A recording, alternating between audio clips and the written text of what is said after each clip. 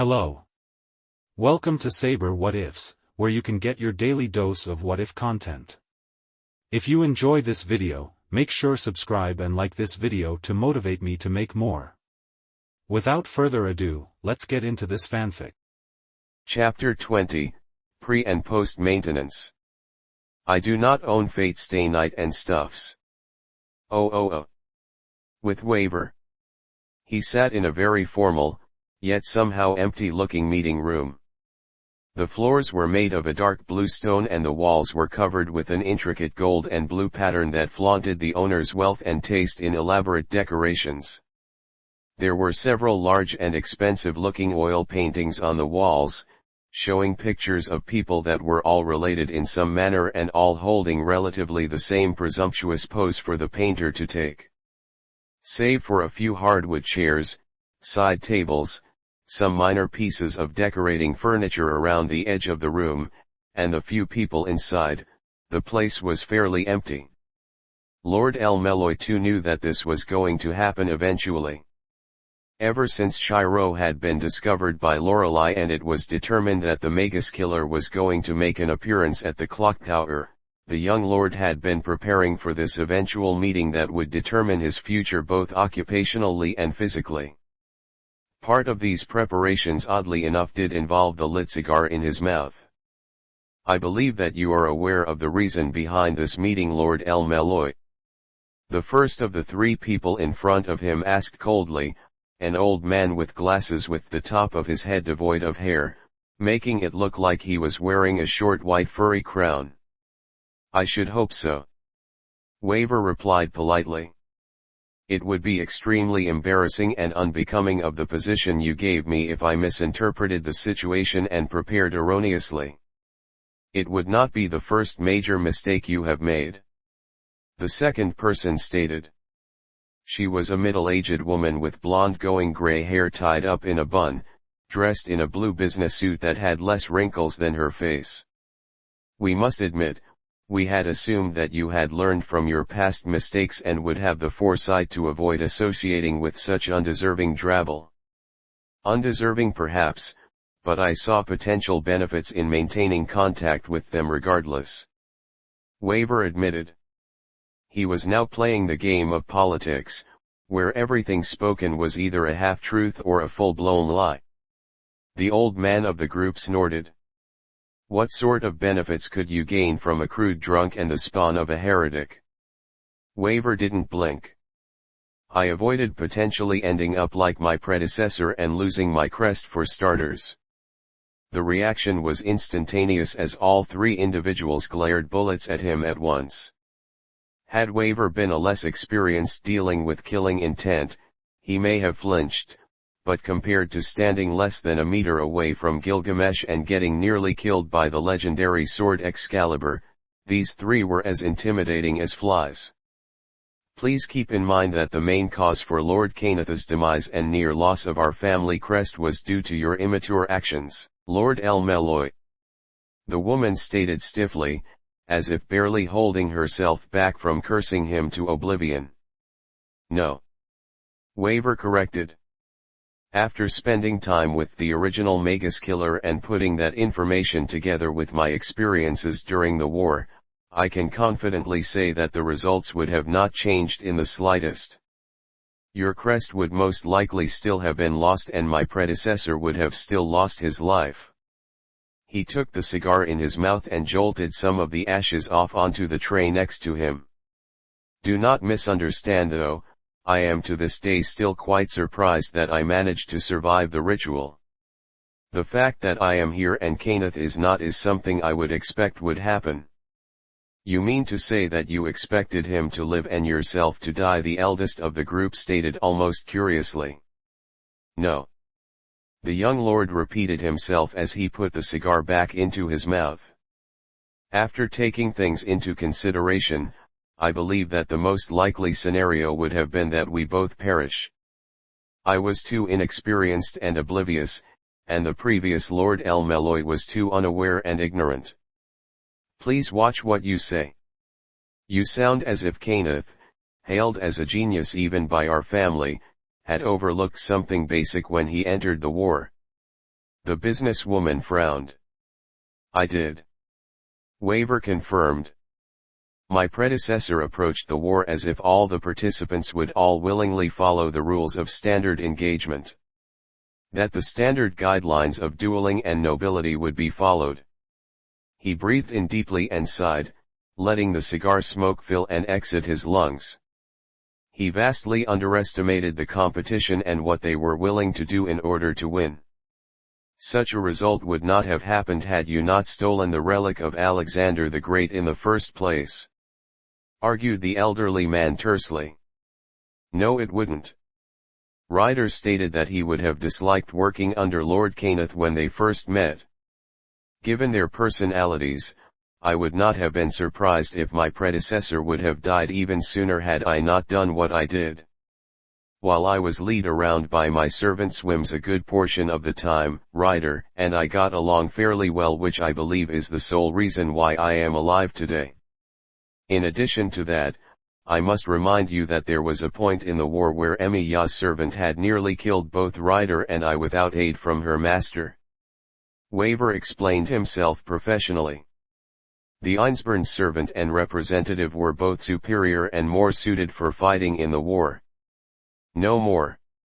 No less. Why did you not inform us of this when we first arranged your position? The middle-aged woman asked sternly, easily brushing aside Waver's analysis as she could neither argue against it, nor find any profit in doing so.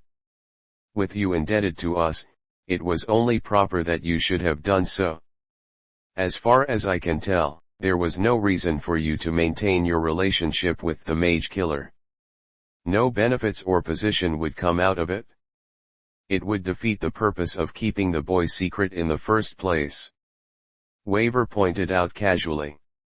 I admit I have grown attached to him as a sort of secret student, however I must indicate that if I wanted to get the best results out of him and his research, the best route to take would have been to just let him grow on his own with as little outside influence as possible. I believe you have heard of the results. Morokov's and Louv's deaths at his hands are apparently among the biggest news going around as of late. Enough. It does not matter now. What is done is done. The third person sitting in front of Waver spoke up for the first time since the meeting began, gaining the attention of everyone else there. It would have been interesting to have the magus killer's son under our influence, however that opportunity has passed us. They turned to look at the young platinum blonde-haired girl in a blue dress, barely in her teens and yet holding herself up nobly. While she was technically the lowest-ranking member in terms of political power, she was in reality the next in line to inherit the head position of the Archibald family. She was also the one responsible for making Waver a lord in the first place. Regardless, we did not come here to discuss the events of nearly a decade ago. We are here to discuss your fraternization with the magus killer, his next of kin, and your decision to not inform us of it. She looked at Waver with calm but stern blue eyes. Now if you would please explain to us how this association of yours came to pass. Waver nodded. As you wish. The young lord explained how he met Kiritsugu and Sirius roughly 5 years ago, how he asked them for help while not telling them of the contents of the deal itself, of Shirou and his education while still leaving some key details out, and of what he got in terms of benefits from the situation. She looked at the lord. You have been surprisingly vague about various details regarding the deal you made with the Emiya, their mysteries, and their reasons for wanting your aid. Would you be so kind as to elaborate as to why that is? Waver nodded. It is simple. I am not allowed to. By whom? The eldest male there glared. Surely you are not placing this deal of yours above your responsibilities to the Archibald family, are you? Of course not. The lord denied. I am placing the orders of Lady Bartholomew above said responsibilities. The three Archibalds stiffened momentarily at this declaration, much to Waver's secret pleasure. The Archibald family was in extremely good relations with the significantly more influential Bartholomew family. The thought of directly going against orders, going against the latter's decisions, never gave people good feelings, and that went double for the Archibalds, seeing as doing so would drastically reduce their political pull. "Please, elaborate," the businesswoman asked, though a bit more on edge than she was previously. "It is no secret that the young Emiya is now under the direct command of Lady Bartholomew." Waver started off slowly, making sure that he didn't leave any holes in his explanation that could be poked and prodded later. However, before she even laid eyes on him, if you remember, she had taken a small interest in me after my failed attempt to rescue the sealing designate Sirius McGinty, and kill the late dead apostle ancestor Louvre. I was the one who first revealed Emiya's existence to the association, admittedly due to a slip of the tongue. In addition to that, due to a brief conversation with McGinty during the failed rescue operations, I found that the target, Louvre, was going after the boy in order to get McGinty to make more mystic codes for him. Waver breathed out some more smoke. Louvre, while still not as powerful as the others, was still deemed as a dead apostle ancestor. As such, Lady Bartholomew came to me personally to see what had happened. I, of course, did so in addition to informing her of where I believed he would appear next. Seeing an opportunity to kill another vampire, she followed my advice and traveled to where the infamous battle occurred. He licked his dry lips. During the trip there, she interrogated me about the boy, and the conversation ended up much like this one, where I refused to divulge information for the same reasons. Before she came to a final decision, she chose to wait until after seeing the boy fight the vampire and talking to him in person in order to see what the best choice to make was. Long story short, she wanted his services, and I was ordered to not divulge any sensitive information on him that might be used to reduce his value. He looked at the three in front of him while holding his own proud posture. Many would assume that he was being defiant, but anyone that knew the man would know that he was simply stating truths that could not be changed in his mind. As of right now, only myself, McGinty, the enforcer Bayzat Makromitz, Lady Bartholomew, Emiya himself, and you three know this much about him. If this is spread out and I am asked by the vice director if I told anyone this, I am obviously obligated to tell her the truth. It would after all be unbecoming of a lord of the Archibald family to outright lie to the head of the Bartholomew family. He concluded with the faintest hint of amusement in his voice. The room was silent as both sides stared at one another emotionlessly, as if measuring their options and the risks involved.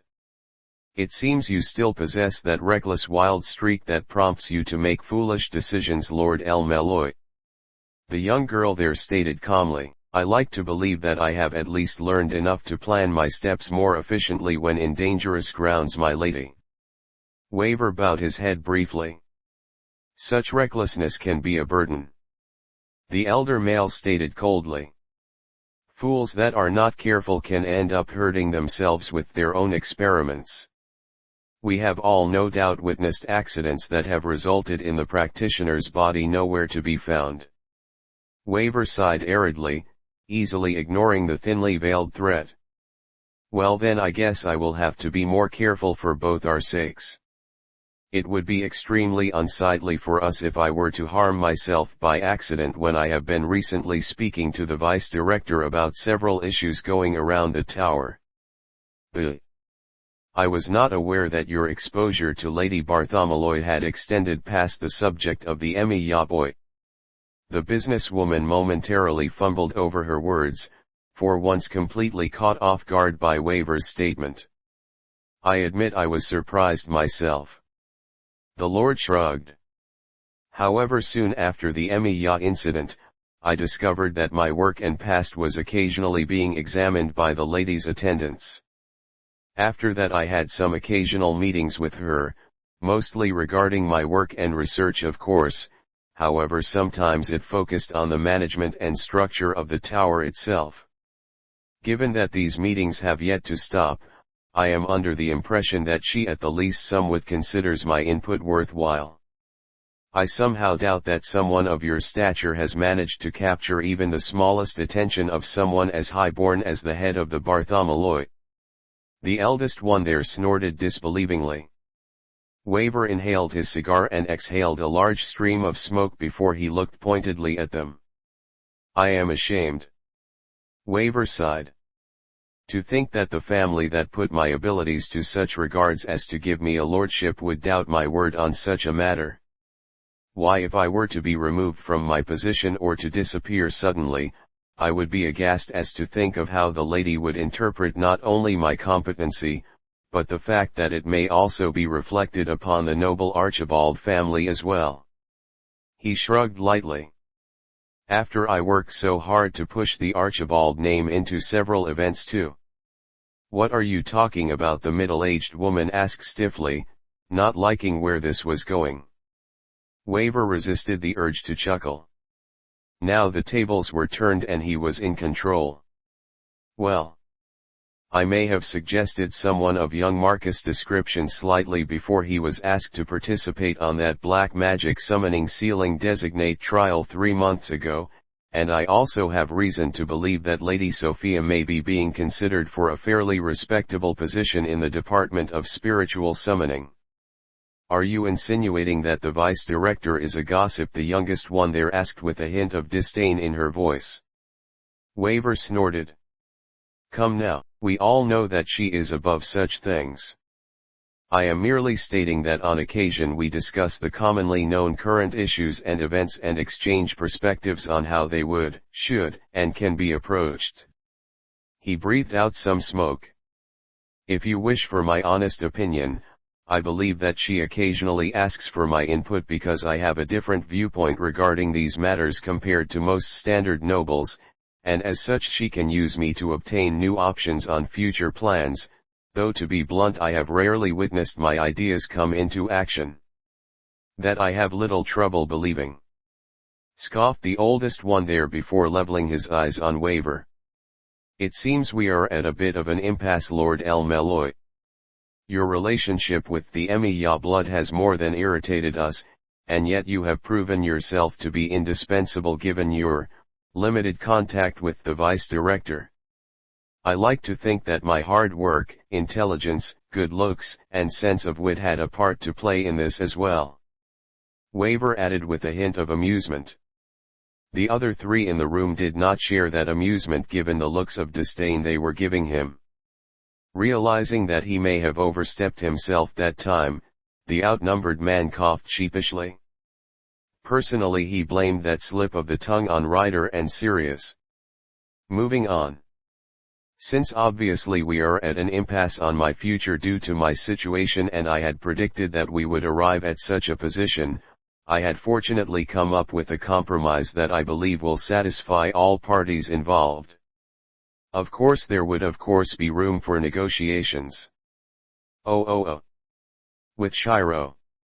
Is something the matter? Emiya asked curiously as she sat across the cafeteria table from her new friend who was once more looking over his copy of Moderate-Level Environmental Alteration and Influence Principles. You seem a bit unnerved. Do not tell me that you're... She hesitated as she thought of an appropriate word to describe the very crude Irishman that the teen was close to without seeming too rude. Blunt, teacher is still harassing you. Shirou paused as he stopped looking around for what seemed like the 100th time in the past 10 minutes. The lunch in front of him was barely touched. No, I'm not worried about the old man. He normally keeps my training to low-populated areas. He looked around again somewhat apprehensively before focusing on the page in front of him again. I just want to make sure that if some certain individuals arrive I'm not caught off guard. He paused before narrowing his eyes. Is it really that simple? Why didn't I see this before? Oh, the blonde teen raised an eyebrow. You mean to tell me that the deadly magus killer is afraid of people here? Honestly, if Livia didn't know him already, she could have sworn that the guy was a flower-loving pacifist. It wasn't that she really minded the boy's visually apparent paranoia. Because he seemed to be looking at everyone nearby every 15 seconds, pretty much everyone in the cafeteria had decided that it would be safer to not try to get close enough to listen onto their conversation lest they incur the mythological and apparently non-existent rage of the magus killer. The ironic thing was that Lorelei wasn't going to announce his position as her security representative for another few days so that the proper paperwork went through and Shirou fully recovered. One could only imagine how bad it would be once that fiasco reached full stride. Shirou gave her a deadpan look. First of all, no human is truly fearless. If you ever came across someone like that, then I would not doubt that he or she would be in possession of a reality marble with the most dangerous environment ever conceived, or they are a week away from committing suicide. Second, I will have you know that there are plenty of people here that I am terrified of and would never wish to engage in combat. On the top of that list is obviously the vice director. He shivered at the memory of his encounters with the woman. Indeed. Livia nodded understandingly as she drank some tea. The head of the Bartholomew family is reputed to be among the most capable and gifted magi in the world today. No doubt that she could kill you easily without as much as a scratch.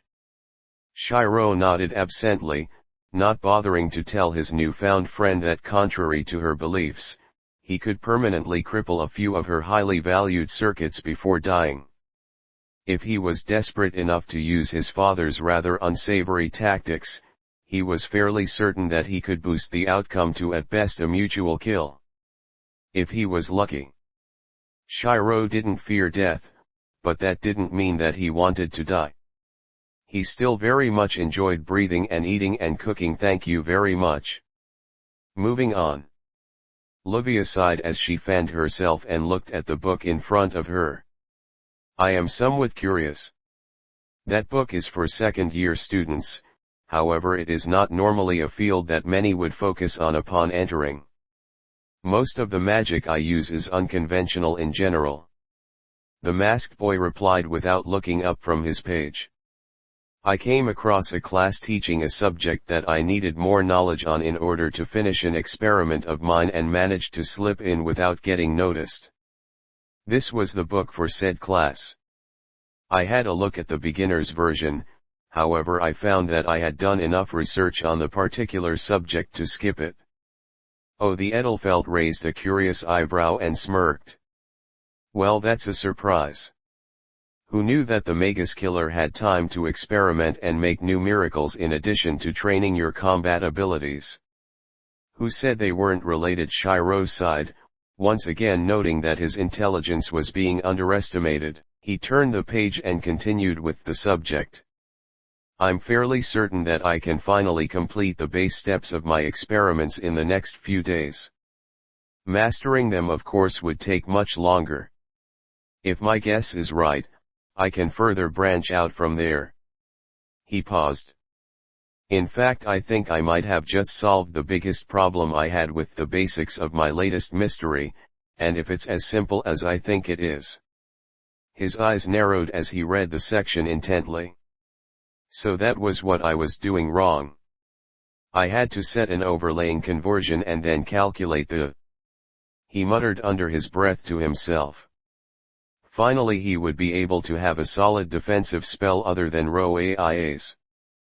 The 7-layered bounded field was a fantastic shield, however the fact that he had to stay still to cast it and that its condition was linked to his physical state were liabilities that he didn't want to expose himself to repeatedly or let others become aware of. Not to be rude, but I happen to have overheard a conversation you had with McGinty when we first met. The noble commented. I am surprised that you are capable of such feats with mere projection magic. I doubt that anyone in the tower that doesn't already know of it has suspected that all your weapons are mere imitations. Shirou frowned and looked over his book. I know it's a bit late to ask at this point, but I would appreciate it if you didn't tell anyone. Holding a hand to her heart and looking at him hurt, the girl put on a dramatic demeanor. I am shocked. Do you really think so little of me as to betray your trust? The faker gave her a tired look. Given my current reputation and how things are normally done here, I'm not ruling out the possibility of it happening. The noblewoman dropped her dramatic pose and smirked before reaching for her tea. A wise decision, but unnecessary. My pride as an Edelfelt demands me to defeat you only by means of direct combat while you are at your best given your reputation. Anything less would drag my honor through the mud. Pride, huh? Shirou sighed as he scanned the area around him again before looking at his book. A word of advice: if we ever do end up fighting against one another, don't expect me to fight with something excessive like that. Is that a threat, Emiya? The teen's eyes flashed warily. He chuckled lightly. To be honest, I would prefer if I didn't have to fight you at all if I could help it. You're a good person and I don't really see a reason for us to try to kill one another. Stop complimenting me. The girl hid her blush by drinking more tea until she regained her composure. You didn't answer my question. I was just stating a fact. Shirou sighed without looking up.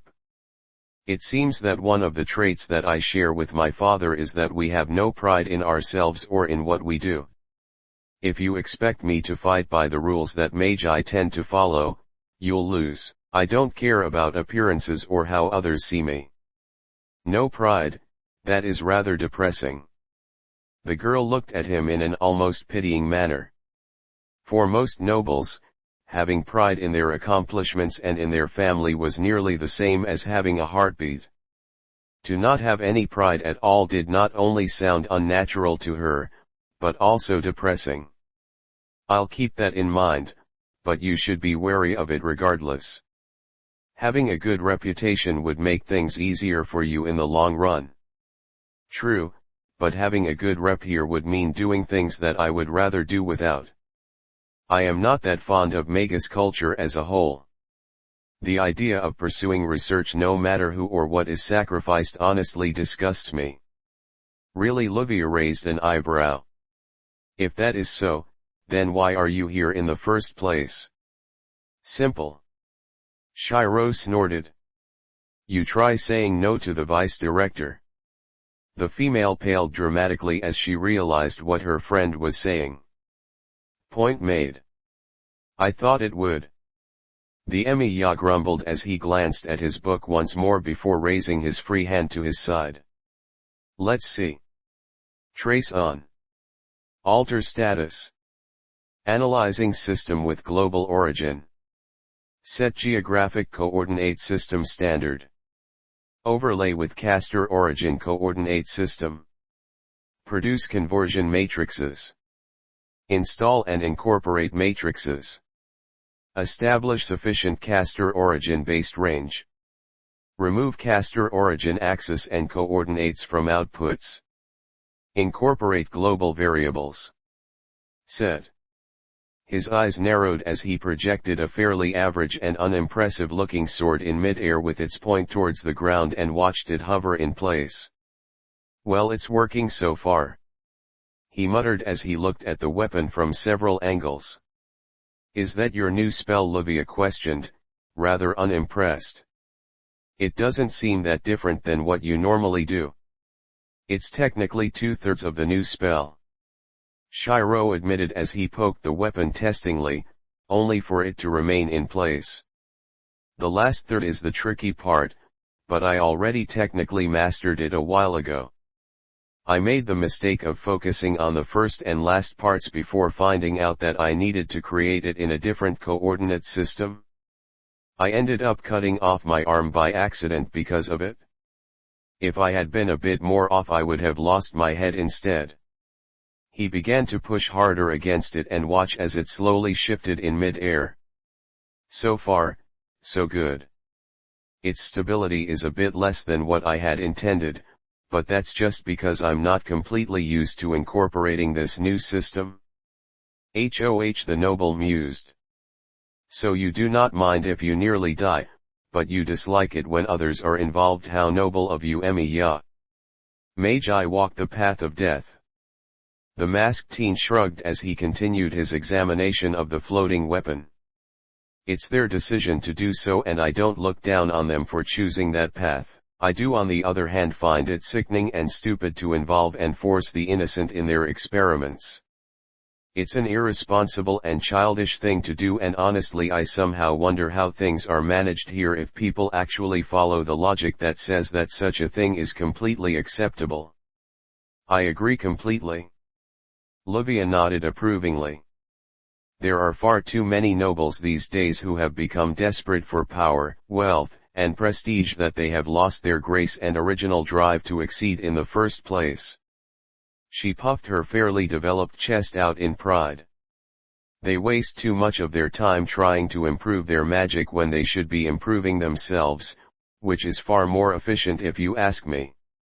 What the elder masses are doing these days just reeks of desperation in inadequacy. Heh. Shirou smiled as he leaned back into his chair. Finally. That's one of the first things I've heard from anyone since I got here that I can get behind without hesitation. It's technically not how I would put it, but I agree with it all the same. With a silent command, the floating sword next to him shattered silently into dust that did not cut anything. I am glad you agree with me. Livia returned the smile with her own.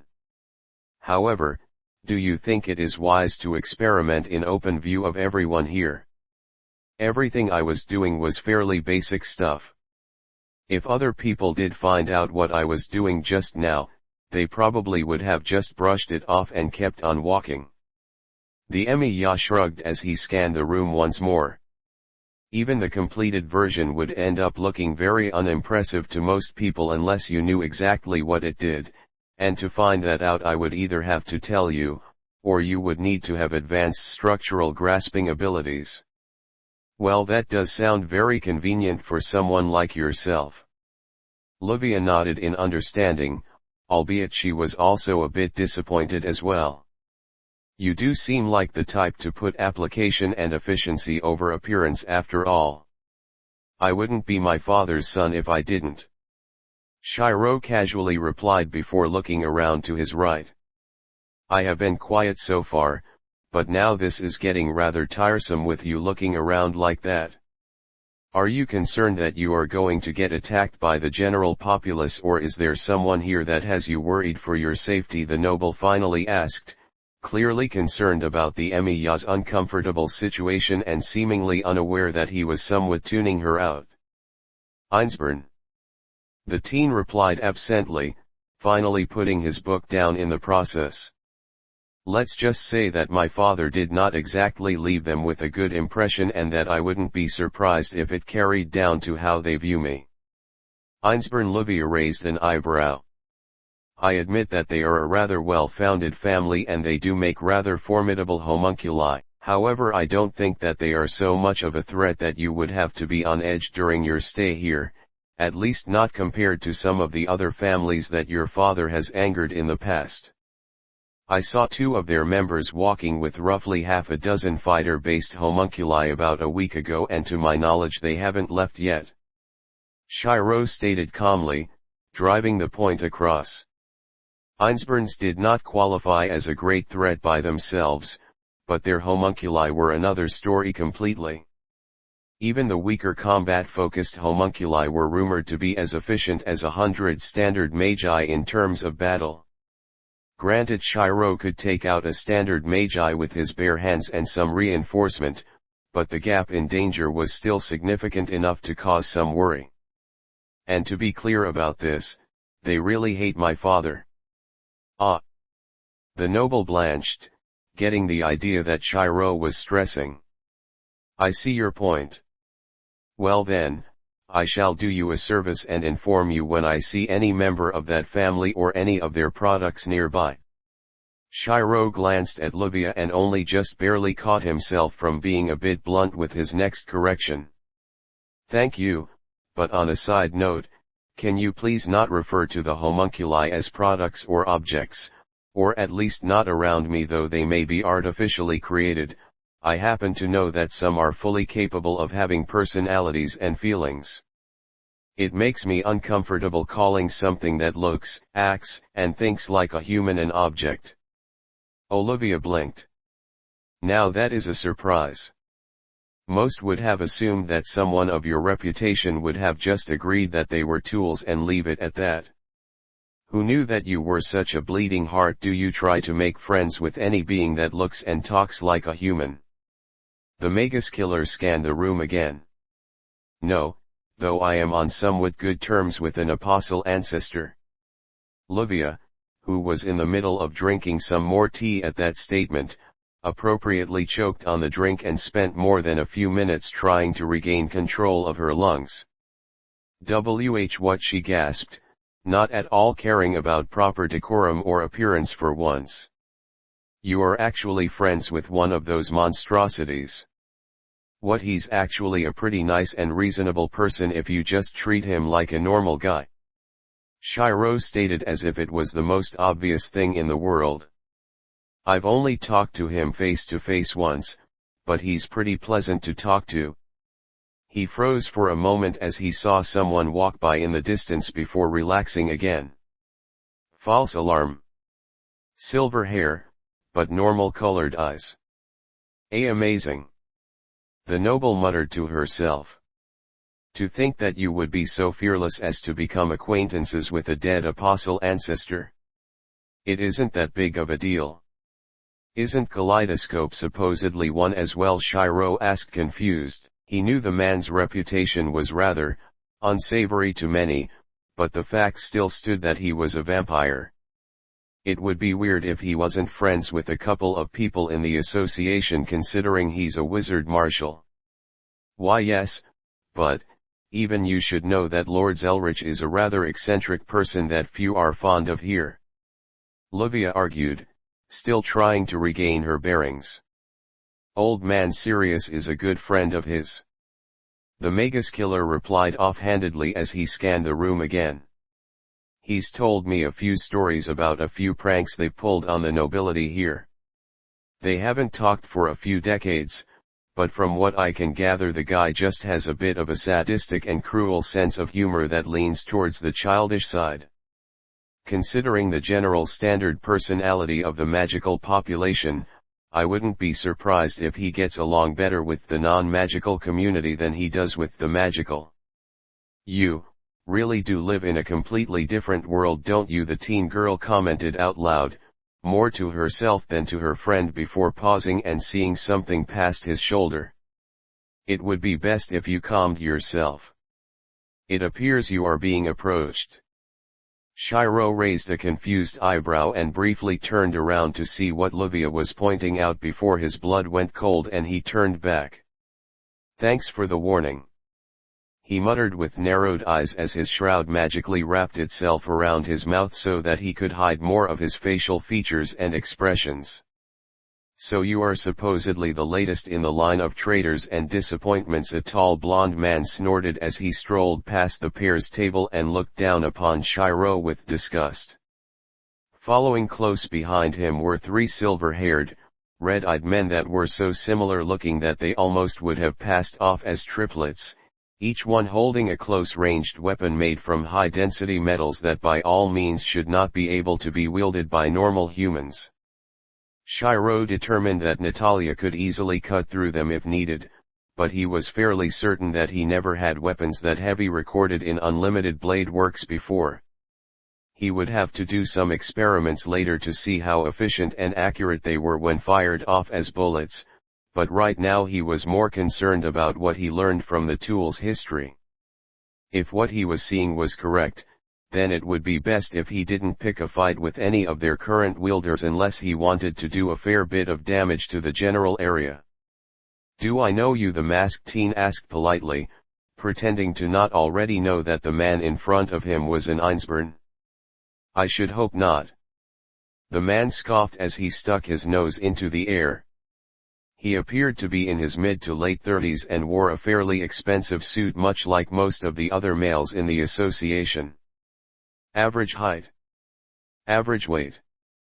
All in all, he was fairly unremarkable looking save for his hair color when compared to everyone else in the association. I would be abhorred if I was known by someone as lowborn as yourself.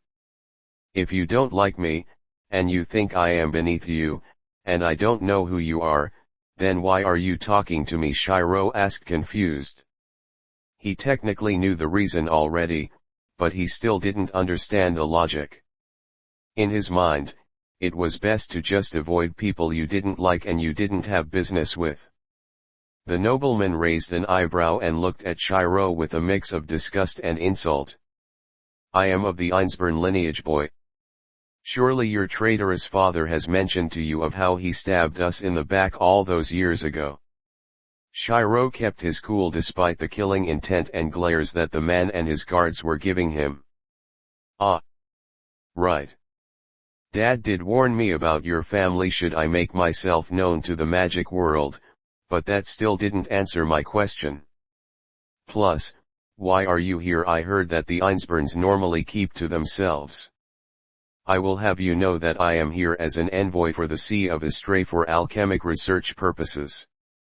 The man sneered proudly, announcing his position as an important member for one of the other main branches of the Magus Association to anyone that was within hearing distance. A member of the Wandering Tomb, Livia, raised an eyebrow curiously, mentioning the third branch of the association's nickname. It is quite uncommon for someone from there to be here in the clock tower. It was to both of our misfortunes that my stay here happened to align to one another. How you managed to become approved to apply here is beyond me, however I do not care at this point. The man continued, ignoring Livia's comment and staring down at the masked male. Then for a third time, why are you here interrupting my lunch break? With my friend Shirou sighed, clearly not impressed or intimidated by the man's ramblings. He wished the man would get to the point already so he would leave. The longer he stayed, the more likely it was that something unfortunate might happen. If you're here to just try to intimidate me, can you please go away? I'm sorry if I'm being a bit blunt, but I'm getting tired of all the people trying to challenge me just so they can try to find out how my mysteries work or gain fame by being the one who beat the Magus killer. The corner of the noble's mouth sneered upwards in a grin that was common upon those who enjoyed inflicting pain on others. I just wanted to know what the poor fool that gained the attention of the traitor looked like. Unfortunately, it seems that like your father, you are also a coward that doesn't like to show your face unless left with no other option. Shirou remained quiet for several seconds before Livia spoke up. Couldn't you have done that from a distance? It's pretty rude to interrupt a conversation for something small like that. The Einsborn glanced at the girl and growled. It would be best if you didn't talk to people you know nothing about, girl.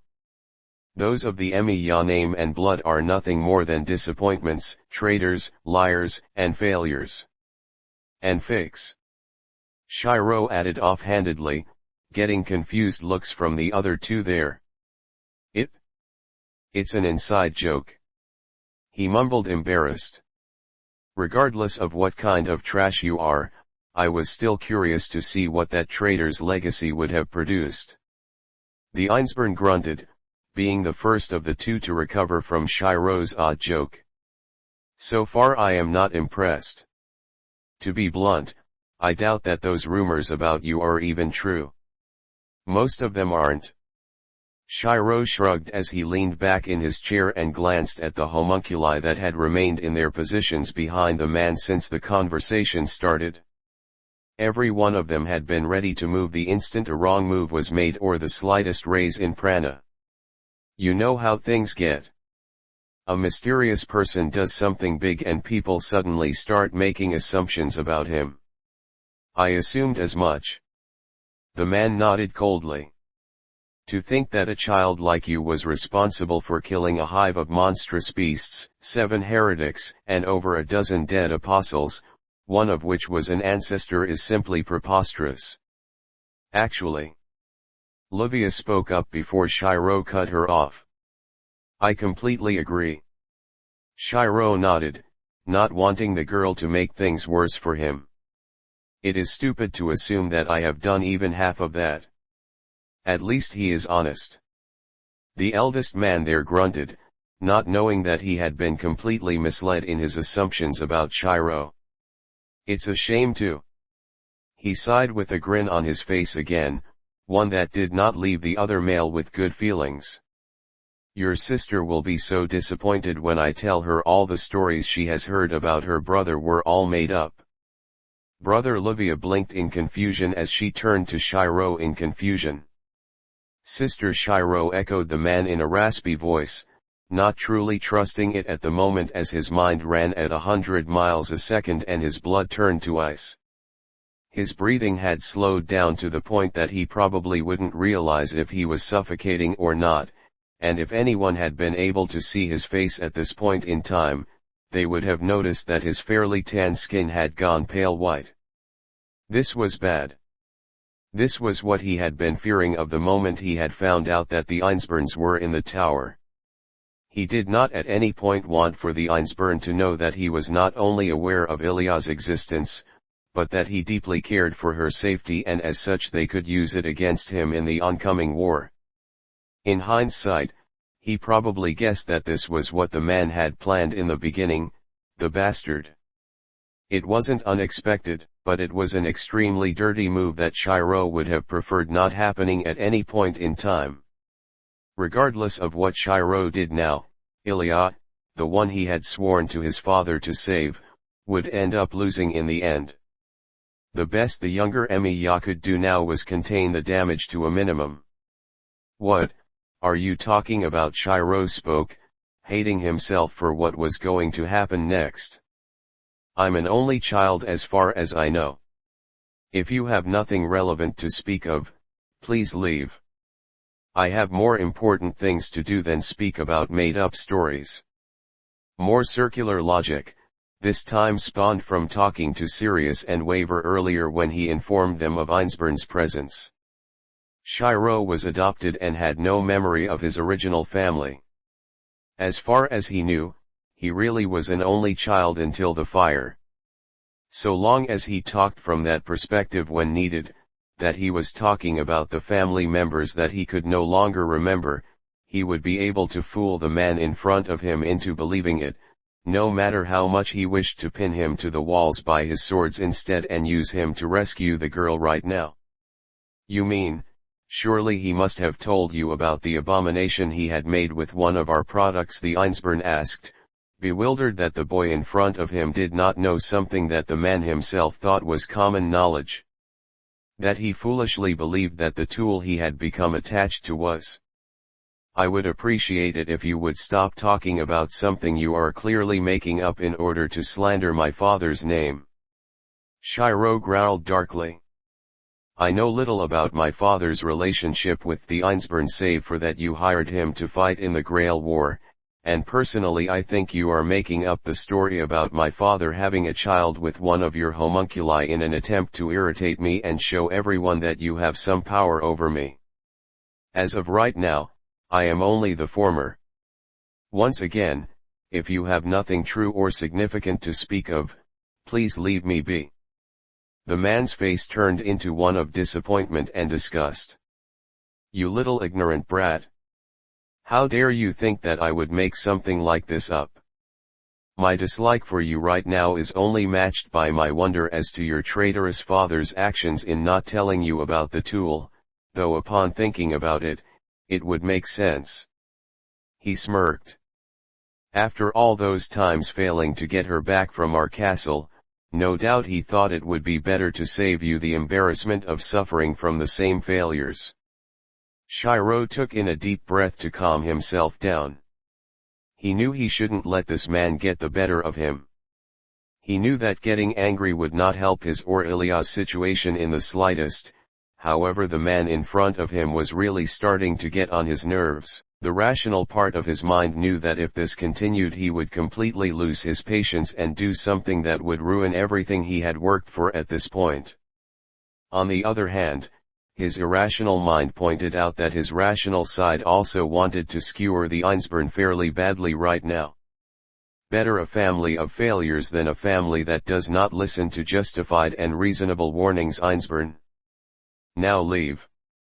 I have no more to speak to you about, and as I mentioned before, your family does not have the best history when it comes to listening to others.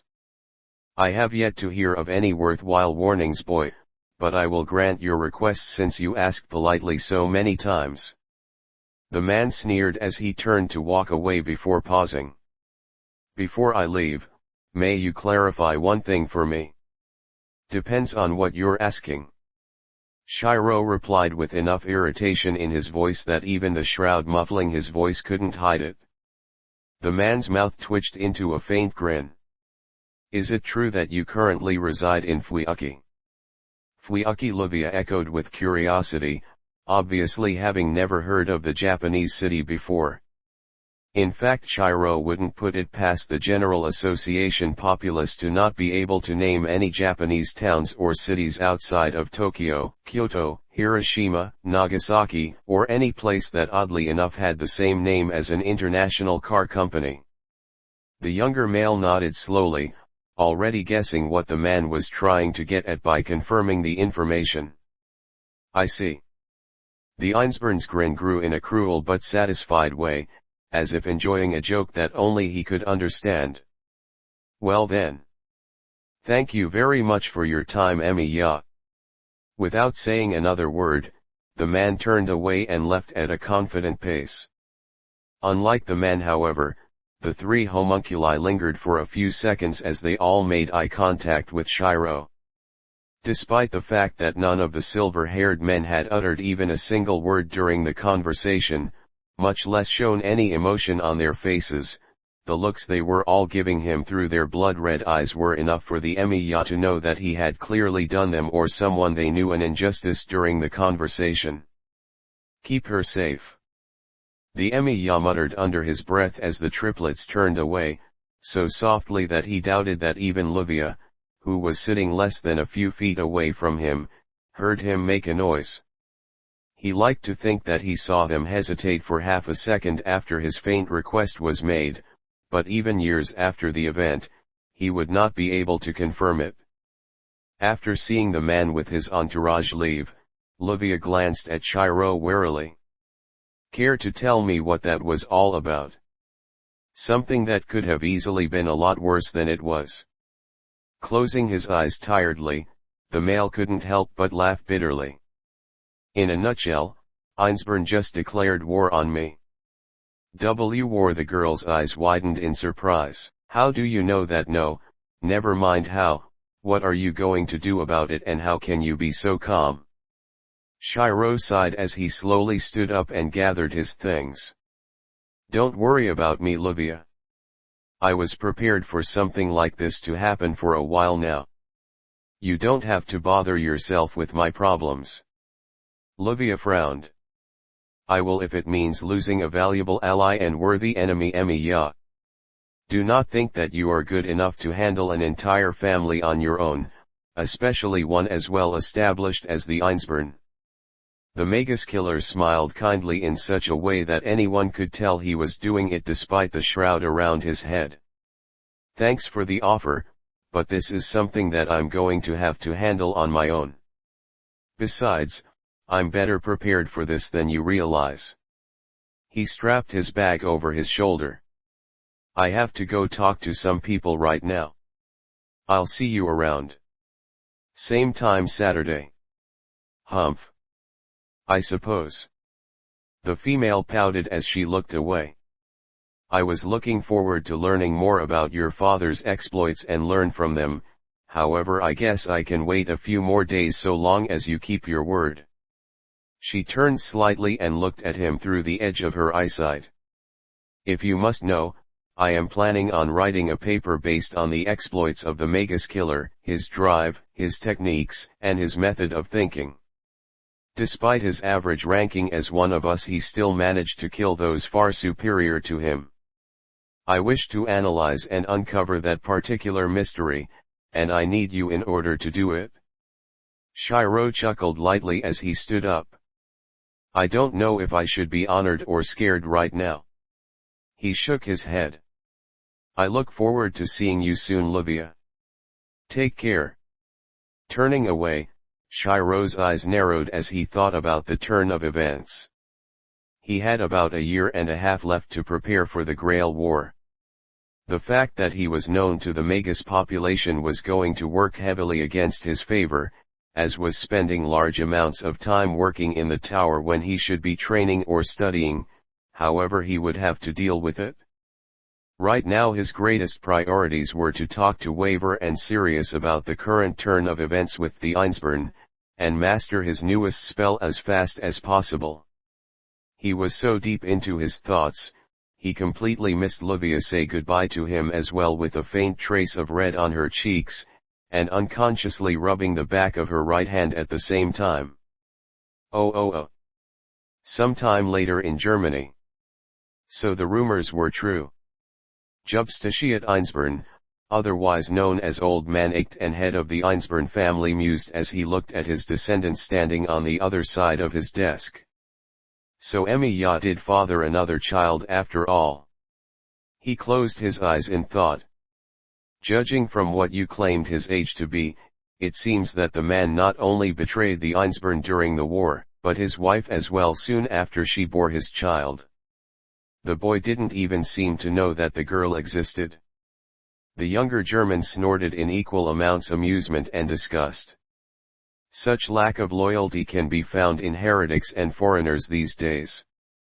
I am astounded that we even considered him to be a part of our family in the first place. The white-haired old man grunted thoughtfully as he turned to look outside, ignoring the reflection of the man with long white hair and a beard resembling a frozen waterfall imposed on the glass.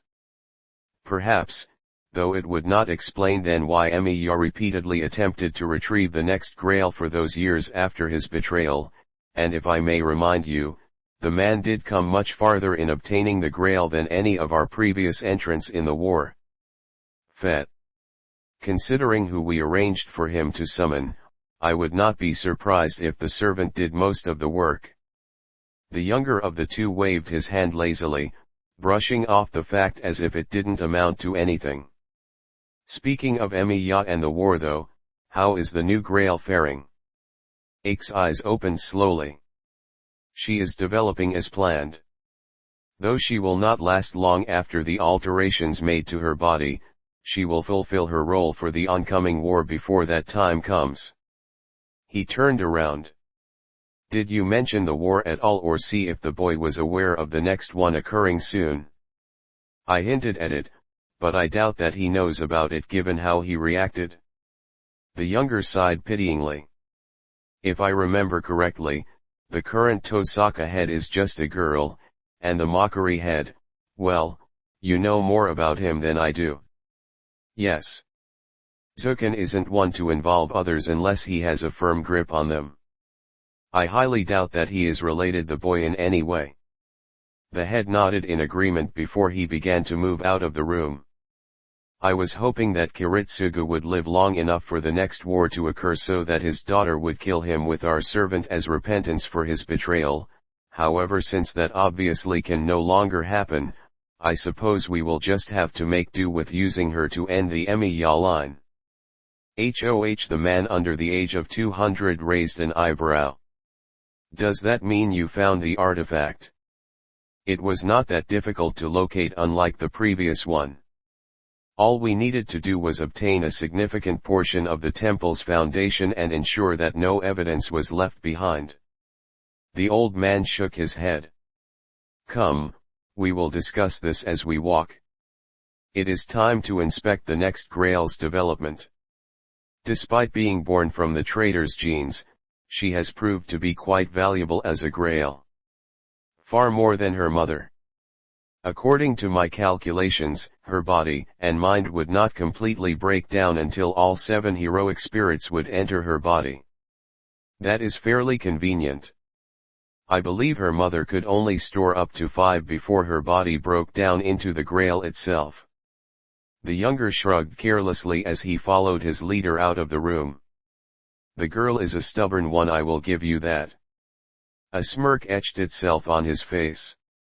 You know, since we are going to talk to the girl and are speaking of the boy, we might as well tell her of my conversation with him. She will no doubt be quite interested in what was said after all. Oh, Sirius chuckled as he looked up. Yeah no, I think you're having a bit too much fun playing around with your new spell, lad. The boy returned the grin with one of his own as he stood on his makeshift platform. Hey, don't blame everything on me. You're the one who made me this custom blade so I could do this in the first place. The old man crossed his arms amused. Ta tell ya ta truth, ah did it ta kill time. Ah didn't think ya were really able ta pull tat trick off by ta time ya left. He chuckled and shook his head. Ya ve come a long way, lad. The teen landed deftly in front of the old man and put on a dry smile. Thanks, but I kinda prefer being called a faker. It fits me better. The old man rolled his eyes sarcastically. Just take ta damn compliment already. Ya gotta learn ta do tat now, tat your Lorelei's dog. He chuckled. Funny. Everyone calls ya tat, but in ta end she's more likely ta listen to her dog barking than ta local noble's advice. Shirou groaned as Sirius brought up the new nickname he had in the association's population. Despite all the rumors about his achievements from being his father's son and from what he actually did, in the end they had been ignored. All of that, the fact that Shirou now held a position that, given the right circumstances, trumped the standard lord's authority. Instead, the general population of nobility rather uncreatively combined his revealed status as Lorelei's underling and his noble-colored magic and dubbed him the Queen's Silver Dog. What really unnerved the teen was the fact that people were already comparing him to the Queen of the Dead Apostle ancestors, Altroch Brunestad's own personal dog.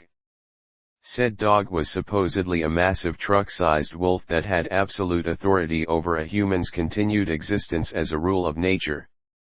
It was also number one of the 27 apostle ancestors, and known as the Beast of Gaia, the White Beast, humanity's murderer, Altroch's demonic dog, and most commonly, primate murder.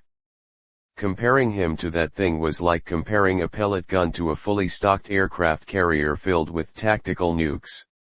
It simply was no contest. I preferred it when people didn't care who I was and just passed me by. Shirou sulked. He never did like being the center of attention, whether it was for positive or negative reasons. So far his new position had caused most people to either avoid him like the plague, disrespect him, or look down on him for his rather laborious position. The latter two groups' population dropped significantly after he beat down the first half a dozen overconfident magi that tried to pick a fight with him at once. They obviously didn't see him kill Marakov, in front of a fairly healthy portion of the tower's population. In Shirou's defense, he was still in a pretty pissed mood from his at the time recent meeting with Einsburn. He didn't kill anyone, but there were a few cases of limbs that needed resetting or being reattached to the body. Thankfully Natalia's cuts were very clean and easy to realign. There was still the occasional curious magus that came to ask him a brief question during his spare time, but the few that did were always on guard and kept the conversations rather short. Sirius chuckled heartily, not at all bothered by the fairly bloody memory. Ah, don't get your panties in a bunch, lad. I've seen far worse beatdowns done here by people far worse tan toes bastards. Trust me, what ya did ta tem was nowhere near ta worst thing done in ta tower's history of duelin', or 6-on-1 fights, though ya couldn't really call tat a fight. More like a Tasmanian devil ragin' on a bunch o' retarded squirrels, only wid magic. I don't like the fact that I cut off both of that one guy's arms and instead of getting punished I got recognition instead. There is seriously something wrong with the way Magi society works. Countered irritably, ignoring the old man's disturbingly violent and childish description of what he did to his latest opponents. The old man snorted. First of all lad, they were tryin' ta kill ya. It's kinda amazing tat you can just brush off tat fact like it didn't matter. Second, ya know tat Magi society is twisted tat way. Stop being surprised about it already. Either ya get recognition for being a genius, for discovering something new, for being in some rich annoying family, for being their highly valued slave, or for killing someone strong and dangerous. He shrugged. Just be happy tat ya killed ta right someone and you're ta right someone else's slave. Thanks. I feel so much better. Said slave grumbled irritably as the pair walked through the hallways of the clock tower to the main entrance from the small dueling grounds they had been using. What time is my ride to the airport again? Another hour. The old man shrugged. Yeah sure ya aren't gonna say goodbye to Tat Edelfelt lass she seems ta like spendin' time with ya. That was the understatement of the century.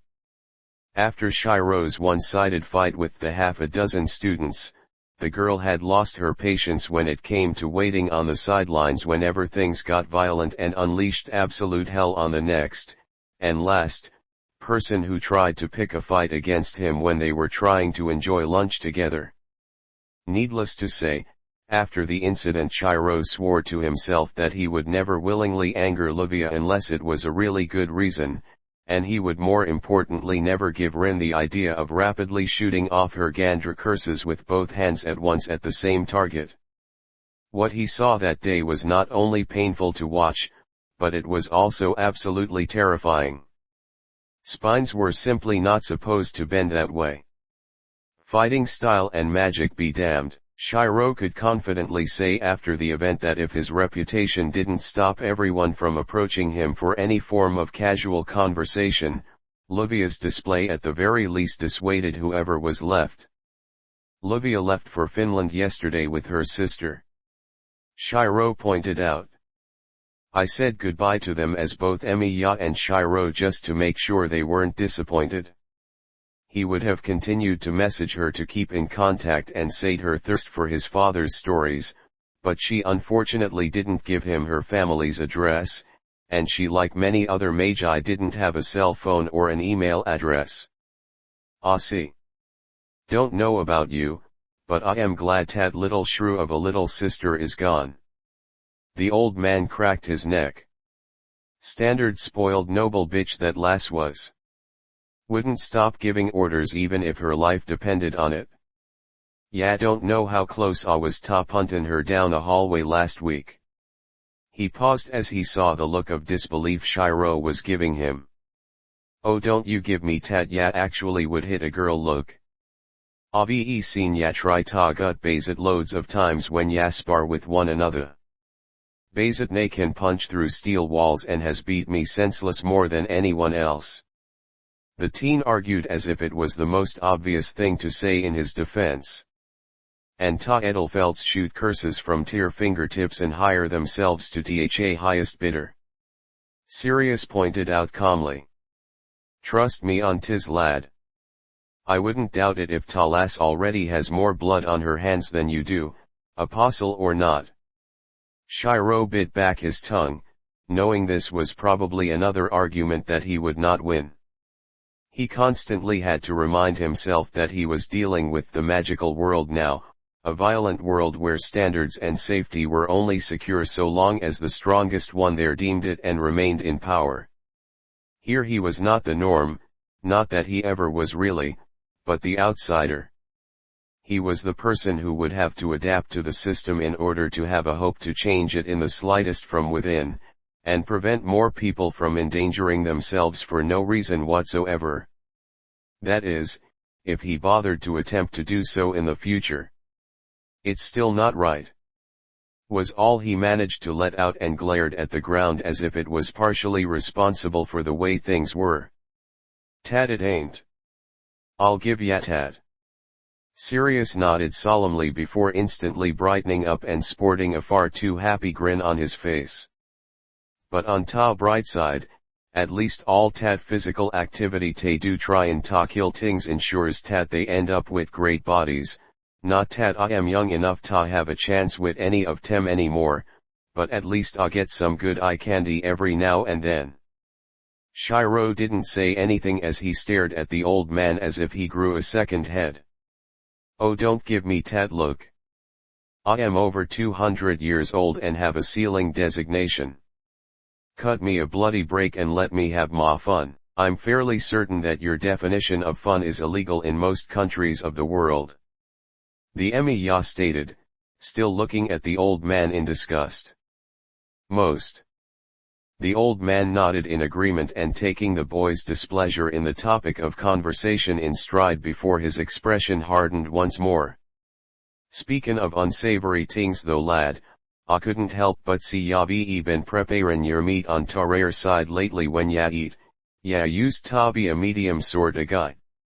Shirou paused before looking back at the old man, his previous state of disgust instantly gone.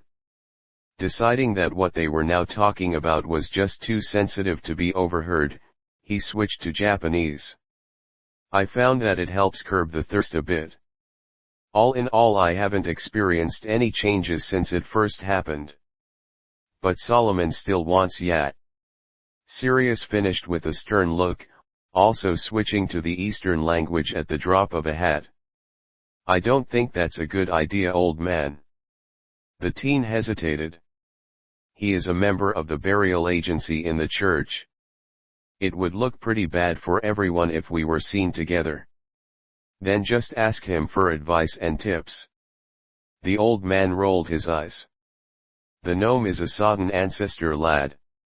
I am fairly certain that he knows a way or two to get people off his back whenever he needs to be alone. I might be overthinking things, but it might be best to ask him for help. If for anything else, do it for the day ya might actually lose control over yourself. Better to be safe than undead after all." "Fine." The younger of the two relented, switching back to English, knowing he wouldn't win this argument no matter how much he protested. "I still think it's a waste of everyone's time, but I'll do it." "Good. I didn't feel like getting in a full-blown argument with ya right before ya left." Sirius smiled as he nudged the teen to walk with him and switched back to the Western language as well. "Come on. Lighten up a bit. Things aren't that bad. Sure, you're Lorelei's pet and people are scared shitless of ya here. At least they're respectin' your personal space. Plus there's all ta progress ya made for your work, and then there's ta work ya helped me with." He grinned. "Oh really? Oh yeah. I don't think I would have made all those orders on time without ya." The younger of the two shrugged. "It's no problem, old man. I was glad to help. Plus it helped me practice my grasping on magical fabrics. I've been spending too much time focusing on metals and crystals lately. I noticed." Sirius chuckled. "Ta work ya did on Tat Staff's jewel enhancement and design was borderline brilliant. I doubt I could do much better.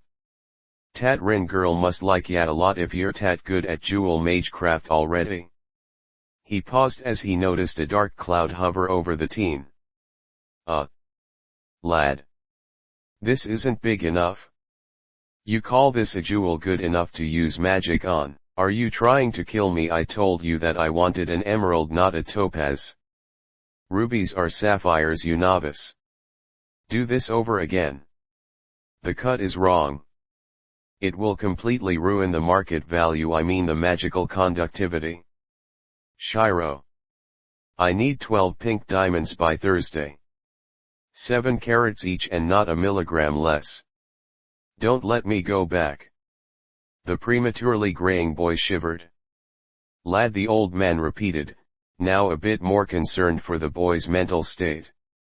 The faker blinked, having snapped out of his relapse. "You say something?" No. It was nothin'." Sirius laughed nervously. "So right. About your studies. Did ya manage to get any copies of your grandfather's notes on ta Emiya family thaumaturgy?" Shirou gave a stiff nod. "What was left of them, yeah.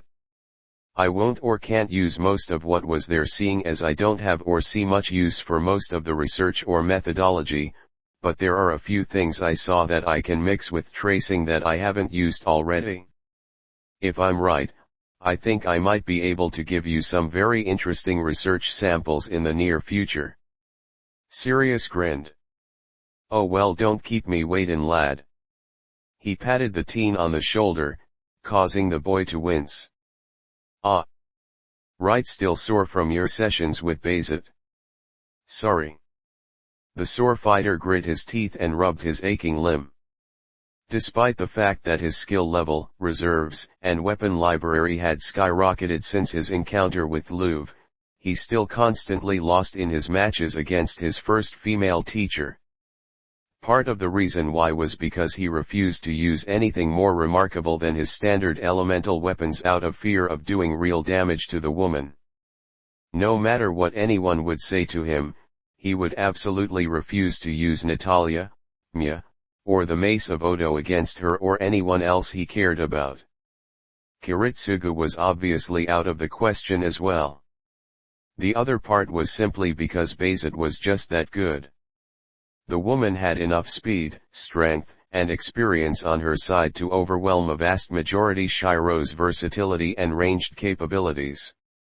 The few spells and weapons that Shirou had that could tip things into his favor were too lethal for him to use for mere spars, and even then in a real fight it would possibly just give her a reason to use Froggerach. Shirou had still yet to lay eyes on the infamous ace-killing Joker Noble Phantasm. However, out of respect of his teacher, he had never asked her to show it in the first place. "It's fine. It's nothing I haven't dealt with already. Ain't that tha truth?" The old man chuckled before stopping. Looking around, Shirou noticed that they were in the tower's secondary hall that led to the main hall which connected to the main entrance. It was a fairly wide room that connected to multiple corridors.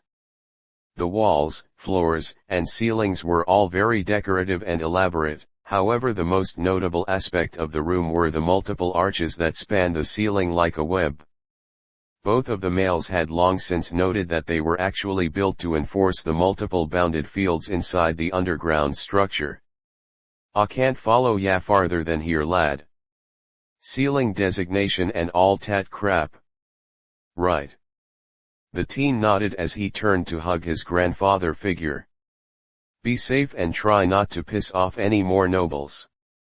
"I'll consider it." The old man smirked mischievously. "Before ya go, lad, can ya by chance, make me a copy of, for research?" Seriously, Shirou hissed in frustration. "You're still going on about that?" He hesitated, looking at the exit of the room and at the people walking by before relenting. "Fine, but so help us both if Bartholomew catches you with it. I'll shatta ta ting ta second I think tat something's wrong." The old man held 3 fingers up. "Scout's honor. Like you were a scout." The teen grumbled irritably before reaching into his inner world and quickly firing off the gun in his head. An instant later a red and gold mace appeared in his hands. In the next, the copied weapon had disappeared into one of the old man's deceptively deep pockets. "Pleasure doin' business wit ya, lad." Sirius grinned happily as if he got a new toy, which, depending on how one interpreted the situation, was exactly the case. "Now get your bloody arse outta here already before another bloody moron here tries to kill ya." "Your concern is touching." Shirou snorted before giving the old man a quick hug. "I'll keep in touch." I'll make sure to have more good stuff for ya next time. The blacksmith promised as he backed away. Can't leave ma favorite student waitin' now, can I later, lad? Later, old man. The teen nodded as he turned around and walked away, thinking about his time in the tower, and what he needed to do to prepare for his next visit. Somewhere in Europe. Miram found himself sitting relaxed in another church, somewhat amused with the fact that despite being a vampire he spent so much time in them, but was mainly focused on the young and attractive gray-haired woman next to him. Our superiors aren't that happy that you're not telling us who the new 10th ancestor is, Solomon. She sighed casually as she inspected her nails. We hired you despite the fact that you are one of our targets because you were willing to work with us to the letter in order to gain your payment. Don't tell me you're having a change of heart. Not at all, boss. Miram smiled cheerfully despite the perilous condition he was in. The woman next to him was an extraordinarily dangerous and fearsome individual, having single-handedly captured 3 fellow apostle ancestors. A woman who loved killing so much that she was aroused by it. She leads the church's burial agency with power and fear. It wouldn't be far off to claim that she was the church's version of Bartholomew in terms of firepower. Said woman had also been in a fairly irritated mood recently as word of Shirou Emiya's son entering the association had spread around the magical world like wildfire. She wasn't irritated that the boy was rumored to be as dangerous as his father and saw him as a potential threat or a lost resource. It was more that she had a slight adoration for Kiritsugu's rather brutal work when he had still been an assassin, and lost out on her chance on nabbing a very shiny and valuable toy. As a woman who adored the act of killing, the elder Emiya's tactics and efficiency were things that she could really get behind, and anyone who was taught by the man himself must at the very least be someone that could give her some fun as a subordinate. Thankfully for Miram and Shirou, the second magus killer was not the topic of conversation today, at least as far as Nabarek knew. It's just that so far he not only doesn't count as a threat to humanity, but he's technically not even an ancestor. He's more like a placeholder until someone else takes the position or until he willingly accepts it. That still sounds like a pretty weak excuse to me. The chief executor whimsically sighed, not once turning to look at the childlike ancestor. Still, it's pretty rare for one of your kind to turn down that sort of thing. To be honest, he's barely our kind to begin with, Nabarek. Miram shrugged. Even I would have trouble telling if he was one of us or not unless I knew what to look for. Plus he's the kind of person to absolutely refuse attacking the innocent or drink others' blood, even if it means dying in the process. You know as well as I do that it doesn't matter much to our superiors. The woman sighed. Unless you can give us a real reason to leave him alone like with Seal and that idiot curry-obsessed apostle, then I'm afraid that you will end up as our next target for circumventing our will. The vampire laughed heartily. Do not be modest. You would enjoy hunting me down like an animal if you had a reason to, boss. You wound me, Miram. She smirked and looked at him hungrily. You should know by now that I don't really need a new reason. Ah, true. You are rather infatuated with murdering. The 20th nodded in agreement. However, the 10th can be useful if guided in the right way. He has great potential as one of my kind, however he is rather stubborn and doesn't truly recognize himself as one of us. He is also rather adamant about doing the right thing.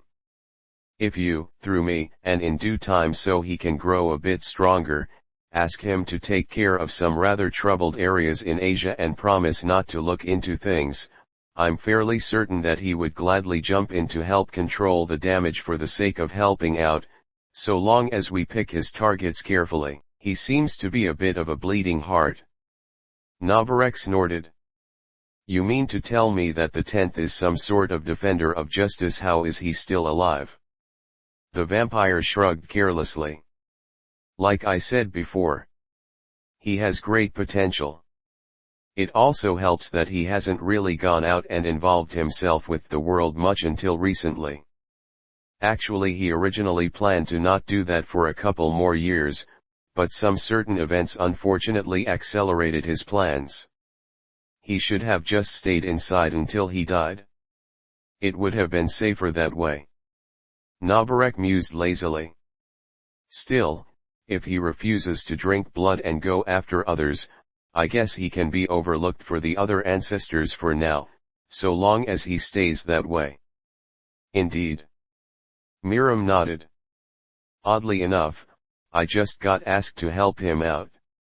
He hasn't shown any signs of losing control, but he does want to be prepared in case something aggravates his condition.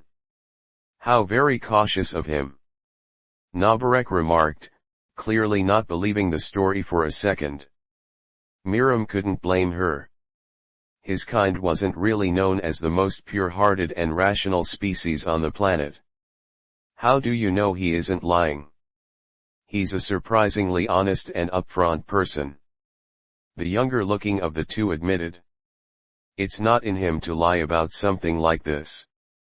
He doesn't see the point in it. The woman looked at Miram skeptically for a few seconds before chuckling lightly. What did I say that was so amusing? The vampire asked, honestly curious as to what was going through the murdering addicted woman's head. A naturally honest and upfront dead apostle ancestor. The executor snickered as she got up. Now I have heard of everything. She looked at Miram with amusement on her face. You've won me over for now, Solomon. Your little ancestor project will be left alone for now, but if he starts to become a problem, then it won't be just his head will be mounting on the wall, but yours too. I assumed as much. You truly are a terrifying person. Miram sighed. I wish you luck on your next assignment, boss. Do try to leave the bodies in your wake with some dignity this time if possible. I doubt I'll be able to remember it in time, but I'll try to remember your request. The murdering addict smiled calmly as she exited the back of the room. The vampire chuckled and shook his head. While many of his kind would scorn him for joining up with the church, he doubted that they could say that the company he kept himself around while there was not interesting. After all, a dead apostle's greatest enemy was not the church, the Magus Association, or one another, but the sheer raw boredom that came with immortality. Though if he were to be honest, he would assume that Shirou would be the least boring of his kind right now. Secretly being Bartholomeo's dog of all things must be as eventful to him as it was amusing to Miram, then possibly being used by the church, and being the Magus killer's son, and the 10th ancestor, and then there's that task he mentioned that his father wanted him to do. He was definitely looking forward to going to the Japanese city of Fuiuki again. Fuiuki. The vampire paused as the city entered his thoughts again. Ever since he visited the place, the vampire had the feeling that there was something odd about that city. Something familiar. A sense of déjà vu, but he could not remember why that was the case. His visits to the country were so few and far in between that he should have been able to recall if he had been there at some point in the past or not fairly easily, but that was not the case. The king of rats, his only conversationally capable limb, offered no help on the matter either, as every time he died and was recreated, some of his memory went in the process, meaning his recollections would not be entirely accurate. Oh well. All the better, he supposed. It's not like he was in any rush. The mystery of the city would merely supply him with another way to push away his ever-looming boredom between missions. Oh Fuiuki. Emiya. Issei stated as he sat with his friend for lunch at school during one of their first days back from break. The two had resumed their habit of eating privately in the freshman year's student body meeting room, which was obviously empty save for the two. Yes, Issei said, a dressed person asked calmly while focusing on his meal. The monk in training momentarily glanced at the door to the hallway and pretended to not notice the flutter of black hair in the small window disappear out of view. Care to tell me why a certain individual has been peeking on us? I have no idea what you are talking about. Shirou replied innocently, not bothering to turn around to try and see what his friend was referring to, already having a good idea as to what was happening. I see. He muttered, not believing what Shirou was claiming but deciding to leave it be. Well, this may be a bit out of place, but I feel I must remind you to pick your friends wisely. I am concerned that someday soon you might be lured to become involved in some unsavory person's game and end up as her plaything. Shirou mumbled as he nodded with a mouthful of food, not bothering to dwell on the irony that not only has it happened, but twice. He was just too tired to bother with it, and if he was honest, the Emiya would admit that his eldest male friend had been badgering him about his semi-secret relationship with Tosaka for years. I mean it, Emiya. Issei continued seriously. Unless you become more aware of how other gender works and how conniving its members can be, I'm afraid you might be dragged into a world that you can't pull yourself out of. The other male mumbled with a mouthful of food while wondering if Issei was making fun of him or if he had some sort of sixth sense when it came to how messed up his private life was. Honestly, he didn't know why the girl had been wanting to be near him so much lately. All he did was give her that scholarship and tell her that he got a part-time job at the tower in his first conversation with her when he got back, and now the proud girl was trying to spend as much time with him as humanly possible while being, dare he say it, nice. He needed some private time to practice and perfect the recipes that he got in England, damn it. Granted, he had somewhat expected her to be fairly pleased with his actions since it could help her out in the long run with her research, but now it was starting to unnerve even him. Last night she had even asked if she could help him out with his research, without once insinuating that he was overly dependent on her guidance. That was as big a warning sign as any to him that something was up. Speaking of dark and painful worlds, how has managing the class government been doing? The Emiya steered the conversation away from himself casually. The mutual friend looked at him skeptically before politely continuing his meal. The same as always. Other than a handful of people in our class, there doesn't seem to be anyone reliable, so I have to undertake most of the responsibilities myself. Thankfully I have you around to fix most of the school's equipment, so the class budget is in nowhere near as bad of a state as it could have been, but it's still not something I look forward to managing whenever it needs attending again. You know, you can always ask a teacher for help. Shirou pointed out. If the teachers find out about your position, I'm sure that they can arrange something to get things running the way they are supposed to be again. To be honest, I think you've been the most rested now right after vacation than you have ever been since we started high school. Issei snorted. Humph. Coming from the guy who always seems busy and has that childish new teacher Fujimura. He shook his head. You might be right. I had done most of these tasks in order to maintain the image of our class integrity, but if things progress farther like this, I might accidentally let things get too far out of control. At least if it falls apart now, you'd be able to pick up the pieces. The magus joked as he finished up his lunch. If it was anyone else in your position, I'm fairly certain that all anyone would be able to collect would be ashes. Haha. The monk in training sarcastically laughed. He would have gone on to say something about how if Shirou was left in charge the government would end up looking like a garage, but before he could say it, the door opened to reveal a seemingly emotionless middle-aged man in a green suit and wearing glasses. Kyozuki-sensei, Ryuta-kun. I've been told to get you.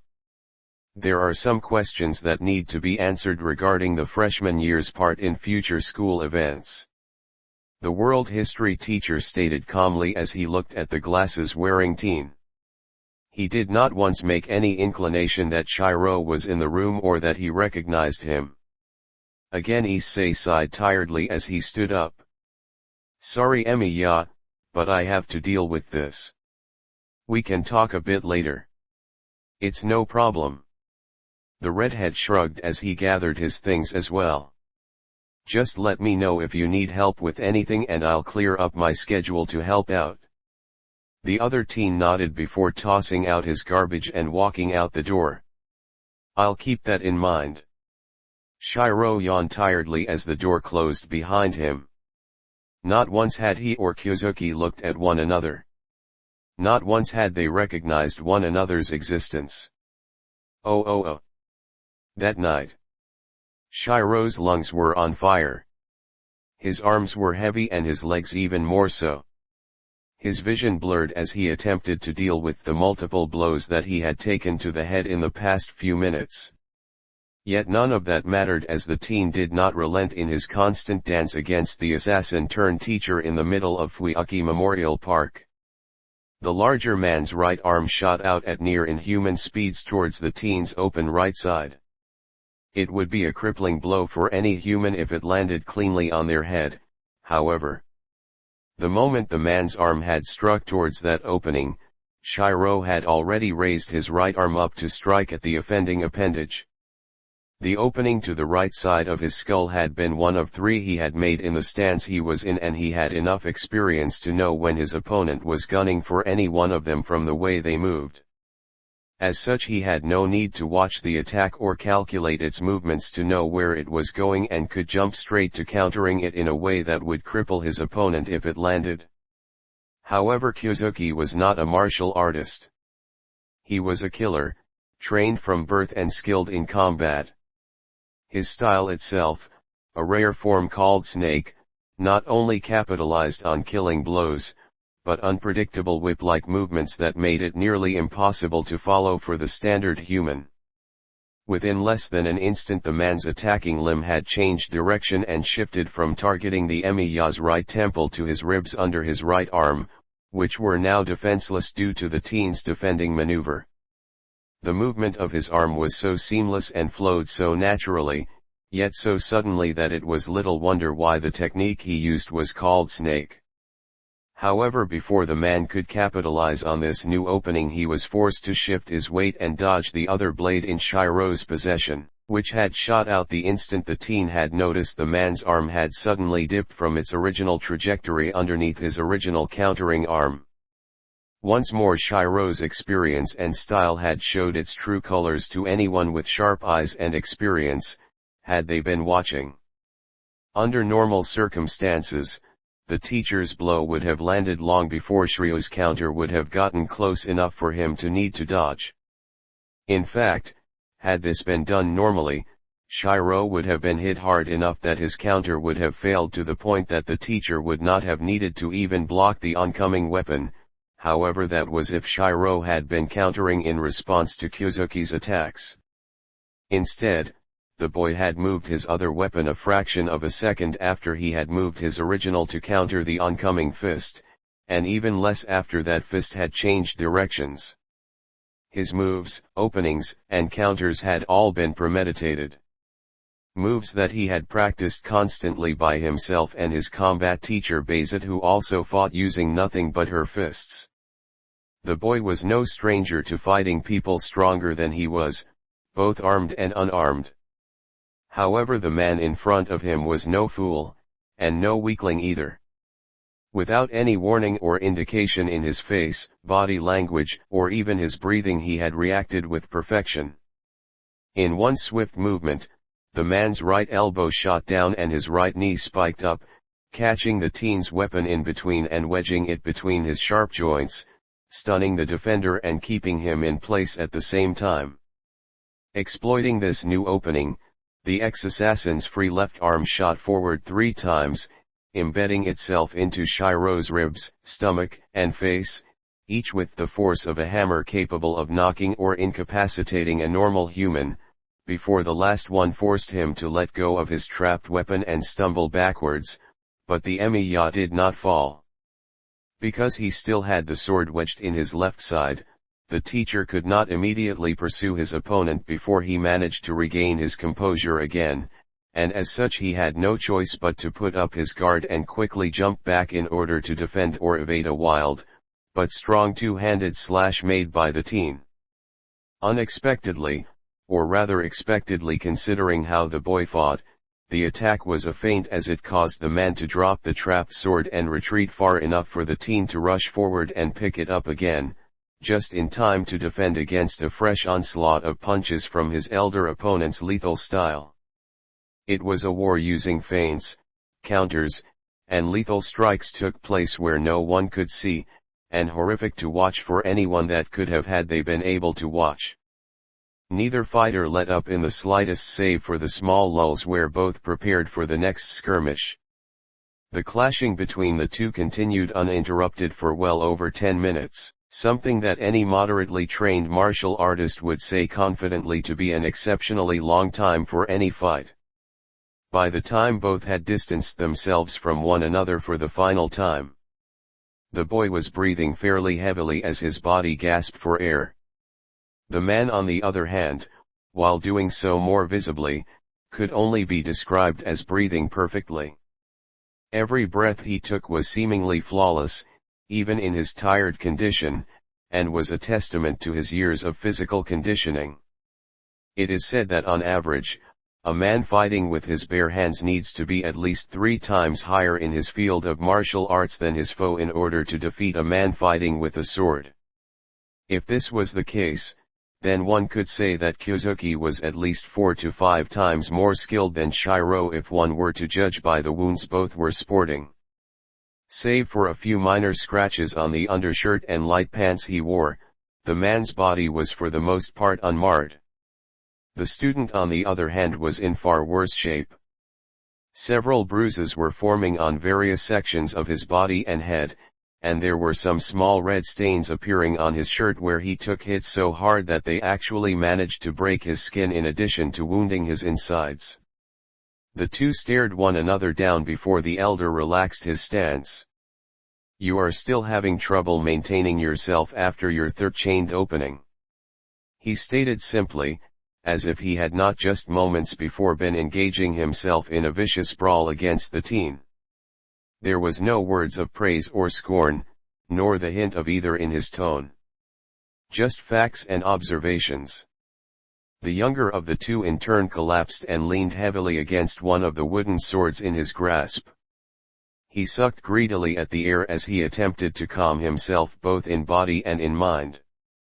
No matter how often he fought the man, he was left both humbled and speechless at the man's pure skill and technique.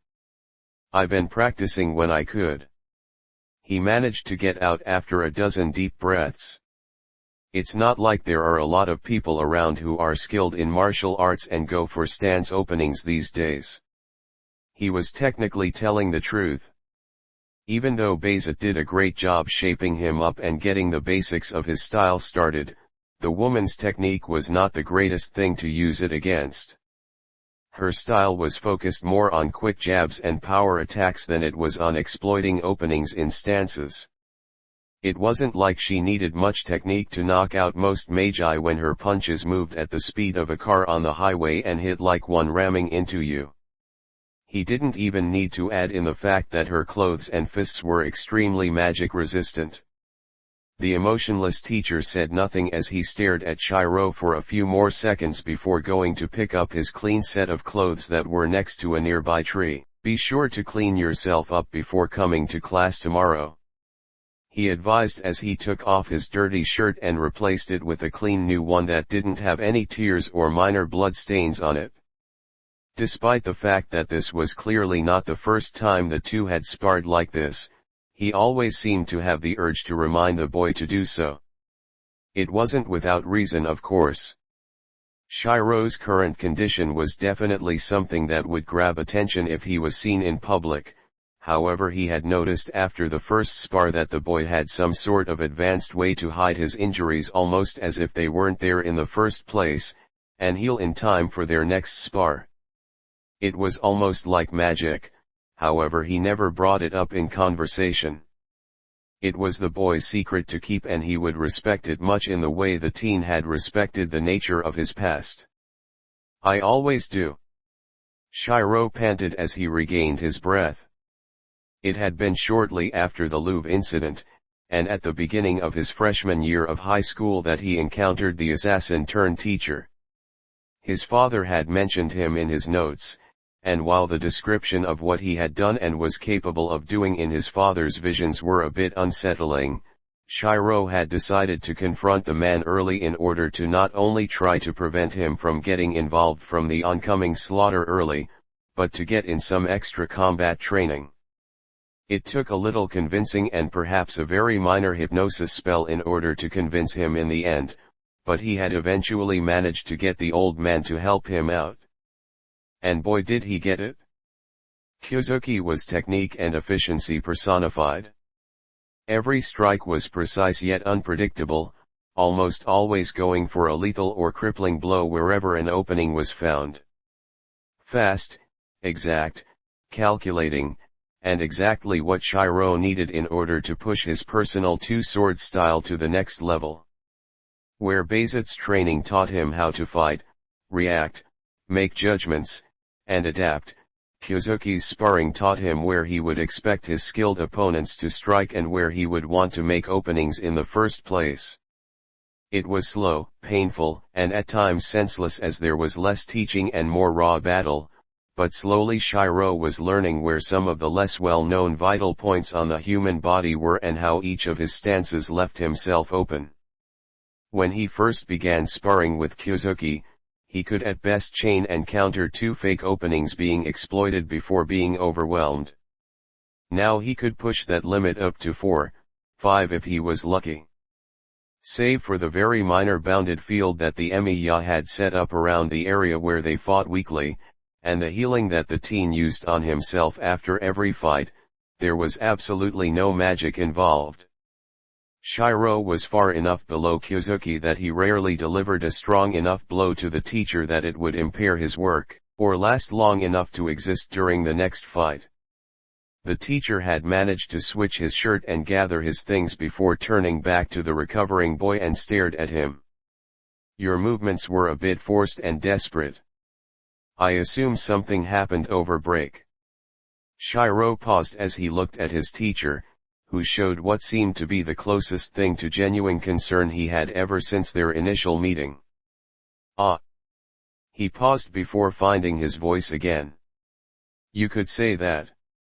I was just reminded of how much time I have left before a certain thing happens that I have to deal with." "I see." The man nodded. "How much longer is it?"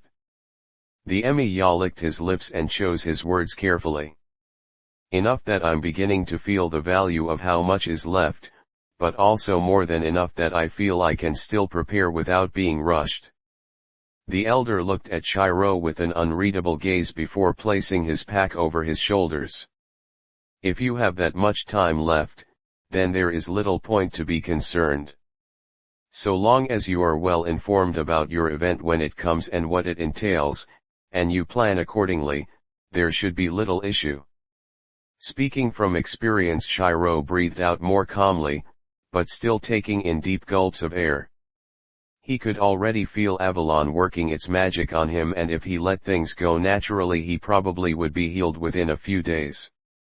However, since he didn't have a few days, he would simply use a few minor spells to deal with the more serious and visible injuries as soon as Kyozuki left.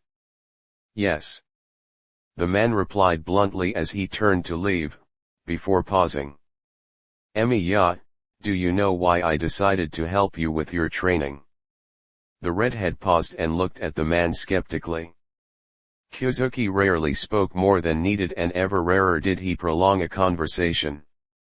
"I thought it was because I wouldn't leave you alone about it," he replied honestly. Normally the teen wouldn't bother anyone for a favor, as he personally believed that it would be rude to bother other people with his problems. However, in the case of Kyozuki, he felt that if he established a strong enough link with the man now, he might be able to prevent him from falling under the possible future caster's control, or at least listen to his warnings if he did. Somewhat. The man relented. However, soon after your initial request I saw something in you that I did not expect to see. He did not blink. I saw the eyes of someone who has killed, and someone who knew he would have to kill again. The Emiya froze in surprise. He had known that the man in front of him was good, and that he himself was a bit transparent at times, however he did not once think that Kyozuki could determine such a thing just by looking at him. The teacher turned around again and began to walk towards the darkness. It would have been foolish to let you continue doing whatever it is that you were planning without proper guidance, so I decided to give it to you. It is my responsibility as a teacher after all to do so. I am merely doing what I am supposed to be in the first place. His figure was now disappearing in the distance. Do not concern yourself with how much time is left. Your task will come when it comes. It is as simple as that. Shirou stared at the man's disappearing frame for several more moments before he disappeared. Letting the man's words sink into his skull, the magus killer's son slowly developed a light chuckle and shook his head. I know it's mean to Fujine, but I honestly think that that guy might be my favorite teacher here. Back at the Fujimura house, a certain teacher sneezed loudly. Oh, Finland. Marjata Edelfelt grunted irritably as she ran through her private obstacle course with grace and precision that belonged only to those of her nobility. Familiar after familiar appeared in front of and around her as they attempted to impede her progress to the end of the course, either with their magically enhanced bodies or their minor spells. Ranging from a swarm of electrically charged insects to a bear with metallic appendages to birds that blew out tempest-grade gusts of wind, the girl's opposition by no means was considered a weak force when put up against the standard magus. None of the creatures even got close to the girl as they were all taken out with a fin shot to the head or other critical areas. The advanced form of the Gandra curse flew in every direction at a record pace and nailed each creature so hard that they either were killed, knocked out, blasted away, or any combination of the three. Despite their numbers and advanced magical abilities, none of the familiars stood a chance against the girl. Marjata Edelfelt was considered by most means standard when compared to the mass magus population. Born with a fire element, the girl had progressed at a moderately advanced rate in her studies, which by most magi standards was nothing special. While she was fairly talented in her family's jewel mage craft, her elder sister had proven herself to be not only vastly superior to her, but also more diversified given her dual fire and ether element. However, despite the fact that her sister had surpassed her in virtually every other field, there was one thing that the younger sibling was proud of being seemingly unsurpassed in. When it came to the use of the fin curse, Marjata had no equal. Period. The girl was widely known within the Edelfelt family as a prodigy of the curse, being capable of shooting off variation after variation without a moment's pause, attacking at the speed of thought. Curved, scatter, rapid, puncture, disease prioritizing, lethal, non-lethal, reversing, even exploding, the girl had learned and perfected them all to an art. She had even managed to figure out a way to shoot the black orbs out of all her fingers at once, something that had until then been thought of as completely impossible. Of course, in the world of magi where scientific achievement was more valuable than physical achievement, the girl's capabilities were drastically undervalued by most of the population. Still, to those who actually utilized their mysteries for more practical purposes, the girl was fairly famous for her abilities. Which was unfortunate for the familiars that were pitted up against her, since after roughly 15 minutes each one of them had at best been crippled or horrifically injured, and at worst, well, they were alive at least, and who knows, they might actually find a cure for those horrific growths the size of their bodies one day. Humph. The 15-year-old girl snorted as she walked back to her elderly butler Sebastian, who was waiting dutifully with a towel. Next time prepare an actual challenge for me, butler. I will make a note of it, my lady. The elderly man bowed politely, ignoring the small smoking craters littering the field in front of him and the numerous disfigured animal bodies that were around it. Such an image had long become a common sight for him. As always, your performance is exceptional. Have there been any job requests? Marjata asked as she wiped the small amount of sweat off her head. While the amount of mysteries she had performed would exhaust the average magus, she, born with over 30 circuits and inheriting another 60 from her family crest, combined with her mastery of her favored spell and her physical condition, had barely felt the strain of her session. A few, but they were all below the standards that you had set, and as such I forwarded them to some of the branch family members to manage. The elderly man acknowledged. I feel the need to remind you, however, that the number of jobs you have taken recently has fallen to the point that several of the elder members of the family have been starting to voice rather disappointed observations. Ignore them. I will meet the family yearly quota as I have always done. Marjata snorted, not caring in the slightest of what her elders thought of her performance. They should be impressed and humbled that she only took on the hardest missions assigned to them in order to meet the family's mercenary mission quota. What of my sister? The girl frowned. While she had been renowned as the master of the fin shot, Livia was still the favored successor of the Edelfelt due to her overall high proficiency of all the fields of study that the family specialized in. Jewelcraft, fin shot, general thaumaturgy, negotiation, financial management. While she was no exceptional prodigy in any of these fields, she was good enough in everything that everyone treated her as the most promising member of the next generation. Lady Luviajlita has resumed working on her recent personal project. She has made it fairly clear that should she be interrupted for anything but the most important reasons, she will be most resolute in her response. The servant replied without any hesitation. Humph. The girl scoffed. She never ceases to confuse me. How can someone so highborn be so attached to the common born of the unprivileged? I will never understand her. Give her time, my lady. Your sister may have some uncommon tastes, but even you cannot deny that she is a very capable individual that is able to understand things more thoroughly than others.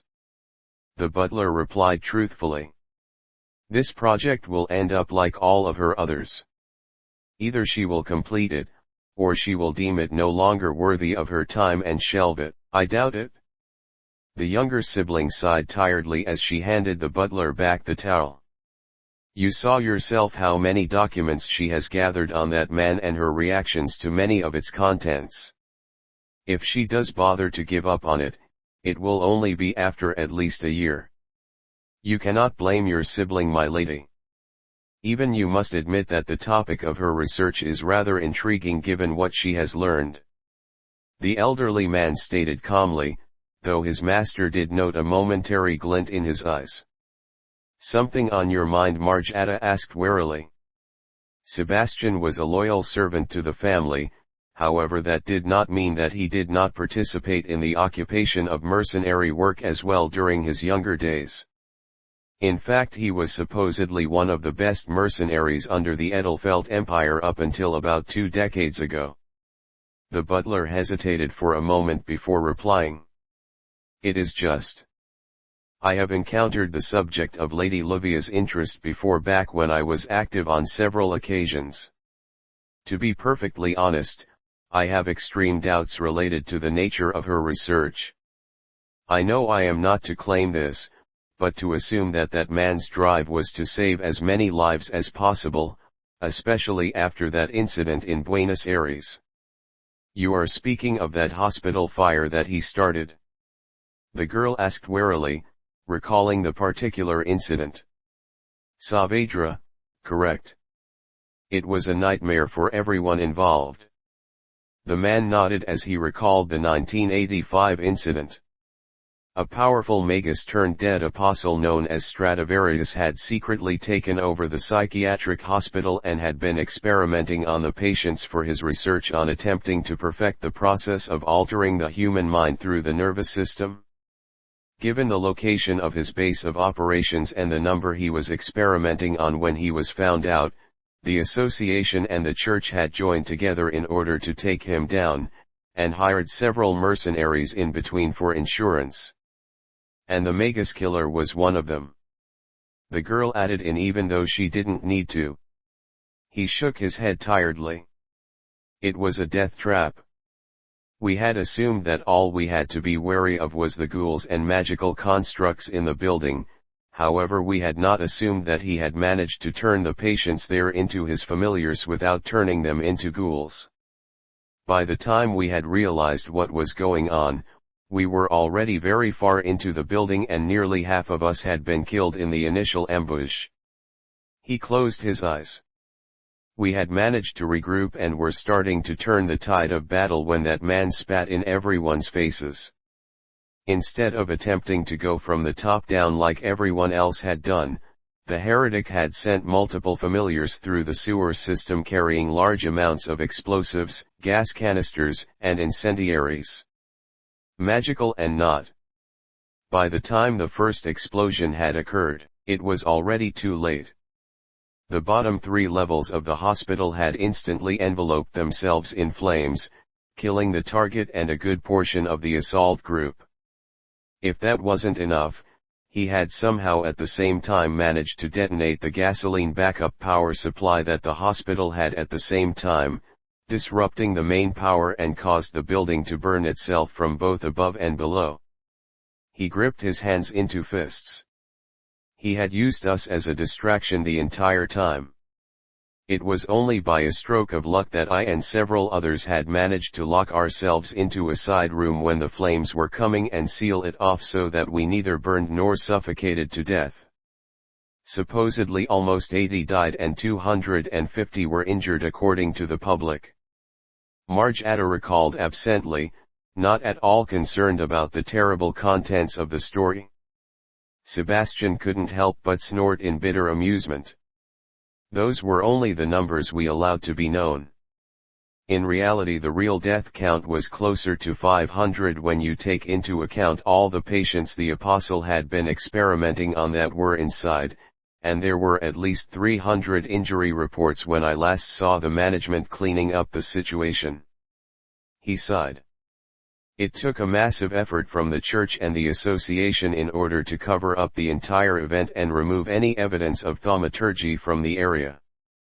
The association was also not that pleased that all of the apostles' notes and research had been completely destroyed in the event as well. A shame.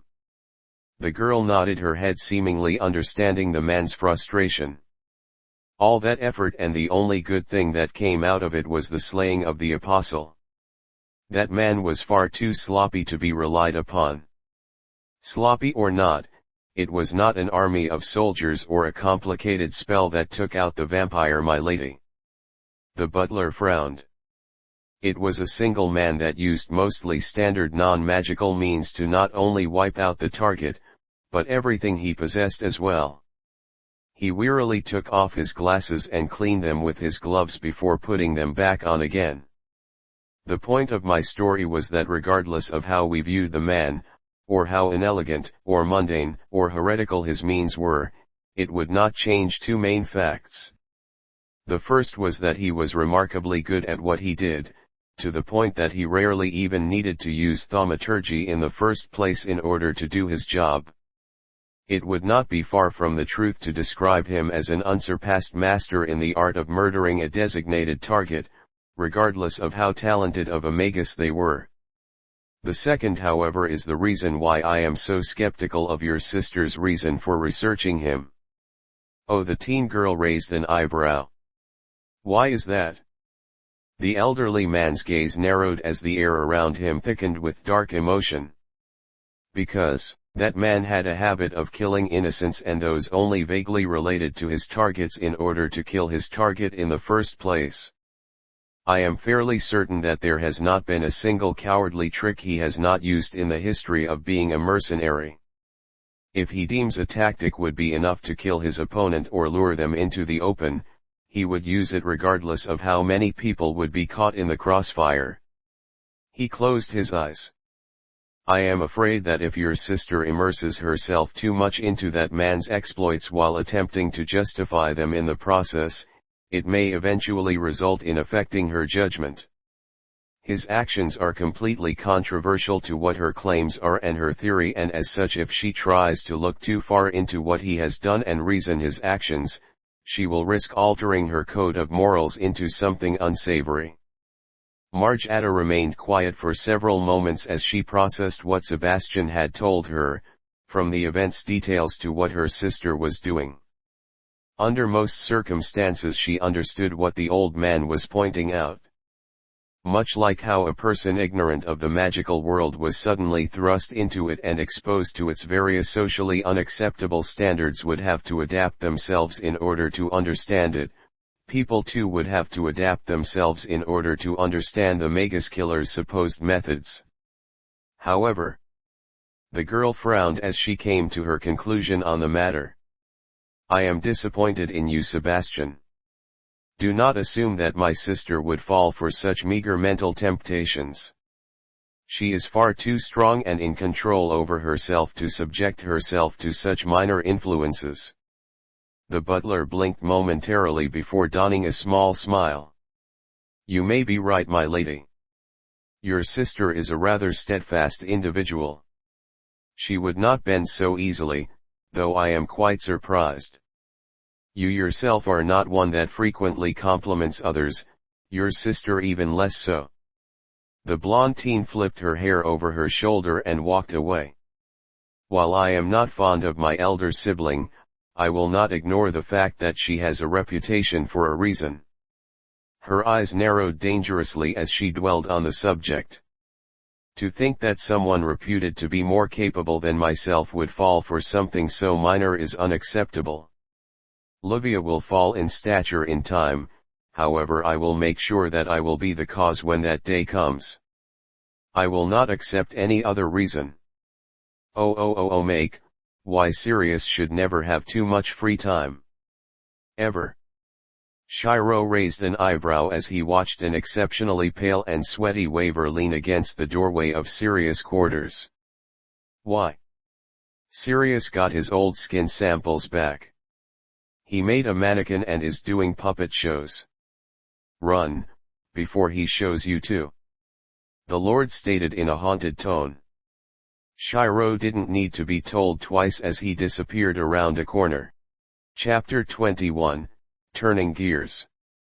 I do not own Fate Stay Night and stuffs. At the association.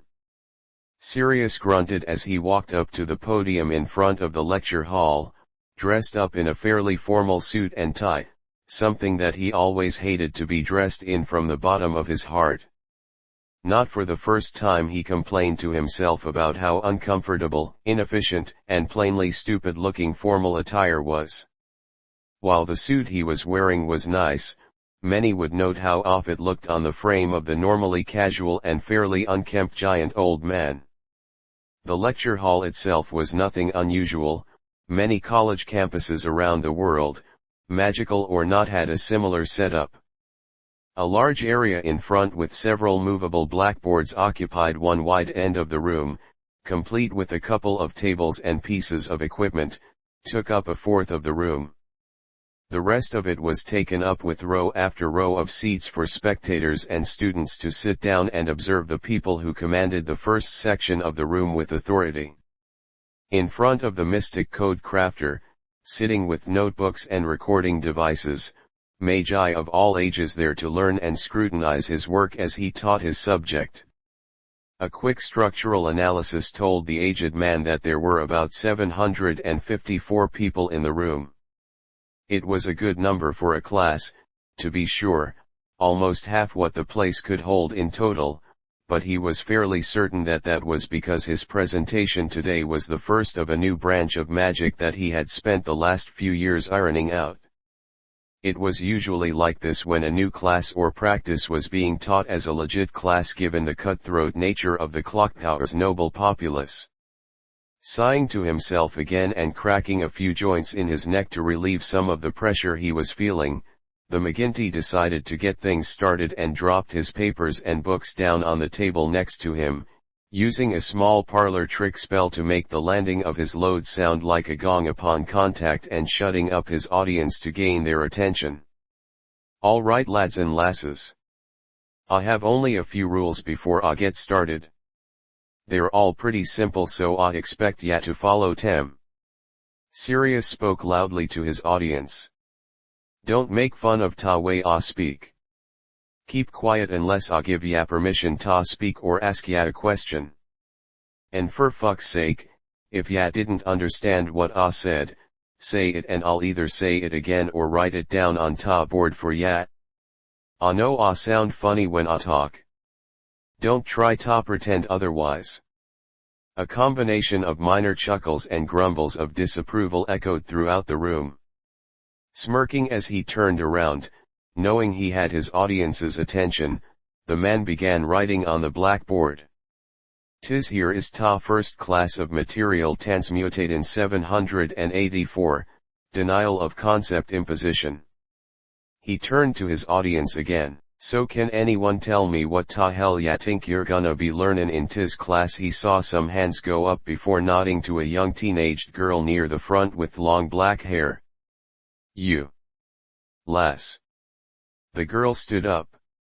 "We are going to learn the study of nullifying conceptual functions in objects." Sirius nodded. "Close lass, but not quite there. What you're goin' ta be learnin' is not ta nullification of concepts, but ta complete removal of them, and their implications on ta objects ya use them on and how they affect other objects. In essence, you're all gonna learn how ta take an object that is in definition by Gaia as complete, remove a fundamental rule embedded into the object, and turn it into a similar object that is still technically complete by Gaia's perspective. Ta reason for doing this is because by doing the adjustment this way, instead of performing some bounded field or adjusting spell ta make similar effects, tis spell permanently changes ta object, meanin' tat it's permanent and after ya do ta spell ta object won't need any more prana in order ta retain its effects." He nodded to a table next to him, holding an iron rod, a wooden rod, a tank of water, a pile of wood, and a gas burner. Walking to the pile of wood, the man picked a piece up. "Allow me to give you a quick example." He lit the wood on fire with a quick spell, showing it to everyone, and then put it out again. "As y'all can see, tis here is a normal piece of dirt cheap wood. It burns easily. It's not special in ta slightest." He twirled it in his hands before tossing it back on the pile lazily. "Now I am gonna now remove ta concept of fire from tis pile of wood." The man frowned and began quickly chanting something in a horrifically muddled language, holding his hands over the wood for about half a minute before breathing out slowly and relaxing his arms. "As ya can see, tears no real difference to ta wood, but watch what happens when I try ta light it in multiple ways." The audience watched in mild interest as the old man used various spells to attempt to set the wood on fire, ranging from mundane methods as simple fire spells, to using some lighter fluid, to even minor explosives. Nothing was changed save for some splintered pieces of wood. "So 10. Sirius grinned, slightly covered in soot as he stood back up from hiding behind another table. "Can anyone please explain to me why my attempts did jack?" This time a middle-aged man in the back was chosen. It was fairly obvious. The noble snorted.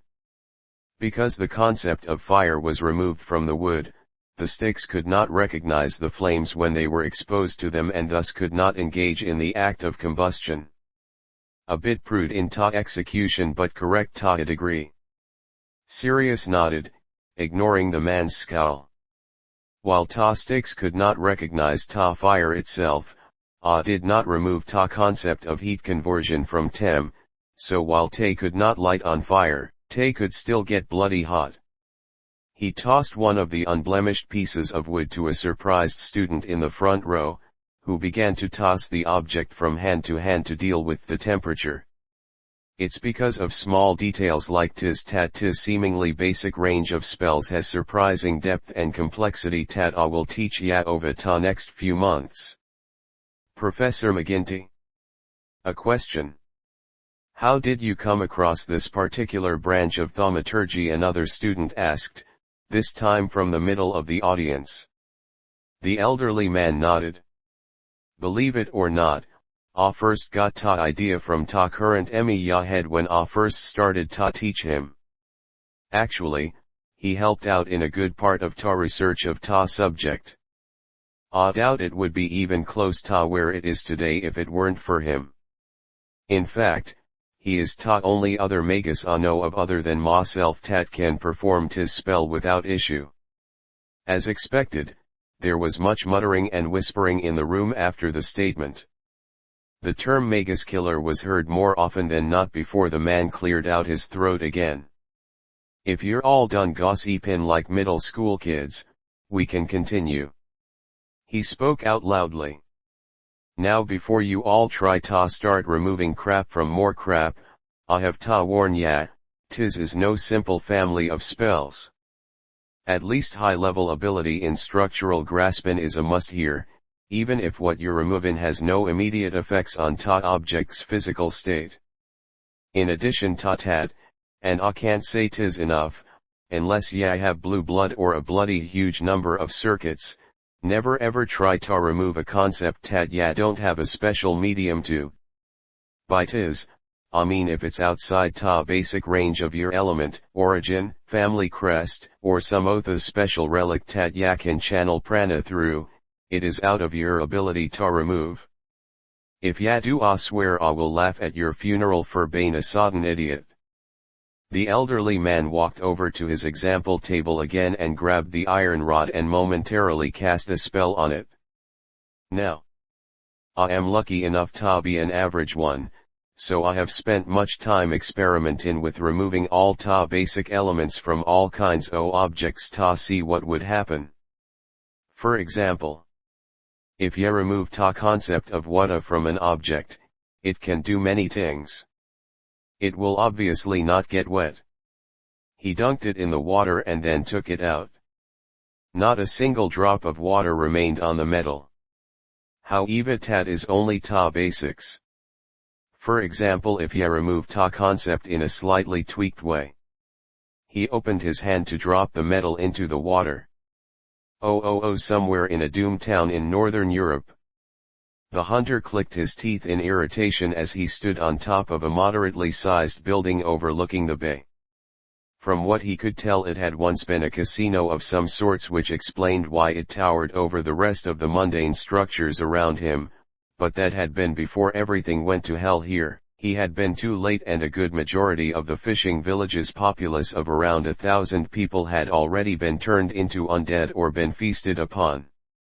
The apostle he had been sent to exterminate, while still possessing the weakness of being unable to personally cross major bodies of water by himself, had the ability to create various powerful vampiric-themed familiars out of the bodies of animals, basically a twisted puppet master that cut apart other creatures to make familiars.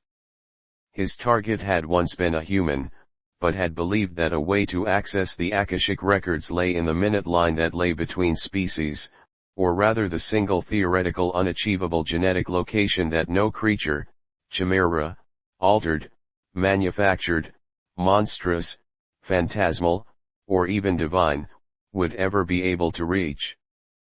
As such, the vampire had a wide range of unnatural creatures that followed his every command despite the surreal numbers they possessed. This included those of the aquatic monstrous beast variety, as the hunter spied the rather large red whale-like creature momentarily surface, look around with its horrifically bloodshot and massive eye that had no eyelids, open its mouth, and shoot its tongue out at the nearby coast to snatch some of the few human stragglers that had sought refuge on their small boats. The poor unfortunate men and women there didn't even qualify as a single bite for that thing.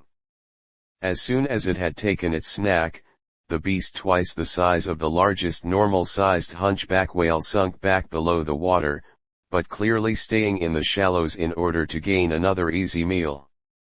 The young man with his head wrapped in a red shroud growled in anger and frustration as he materialized his bow and kept an eye on the shadow of the beast that was hiding under the water. Normally his arrows would be useless here as the water would take the impact of whatever he would shoot into it, however that was why he had this weapon made. Trace. On.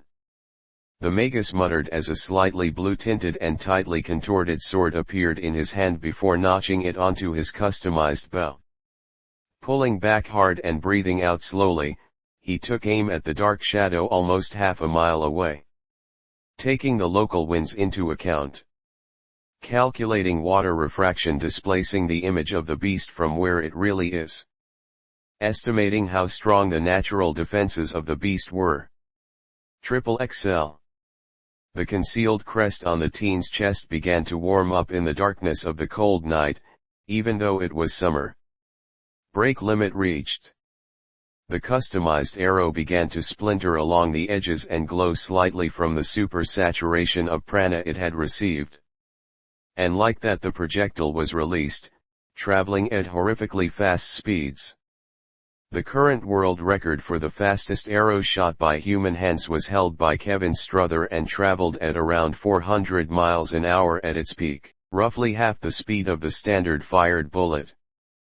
The poor man would be crying in depression if he ever saw what the teen had just accomplished, as the arrow greatly surpassed the latter's speed with gusto, shattering the sound barrier in the process. A normal human would only see perhaps a brief flash of something silver pass by as it penetrated the water's surface with the smallest of splashes. Moments later the surface of the bay erupted as the whale-like creature thrashed to the surface. A good portion of its torso had been blasted out of its body. A few seconds after that, the fleshy remains that had been blasted off of the creature would return to the ground within a 2-mile radius of its position. Oh clang. The iron rod dropped by Sirius fell through the water as if it was air and hit the bottom of the tank without any issue. 10 tier would be no physical resistance met with Tarod. The elderly man casually stated before taking out the iron rod again, dry as a bone, and placing it down on the table again.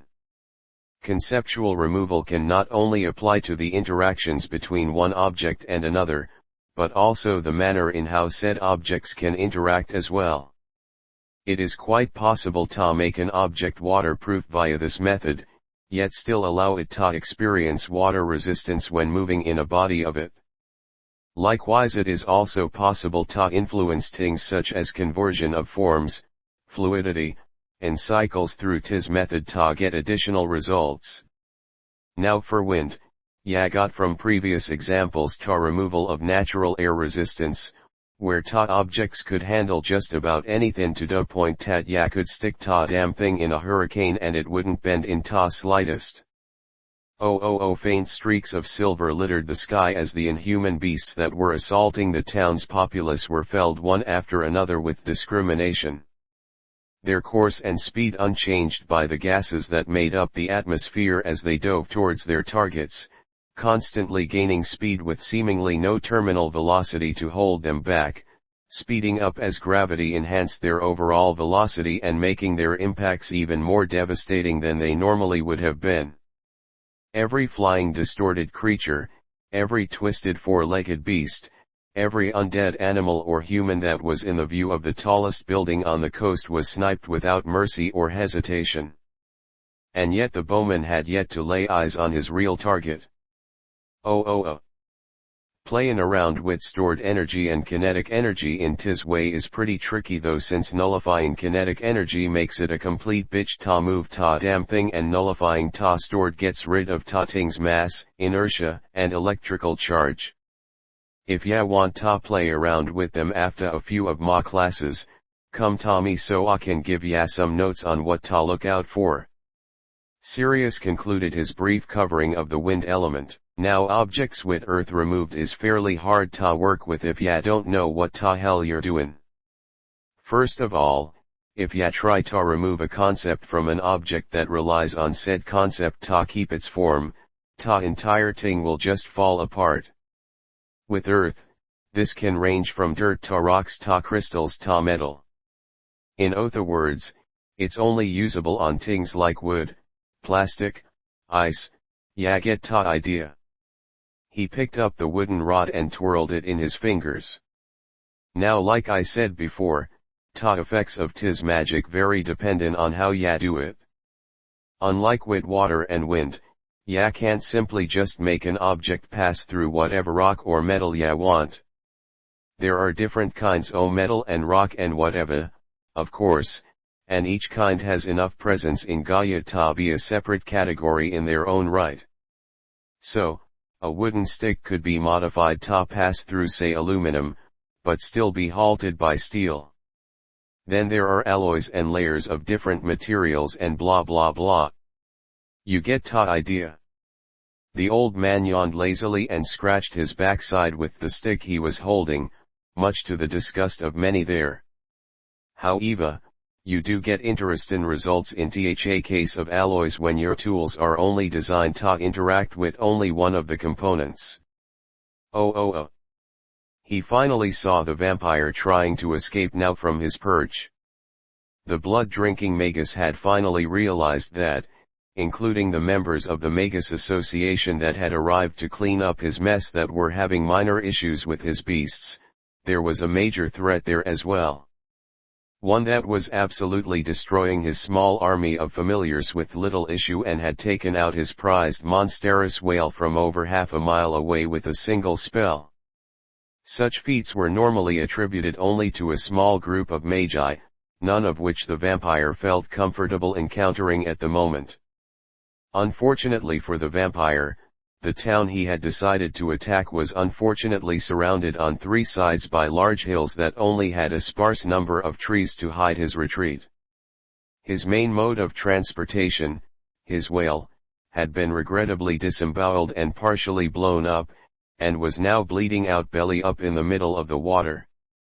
That being the case, the rogue magus decided to escape via land inside another one of his customized monstrous beasts turned puppet familiar. It was a fairly large 8-legged tortoise-looking creature the size of 2 trucks side by side with a thick metallic armored shell. Obviously the puppet was designed as a secured method of transportation, but the design was left something to be desired. It only took a brief glance for the archer on the building to see what was happening, however seeing what was inside took a few more moments of concentration to determine. The creature was moving at almost 40 miles an hour and weighed about 12 tons. Despite the creature it resembled, the shell encompassed the entirety of its body, though there was a fairly sizable gap inside for its master and a few more puppets to travel in with room to spare. The outer layers of the shell were moderately protected by impact and spell-resistant runes and enchantments, designed no doubt for miracles that directly affected the internal workings of the creature. However, the bulk of its defenses were made up by the 4-inch reinforced steel plating shell that made the frame of the shell. Good. For a moment there the archer had worried that the beast's defenses were actually something that would take some creativity to get around. The next contorted dark gray sword he projected was made of a plastic compound. Granted, if it had been disfigured in any normal way the thing would have been next to impossible to repair, however since his arrows were all disposable it didn't really matter much. After notching the bow and repeating the process of overcharging the projectile and enhancing the speed, the archer took careful aim.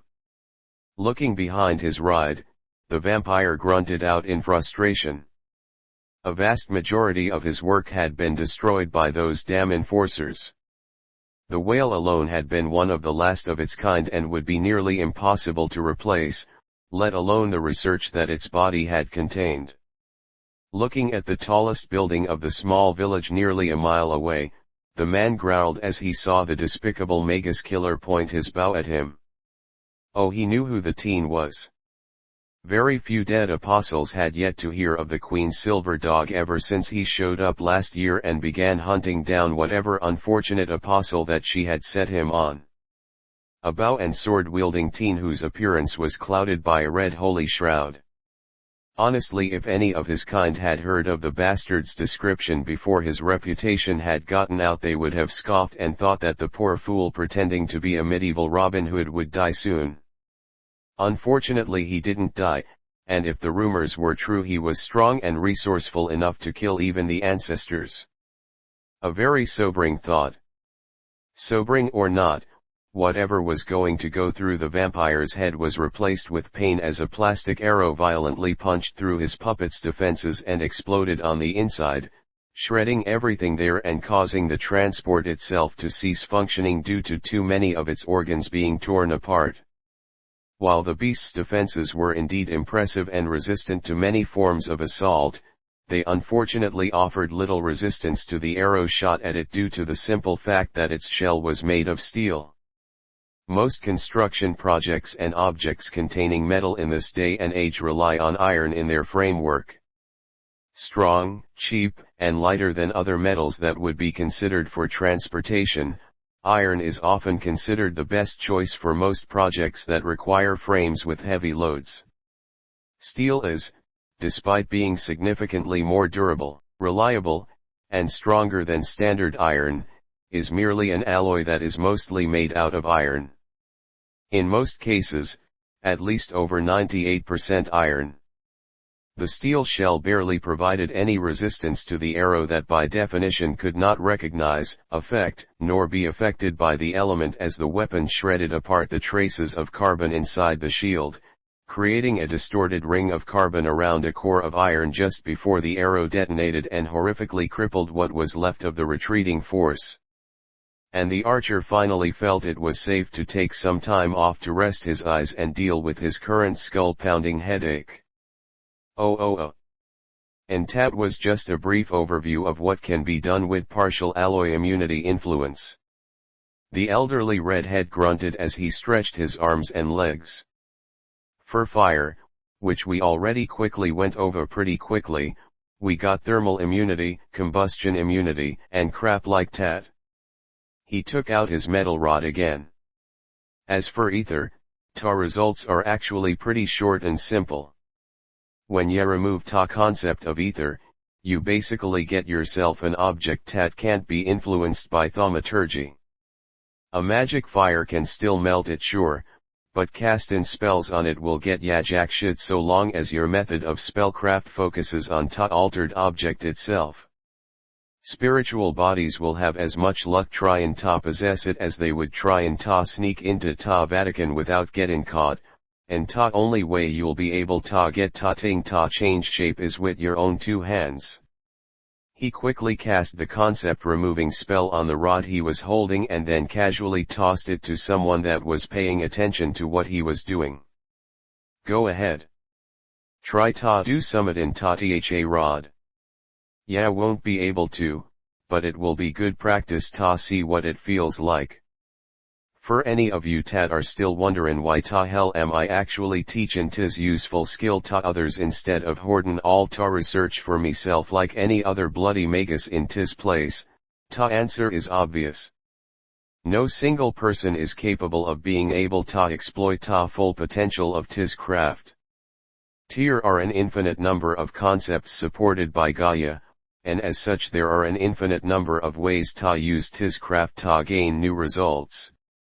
By taking away an object's ability to react to one thing, we may be able to find how it can react to another component of the same object that we have never seen before.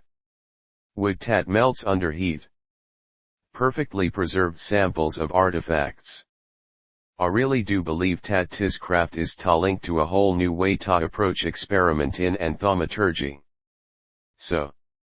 Sirius grinned, clapping his hands together and looking at his audience expectantly. Any questions? With waiver. Lord El Meloy too was in his happy place. His work for the day was done. He was smoking a Cuban cigar and was reading an interesting manga. He had managed to complete several of his experiments recently and had made some good discoveries. His paperwork was all in order. None of the students under his care had nearly killed themselves or done something stupid. And he was left in peace and quiet with his feet on his desk as he read a manga to pass the time. "What are you doing?" the stern and in-control Lorelei Bartholomew asked from his doorway in a tone that had just the barest hints of bewilderment in it. "Happy place gone now. Enjoying some time off after a productive day?" Waver replied without any hesitation or bothering to move from his spot. His reasoning for this was twofold. The first was simply because he really was in a comfortable position reading his comic right now. The second was if he allowed himself to get caught up in Lorelei's tempo he would never be able to get out of his current situation unharmed. "I did not think you were so uncouth as to relax with a child's comic book." The woman frowned. "Japanese comics are fairly interesting to read, well, the ones that are not written by immature fools that are perverts or pedophiles at heart at least." Waver replied casually without looking up. "Some of them are quite creative and innovative about how their fantasy magical system works." He tapped the back of the comic. "This story, for example, Flame of Rixa, while a bit vague in the execution of explaining how they work, has multiple mystic code-like devices that would be fairly interesting to manufacture if possible." "And you claim to gain inspiration for your work from these childish devices of yours?" the Queen of the Clock Tower asked disbelievingly. "The individuals who created that crude weapon, the atomic bomb, realized the solution to their research while they were changing attire, my lady. The ability to discharge that much stored energy at once is to this day still quite a miraculous feat, especially through non-thaumaturgical means." The man explained casually. "Inspiration comes to people through all kinds of ways." It was a good thing that Waver wasn't looking at his boss at that moment, because if he did he would have seen her eyebrow twitch. Just once. If he had seen it, there would have been no doubt in anyone's minds that he would not have lived past the next 5 seconds. Before the woman could speak her mind though, the door leading to Waver's labs opened to reveal a maid made of pure mercury walk in with several books in hand. The metallic woman paused and looked at Lorelei, bowed politely, and then moved to a nearby bookshelf to put the books away, and then moved back to the labs. "I see you have been playing with your predecessor's mystic code," Lorelei stated in a stiff tone. "What was that comment you made before about perverts at heart?" "In my defense, I unfortunately made the last of my adjustments to her while with McGinty, and we were both intoxicated at the time." Waver answered Lorelei without any shame at all, smoke still rising from behind his comic book. "I see. And what about the rumors I have heard about a metal woman occasionally breaking equipment and claiming to be a, what was it, killer robot from the future?" I edit my previous statement. We were horrifically intoxicated and watching a rather crass American movie at the time. The Lord corrected himself and shrunk his head behind his comic. I had forgotten that McGinty has a habit of reinforcing any alcohol that he touches out of habit at the time. To his knowledge, the only things that he knew for sure would set off another Terminator episode with his code was to mention someone with the last name Connor within hearing distance, show it a shotgun, bring it anywhere near melted steel, or actually talk to it about being a killer robot from the future. Thankfully, so long as he kept the damn thing in the magical world, the odds of 2 of those things happening was minimal, and the other 2 wouldn't happen so long as he warned people not to do it before it was too late. Reinforcing. The Queen of the repeated in disbelief before closing her eyes and breathed almost audibly.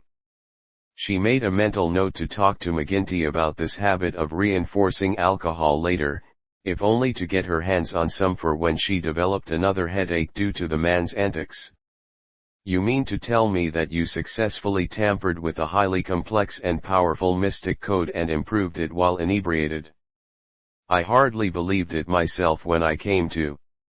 Waiver answered.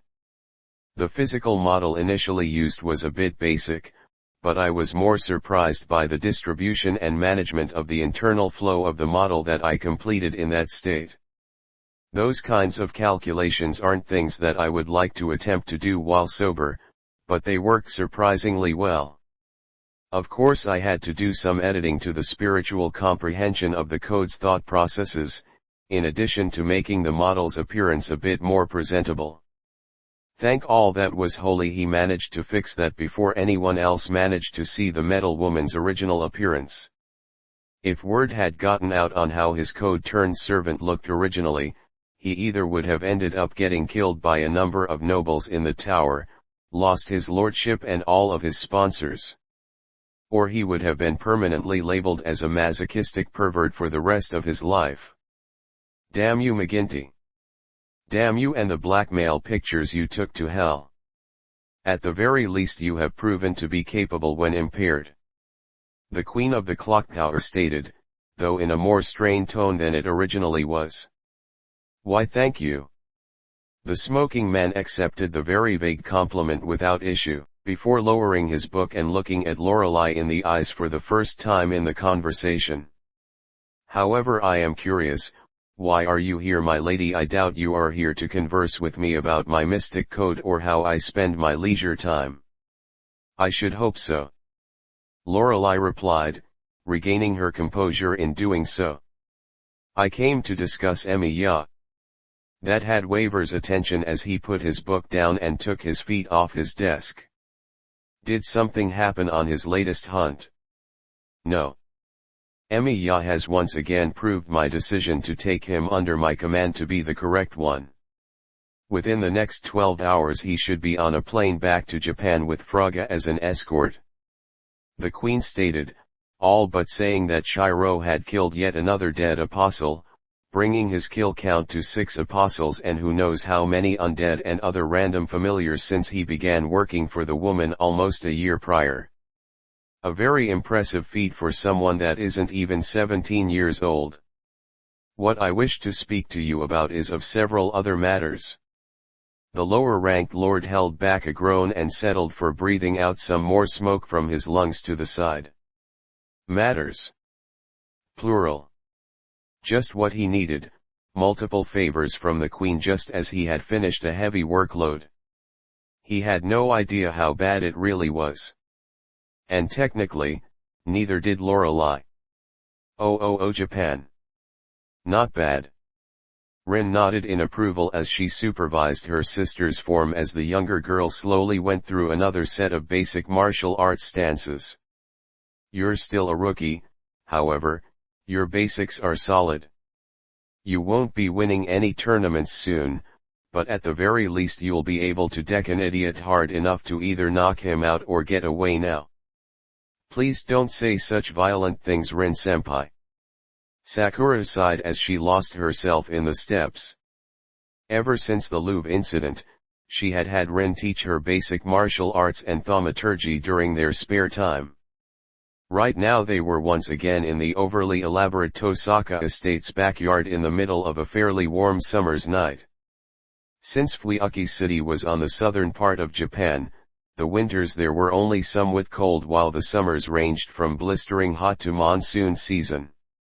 Of course Rin had agreed to do this under the feeble but logical reasoning that she and Shirou couldn't afford to always be there to rescue her again in case there was another vampire attack, but the younger female and Shirou both knew better than to take her excuse at face value. The extra work though seemed to be paying off for Sakura in more ways than one. The physical training had helped give her more stamina during the day and gave color to her rather pale skin. Plus with the additional control over her body, it took more to get the worms in her body to get agitated and make her falter. The studies on the other hand had aided her in controlling her magic, despite how the Matu family study of miracle making normally worked, mainly by instinct and activation through the body. It did not mean that there were other ways to apply it or make it work. Sakura's execution of her magic in Rin's words was in short, crude, blunt, and sloppy. That wasn't to say that the younger sibling was bad or that she couldn't do much. Quite the opposite. The girl was quite capable of efficiently absorbing quite a large amount of prana from targets in a single spell, but her execution and her will to perform any form of her craft was destabilized by her timid will, making her attempts at self-defense quite easy to either dodge or dispel when encountered by any reasonably trained magus. This of course was something that Rin was determined to change. Within the past year, the former Tosaka had been studying extensively in a select few subjects that would complement what she already knew and enable her to not be a hindrance to the others again, primarily in bounded fields and spiritual evocation, with a little bit of structural grasping and reinforcement on the side for obvious reasons. Sakura tended to focus more on spells for defensive purposes. She was still far from a threat if truly pushed, and for now that was enough to satisfy Rin. In addition to combat capability though, the training had provided another benefit that aided the purple-haired girl significantly. By combining her adoptive family's craft with bounded fields in just the right way, Sakura could effectively drain the prana in a small area and root it into herself to feed the crest worms in her body and prevent them from gluttonously feeding on her own reserves. In essence, it was like creating a massive magic circuit for herself, only it was located outside her body and was used to fuel something inside herself instead of a spell. Of course Sakura never told Rin this.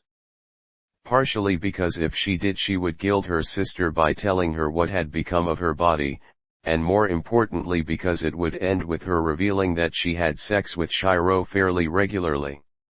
Technically she could last a good 2.5 months now with the way she had things set up, but just to be safe she told him that it would be best if they did the nasty every couple of weeks. It wasn't like anyone was getting hurt by the little lie. Someone has to. The elder female shrugged as she looked at her sister's form skeptically before turning her head back to the book she was reading. Shirou would just try to solve everything by himself and end up getting hurt, and you're too shy overall to speak up. I'll have you know that I have been getting better. Sakura pouted childishly. Just last week I had to berate Fuji-sensei for acting childishly and eating too much. Woohoo. You talk down to an adult that has the mind of an 8-year-old, you must be so proud. Rin sarcastically cheered in a monotone voice as she turned the page and continued to read her book. Huh. So that's how it's done. Senpai.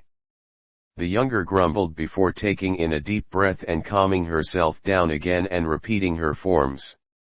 Rin was always like this outside of the public eye, so there was no point in getting irritated with her.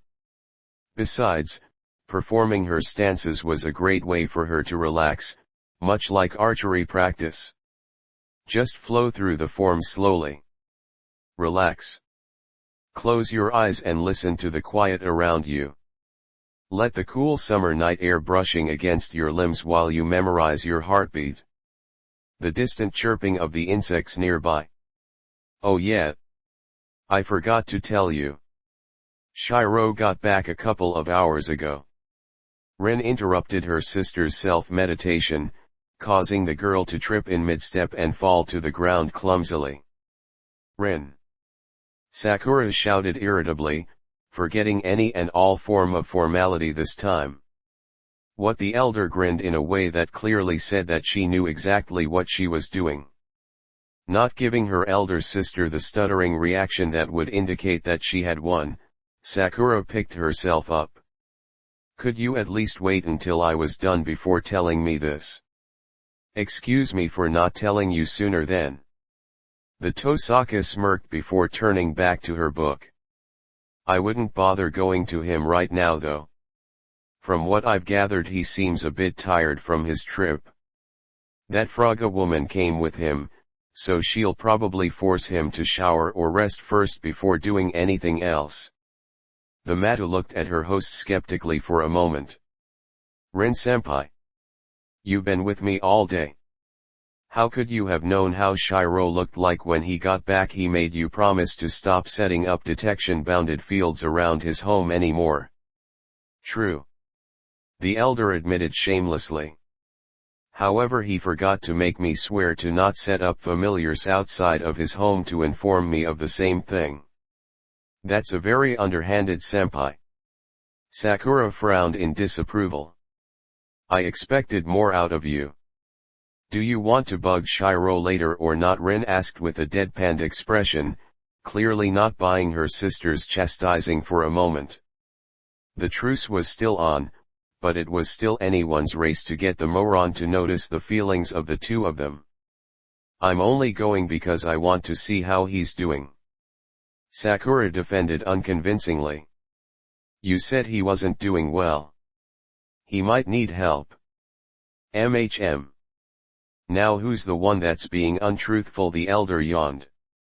Don't pretend you aren't worried too. I can tell you are giving him time to rest before you drill him for details. The younger observed, getting a twitch from her host. You have been getting fairly lazy since Shirou began making those jewels for you. Hey, my little side business has been helping me get back all the property that idiot Koto mine lost me when he took me in. Rin snapped. Ever since the Fourth Grail War ended and Rin, and subsequently all the Tosaka properties, were put under the priest's care, the man had been haphazardly losing possession of piece after piece of land until in essence all that was legally left under the Tosaka name was the girl's home. This meant that most of the income that came from owning all the plots of land had disappeared as well and left Rin fairly limited when it came to practicing her jewel craft magic until Shirou came along. Now a year after the girl had begun selling Shirou's spiritually infused crystals, Rin had managed to purchase some of the land back, and with it a portion of her family's original income, utilizing her magic to hypnotize the original owners to believe that she was older, of course, but the deals themselves were still legit, to a degree. Besides, you make it sound like I haven't given him anything in return for his work. The girl continued. I've been teaching him basic jewel craft the entire time he's been working. I mean helping me. I mean, sure, he stinks at it. Even if the crystals were in the shape of a sword, his prana insertion efficiency is at best 30% compared to my 98.7% efficiency, but still he claims it helps him out on occasion, and who am I to prove him otherwise? Sakura didn't say anything, and didn't need to say anything, as she continued to stare at her sister accusingly. Rin fidgeted in place. Would it help if I said that I was planning on remodeling his kitchen while he was gone to give it the equipment and quality of a 5-star variety the next time he left on vacation? The younger magus fidgeted, no doubt torn between standing up for Shirou and thinking about all she could do with such a kitchen. Perhaps. Glad we came to an understanding then. Now finish up your stances and... Rin was cut off as her doorbell rang. In actuality it was really a cheap piece of magic that did the exact same thing as a doorbell. To be blunt, the Tosaka had made it as a small project when she was younger after the original mechanism broke, but since her spell was doing so well she felt there was no need to correct it and get a real doorbell. That's odd. Sakura tilted her head to the side curiously. Who would want to talk to you so late at night? Most likely no one with pleasant thoughts in mind. Rin frowned as she quickly looked through the eyes of a familiar she had posted near the front of her home. 3 foreigners. All of them magi. They look like nobles. From the association the younger girl shifted uncomfortably. She had enough trouble dealing with her grandfather and her limited experience with the magical world. Getting involved with elements from the other side of the planet understandably didn't appeal to her much. Rin gave her sister a comforting smile. Don't worry. If they've come here, obviously it's for business. Just stay out of sight and let me do all the talking. Her smile became more sincere. Besides, if things get too rough, I can just tell them that the magus killer is currently in town and that I'm good friends with him. Senpai. I don't think that Shirou would like having his reputation being used for something like this. Sakura frowned disapprovingly. The Tosaka merely waved her hand lazily to brush aside her sister's comment and got up. Oh please. You make it sound like it's something that I wasn't planning on exploiting at some point in my life. True, but I was expecting you to at least be a bit more creative and resourceful before pulling out that card, senpai. Sakura countered. It would be fairly cheap and shallow to rely on such a card so early in negotiations, wouldn't it? Rin faltered in mid-step before catching herself and continuing onward with a confident step. Humph. She snorted, flipping one of her pigtails in the process. Who do you think I am? Of course I know that. I was merely stating what I would rely on should things turn sour. The odds of requiring Shirou's help for something like this is minimum at best. Emiya household. Shirou groaned as he picked himself up from his bathtub. He was exhausted. He was tired. He was hungry. But most of all he just wanted to forget. Save for a dozen or so survivors that he had managed to convince Bazatne and the other enforcers to spare and just wipe the memory of, everyone in the village he had been sent to had been killed or turned into undead, which were subsequently killed. He may have finished off the vampire that caused the entire debacle, but unfortunately at the cost of far too many lives. No, even if it was at the cost of one life, he would have felt the price would have been too high. But this wasn't the first time he had encountered this kind of situation. In fact, this was the third time he had been sent out to kill an apostle while on vacation. One of those hunts happened to unfortunately involve sibling vampires, something the not quite human desperately never wanted to encounter again after his initial encounter with Louv's family. This latest hunt, however, his first time dealing with a city that he had reached too late. He had always mulled over what his father had told him about apostle hunts, about how much death was truly left over in their wake, but to actually walk through one was beyond sobering. The streets had been littered with the bodies of demonic beasts, undead humans, and unfortunate carcasses. Looking over the slaughter of men, women, and children reminded Shirou of a painful fact his father had told him once when he was training. Death was indiscriminate. Even after he had been satisfied with the fact that all the monsters inside the town were killed, there had been much unpleasant work that needed to be done. The few survivors remaining had been accounted for, hypnotized, and taken out of the village. They would never know what happened, but the images would still haunt their nightmares for years to come. The bodies of the dead and the monsters were piled in the middle of the small village by those that remained, primarily the other enforcers there that had come with him and Bazat to manage the situation. Much to his displeasure, they had decided set the place ablaze in order to destroy any and all evidence of thaumaturgy that had taken place there. While it was standard procedure, the entire situation and the way it was treated left a bad taste in his mouth. There was more than enough death and fire there to give him quite a few flashbacks from the Fuuki fire, mostly when he slept now. Getting a towel and covering his nether regions, the teen hunched over his sink and looked at himself in the mirror. His body had become more toned as of late. His muscles were more defined, though still retaining a good portion of its young and slim appearance. His arms were more refined than his body, no doubt due to the additional physical work and fighting he had been performing recently. His skin had darkened by another shade, so now it looked like he had a constant and notable tan, though few would still peg him as anything other than Japanese. His head didn't really have the round shape that most Filipinos seem to possess. Save for a few minor scratches on his body left behind from his recent apostle hunts, his skin was smooth thanks to Avalon's influence and, if he were to admit it, his partial transformed state. However, his hair on the other hand was clearly his most defining trait.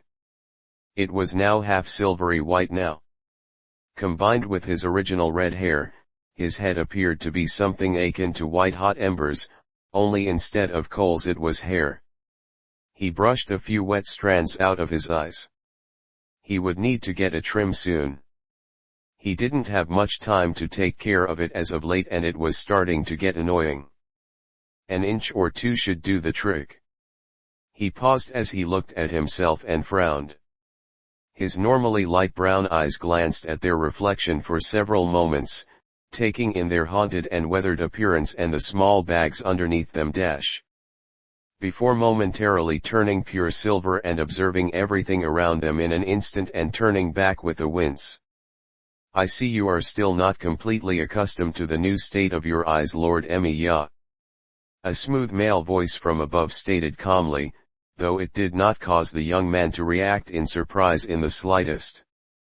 "I should have expected you and Miram-san to come around now."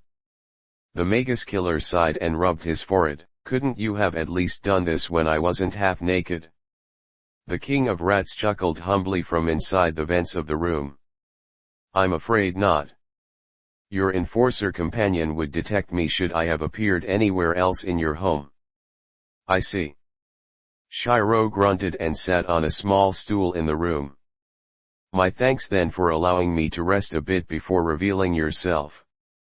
I like to consider myself, if anything, a considerate divine beast." The pure white rat nodded in thanks.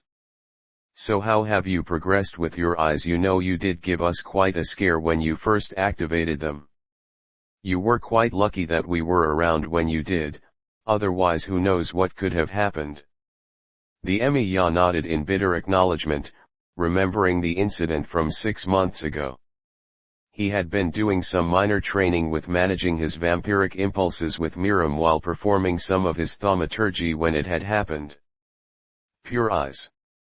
A weaker form of genetic thaumaturgy than mystic eyes that describes eyeballs with magic circuits. Pure eyes are used to describe ocular powers that enable the user to see things that cannot normally be seen. This is opposed to mystic eyes, which are used to enact specified magic upon the outside world. A simple example would be that pure eyes enable someone to see the future, while mystic eyes enable someone to set things on fire by looking at them. The acquiring of them happens when there is some kind of mutation in the magic circuits located in the area of a person's eyes, either from birth or through some other means. They can also be artificially made through a process similar to making a thaumaturgical crest, though only a very small range of powers can be acquired through this method. Apparently, Shirou had managed to gain pure eyes due to the unlikely yet convenient blend of his body's natural familiarity with structural grasping and his physical semi-vampirized state. It was not that unexpected of an event, since many dead apostles eventually developed mystic eyes of their own should they live long enough, most of the time ending up with the enchantment variety, though many were not that strong to begin with. In Shirou's case, the end result of the mutations was eyes that could be best described as the pure eyes of structural grasping. And they were a complete hindrance to Shirou. Originally, when Shirou wanted to gain information on an object that wasn't immediately stored into his reality marble, all he would have to do is focus a tiny amount of prana to his eyes, look at his target, and delve into it a bit. If he wanted more information, he would have to push a bit more into the object's structure, but otherwise it wasn't that bad. No extra information would go through his head, and he got what he wanted. Now he had to approach things in a completely different way. When his eyes activated, he didn't simply grasp the insides of the object he wanted. Oh no. If he wasn't careful, he would take in the structural information of absolutely everything in his line of sight at once without exception. Taking in such a direct massive influx of information at once was far beyond what the human mind could handle, save for maybe a select few individuals from Atlas, and it showed. when Shirou first accidentally activated his eyes during his training and burst no less than 5 major blood vessels in his brain at once, followed by bleeding from the eyes, ears, and nose, screaming incomprehensible words of pain, and then finally blacking out. This was of course, not including the horrific amount of pain he went through during the episode. Miram had claimed later he had a hell of a time keeping Shirou's disappearance a secret while simultaneously trying to fix the teen's damages and figure out what had happened. Honestly, so long as Miram had kept him away from Kairi despite his wounds, Shirou would have been just as happy. Though, he would admit that he was wary of what would happen if the queen found out about his eyes. It had taken an unnaturally large amount of time, effort, and luck for the teen to regain the use of his most basic and useful magical ability while keeping his crippling status hidden from everyone else he knew, and even now his current skill with it was significantly less than it had been before his eyes evolved. What took him at most a second to scan or identify under normal circumstances now took at least 5 in order to prevent his brain from exploding. 10 or more if he had to reinforce his eyes in order to see the object from a fair distance away. Switching between objects took even longer to do. Then there was the fact that he was prone to getting headaches every time he used them carelessly. Thankfully though this did not in any way affect his ability to instantly record, analyze, and trace anything that could be stored within his reality marble with a mere glance, prana not required. Also he could still structurally grasp an object normally if he was in physical contact with it, however he knew in many cases such an approach would not be practical or safe to do. That wasn't to say that the eyes came with no benefits, though if Shirou was asked, he would still have gotten rid of them in exchange for his old eyes back. In addition to the standard influx of data stemming from the tracing process, he also could obtain basic physics-based information on them as well, including coordinates with respect to himself, velocities, accelerations, etc. Additionally, he had significantly less trouble gaining information from structures with internal sources of energy, aka people, familiars, mystical objects, vampires and so on. Normally this would be fairly hard for him to do since internal reserves of prana caused disruptions in spells cast upon them directly. However, Shirou's new eyes seemed to have little trouble getting around this. He still couldn't determine a person's element like Sirius could, but knowing how their bodies were built and if they had any existing wounds were just as good. Shirou theorized that with enough practice, if he ever got used to the damn things without killing himself, he could eventually evolve his eyes enough to see instantaneous concepts in objects such as trajectories and intended paths and targets. But like most everything else involving his magic, he had to get used to using them without blowing up his brain first before he could ever try something like that. At the rate he was going, he was fairly certain that it would take him years if not decades in order to achieve such a proficiency. There's still more trouble than they're worth. The Emiya sighed as he rubbed the bridge of his nose to relieve some of his stress. The divine beast laughed. Perhaps. It certainly wouldn't be the first time I have heard of mystic or pure eyes driving the wielder insane from their use, though of course my master and myself are rather humbled by their potential. True, they are not mystic eyes, but the ability to obtain such grand amounts of information from the world so quickly is a rather valuable asset to claim. Given the choice, both of us would rather have your eyes than the mystic eyes of enchantment that most apostles possess. The rat chuckled again. Indeed. It is quite ironic that your altered status has enabled you to possess another ability that would qualify as silver under the noble color scheme. Why are you here? Shirou frowned, wanting to change the subject. Even if Miram-san had been waiting for me, he normally lets me have a day of rest from travel before having you come in contact with me. Is something the matter? Master was going to visit, however he has recently discovered a moderate increase in magus activity in the city within the past few hours. The rat admitted. It does not look like anything will get violent soon, however due to this unexpected turn of events, he felt it would be appropriate to at least send his greetings and apologies for not being able to spend time with you during your break. The rodent shook his head in depression.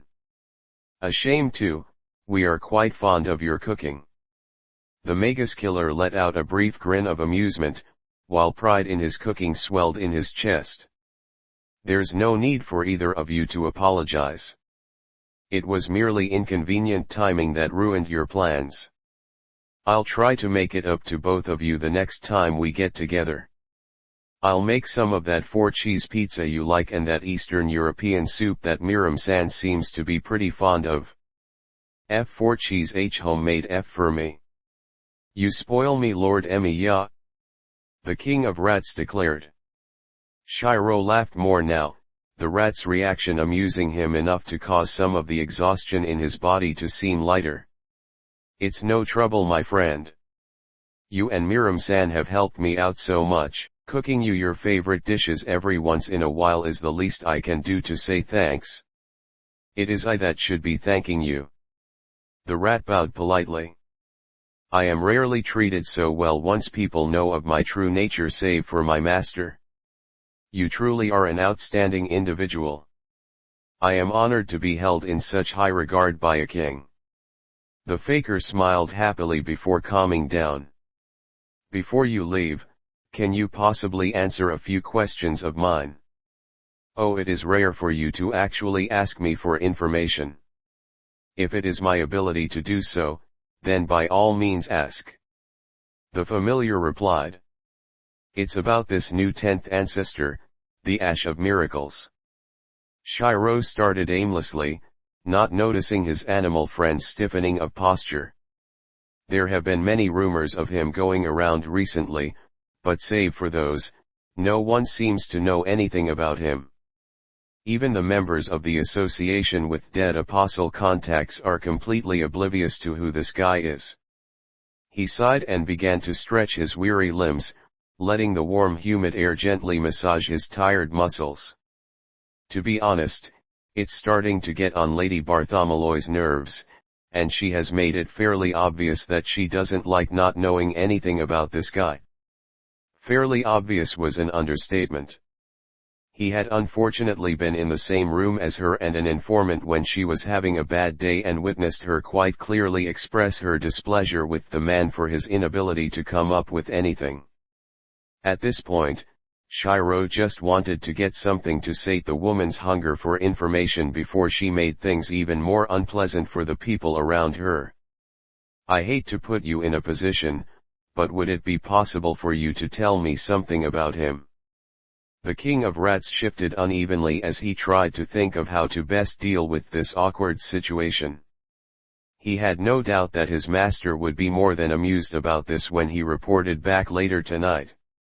Unfortunately, I am obligated to reveal next to nothing about the new 10th.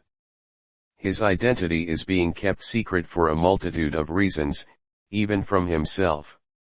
That's somewhat concerning. Shirou frowned. Normally apostles are quite vocal about their status, much like nobles in the association. For him to not want to be known could mean many things. Indeed. The familiar laughed nervously. I can say however that his position is unsteady. The title of the 10th at this point could easily be given to another apostle should they kill him and meet the qualifications of the rank before he acquires the appropriate power. The rat hesitated. He could also lose the position if you... No. The teen interrupted firmly, but still kindly. I know where you are going, and my answer is the same. I will not become the 10th. I assumed as much. You are still quite unused to your condition after all. Best to give you a decade or so to adapt. The king sighed. Regardless, the only other thing I believe I can get away with informing you is that he is remarkably humane. He does not drink blood unless it's an absolute necessity, and even then avoids attacking others whenever possible. Other than that, he has almost no contact with the rest of the apostles and mostly keeps to himself. Sounds like an introvert. Shirou muttered, ignoring the snort from above, assuming that his guess was amusing in some odd vampire-related way. Wonder how he was risen to the level of the 10th then. Still, I can't argue with that kind of approach. Lady Bartholomew would still try to hunt him as soon as possible, but until we actually find the guy, that's probably not going to happen. Which is good for him. The rat nodded knowingly before turning to the dark vents. Now by your leave, Lord Shirou, I have to report back to Master. As always, it has been pleasant to speak to you. We shall speak again soon. Shirou sighed as he felt the minor distortion in reality that always was present whenever the King of Rats was around slowly go away, indicating that he truly did just leave, before getting up and finishing up his cleaning. You certainly took your time. Bayzet pouted as she stood waiting outside the bathroom door with her cleaning supplies and some extra clothes. If you hogged all the hot water, make no mistake, I will beat you senseless for your selfishness. I haven't had a decent bath in over a week. We only had those cheap European showers to work with, and those aren't relaxing in the slightest. The Emiya laughed sheepishly in his towel, and the shroud of Martin once again reshaped as an undershirt on his body. Normally he would be more prudish about being so underclothed in front of others, but considering all that he and his other sister figure had gone through, it didn't bother him much if it was just her. She was mature enough to not let such a thing bother or affect her. Taiga, on the other hand, no. Not a chance in hell if he could help it. Heh. Sorry, Nei-san. I guess I just got a bit too relaxed in there.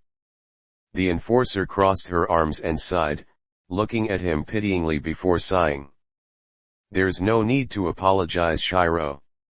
This is your place, and in all honesty you deserve a break. This hunt was rough for you since we didn't get to the apostle in time to stop him. I know it must have been hard for you to deal with the realization that we didn't get there on time. The images of several dead bodies flashed through the teen's mind. None of them were put down in a clean manner. I hate to admit it, but I'm beginning to truly understand why Dad's methods were so violent and desperate when he took out a target. He stated dryly. Even if they involved more casualties than anyone would have preferred, they took out the targets easily and prevented things from getting to that degree. The elder nodded solemnly before patting the teen on the shoulder. Get some rest. Knowing you, you probably haven't had any since the night before the village. And for good reason. Shirou grumbled as he walked to his room. I'm going to cook something quick before going to sleep though. It'll take my mind off of things. If you're taking requests, can you please see if you have any hamburger? You always add the best spices to them, unlike the cheap stuff you get from restaurants. The purple-haired Irish woman asked hopefully as she closed the door. It was a sad fact that regardless of her skill, employment, and relation to Shirou, Bayzet still had horrific luck when it came to monetary affairs, either with losing her wallet or getting her accounts hacked, or any other number of unfortunate circumstances. This led to her employing a less than idealistic history and lifestyle that included cheap food and occasional embarrassing side jobs. In fact, Sirius had a collage somewhere of pictures of her in a number of embarrassing work uniforms that she had worn before becoming an enforcer. The evil bastard of an old man had also thought ahead when he made the thing, as that photo collection was horrifically durable to the point of somehow being nearly indestructible. Bayzet could attest to that personally. If we have it, consider it done. The Emiya smiled, pleased that he could once again be useful without having to hurt anyone again, doing one of the things he enjoyed to do the most. It had taken him less than a few minutes to get some light clothing on. he decided to just wear the shroud on his upper body since he wasn't going anywhere, and a pair of sweatpants so he didn't have to get changed later to go to sleep. Happily thinking to himself of what to make as he walked to his kitchen, he was interrupted when he heard the doorbell ring. The teen checked the time curiously and saw that it was close to 9:30. Not horrifically late, but not a time that anyone really got guests either. Another ring from the door prompted him to make haste to the entrance, and slowly feel more tired with each step he took. He could think of several people that would come visit him at this point in time, and to be perfectly honest, each and every one of them would cause him to stay up longer than he really wanted to right now. But he was, if anything else, an accommodating host. He was beginning to worry about the possibility of having to cook for additional guests and if he had enough food in stock. He had just come back from a month-long trip, and while he was certain that he had some meats in his freezer and other supplies in the kitchen, he wasn't sure if he had enough to accommodate much more than maybe 2 or 3 people if that was the case. Meat was expensive, and if his guests preferred to eat Eastern cuisine. The third bell rang just as he was in front of the door, snapping Shirou out of his thoughts. Had he paid more attention, he would have noticed that there were multiple distinct scents of prana coming from the other side. "Yes. I'm coming," he stated. As he opened the door, and Soren, Sakura, Livia, Margetta, and the Edelfelt butler Sebastian standing in front of him, all waiting expectantly. He must have been more tired than he thought. He was beginning to hallucinate horrifically terrifying images. 20 minutes later. "You 5 better have a good reason for interrupting my bath." Bayzet grunted irritably with wet hair and in casual clothing consisting of khaki pants and a loose t-shirt as she sat at the head of the living room table with the 5 guests sitting around it, looking at her with varying levels of fear. "I was just about to reach Nirvana when you showed up.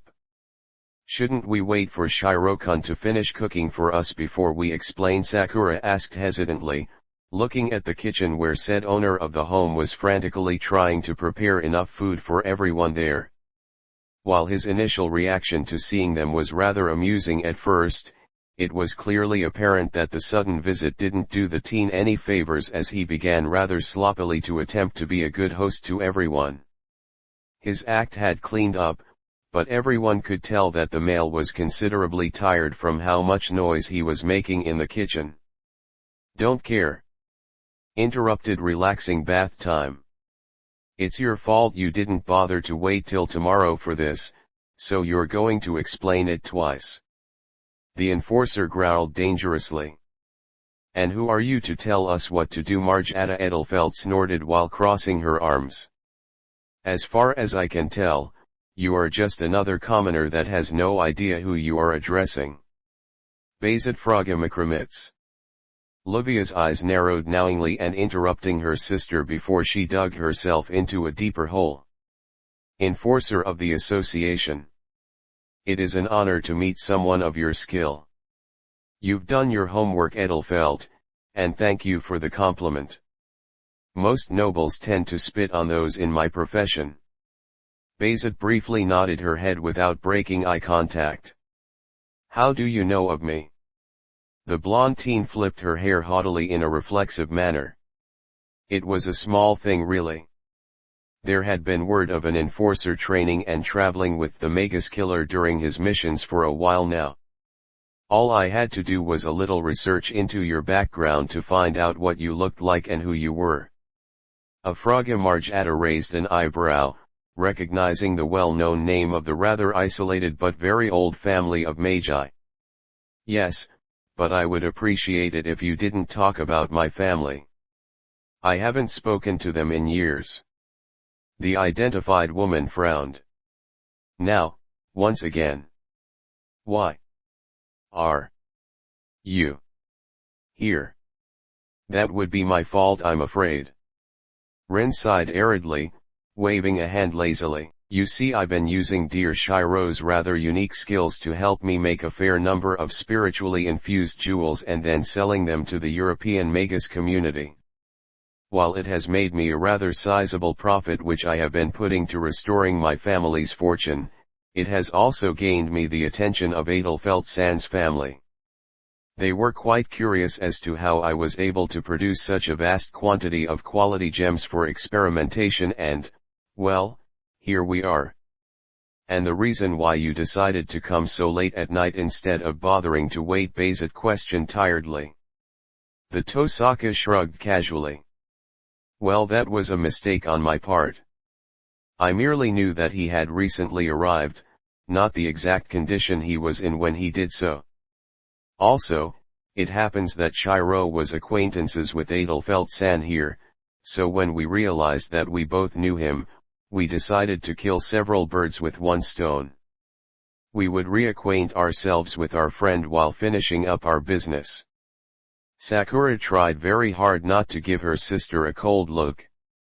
In reality, it had only taken around 10 minutes for Livia and Rin to exchange not so subtle death threats during their negotiations of a new jewel exchange deal. Neither teen was giving the other an inch in terms of negotiations before Rin let Shirou's name slip out of her mouth. Then a whole new can of worms was opened as she and Rin realized that Livia was somehow an acquaintance of Shirou's, and the magus killer.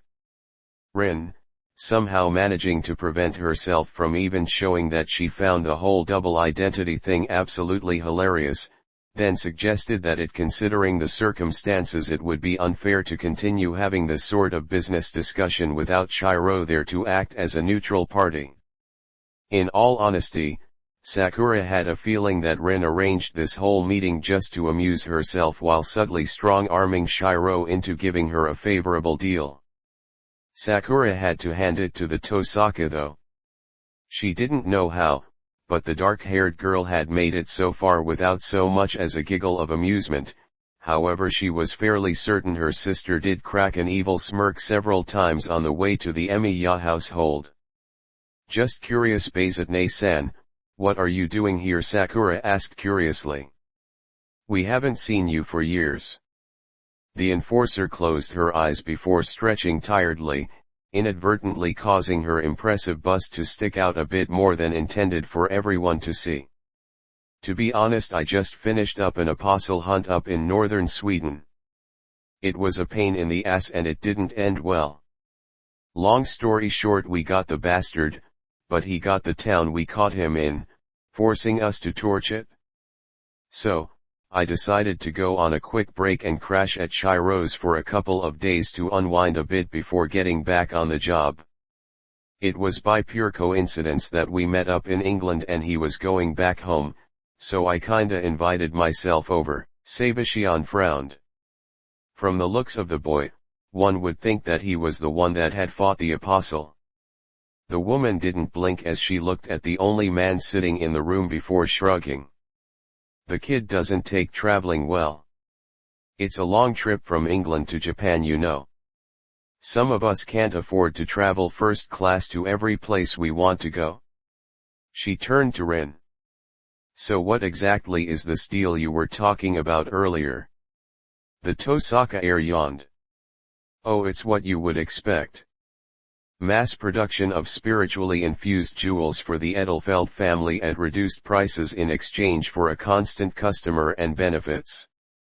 What the benefits are and what the prices are yet to be determined though.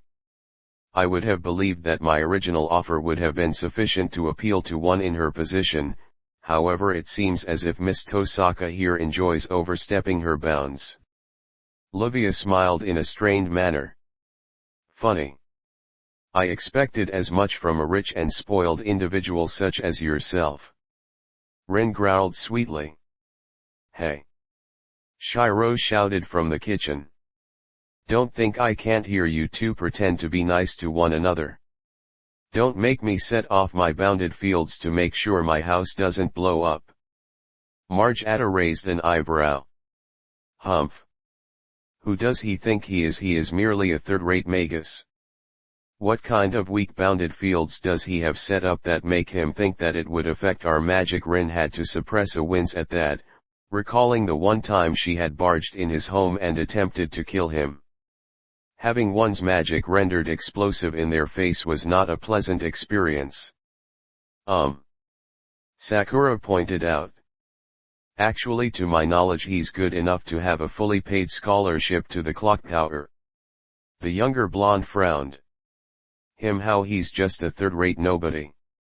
Can we not talk about positions in magus society in my home with other nobles, please? Shirou shouted from the kitchen. I'd like to make sure that the house stays in one piece when everyone leaves tonight. It's not like he would be losing much.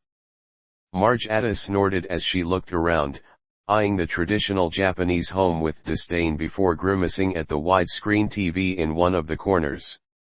There is nothing of value here, and it is clear he isn't of nobility. Look at how much he squanders on primitive commoner appliances. It is rude to insult a person's home while he is treating you to a meal. Sakura frowned disapprovingly at the teen her age. Humph. He should be honored that he is given the chance to host my sister and I in his home. The girl stuck her nose up in the air defiantly. Livia sighed, noting the looks of irritation that Bayzet, Rin and Sakura were giving her sister. Please forgive my sibling. As you can see, she is not very adaptable to environments outside the standard of our noble raising. Kid, let me just give you some advice as a person that's been on the road a lot and seen many things. Bayzet stated calmly before leaning back and seemingly relaxing. Don't piss off the people that make your food. Trust me on this. You don't want to know what they could do to your food without you ever knowing. Rin and Sakura looked at one another knowingly. On the one hand, the woman was indeed correct in that rule of thumb. On the other hand, this was Shirou she was talking about. The boy was more likely to cut off a finger than willingly sabotage one of his dishes, let alone feed a person some sort of horrifying or disgusting concoction for his own personal satisfaction. Margetta on the other hand didn't seem to get the hint. As if I would fall for such a simple and low-born trick. Bayzet sighed and shrugged aridly. Fine, don't believe me. Just don't say I didn't warn you the next time you find a hair in one of the meals your servants made you, or if you were in a restaurant and annoyed the waiter too much. A faint twitch in the girl's eyebrow was all it took to show everyone there that Bayzet's warning had indeed taken root. It might not get anything out of the girl soon, but it would fester and grow with time until, and the final results would be beautiful. Just a shame none of them would probably get to see the end. Sebastian suppressed a brief chuckle by clearing his throat and making himself known again. Ahem. I do not mean to be rude, but could we by chance go back to the subject at hand? Right. To make a long story short, you two don't get along and are trying to set up a deal. In order to try and get things done, you involve Shirou to act as a mediating third party. Bayzet yawned. God, she wanted to go back to her bath now. Pretty much. Sakura nodded. I still don't see why she is here with us. Margetta frowned. She doesn't have anything to do with the deal. She is here of my support. Rin crossed her arms. If Adelfelt-san here, who is clearly the heir to her family name, is allowed to have her assistants accompany her, then I am entitled to do the same. We are both heirs to the Adelfelt name. The younger blonde snapped. If there was anything she hated, it was when people assumed that her sister was the only one that inherited her family crest and she was left to dry. No matter who it was, Livia was the one that everyone assumed was the one in charge. Tosaka, if you do not mind, please do not goad my sister. Livia's eyes narrowed while hiding the fact that she didn't want to have to deal with this situation again. If you are as well informed as you claim, then you are well aware of our scales. Or scale? Sakura blinked in confusion. Sisters. Rin smiled sweetly, though the thought of the subject clearly left a bitter taste in the speaker's mouth. It's a sorcery trait that the Edelfelt family has that enables them to have two successors for each individual line of magi, meaning that siblings can have identical copies of their parents' crests, and so on. She didn't bother to notice the twitch in Sakura's face, realizing how invaluable such a thing could have been, for them in particular. It's a very convenient thing to have. Indeed. Livia nodded confidently.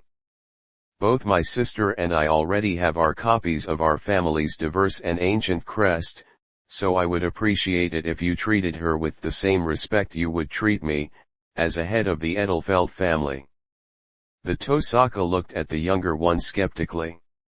As she has yet to actually do anything productive during our negotiations, I'm afraid I can't abide by that request. She stated aridly, ignoring the girl's look of outrage. Now if she did contribute something of value while we were here, then maybe I would treat her with some respect. You want a reason to respect me, you backwater excuse for a magus, Marjata growled as she stood up and began to activate her circuits. And was stopped as she found one of Bayzat's hands on her neck. As far as the nobility standard goes, you still have a long way to go before you even qualify as short-tempered. The enforcer stated calmly while keeping pressure on the girl's neck.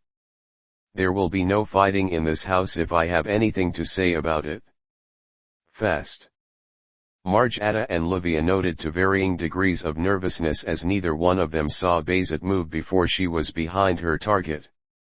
On the other side of the table though, Rin and Sakura were for the most part unsurprised by the recent turn of events, nor the woman's physical prowess. Looks like she's been learning a bit of Shirou's reinforcement magic. Rin noted casually as she eyed the woman's clothes. None of the pieces of cloth possess the physical enhancing runes that are all over her gloves and business suits. I only saw her fight once, but now I can see for certain why Shirou puts her abilities on such a high pedestal. It may be a bit late, but please excuse my ladies for their rudeness. Sebastian bowed, gaining everyone's attention. We had only recently arrived in your country and like yourself, Miss Fraga, we are rather weary from travel. Livia's eyed everyone in the room before letting out a sigh of weariness and fanning herself. Yes. I am loath to admit it, but we are not truly accustomed to traveling significantly long distances and remaining clear of mind. She looked at her sister momentarily.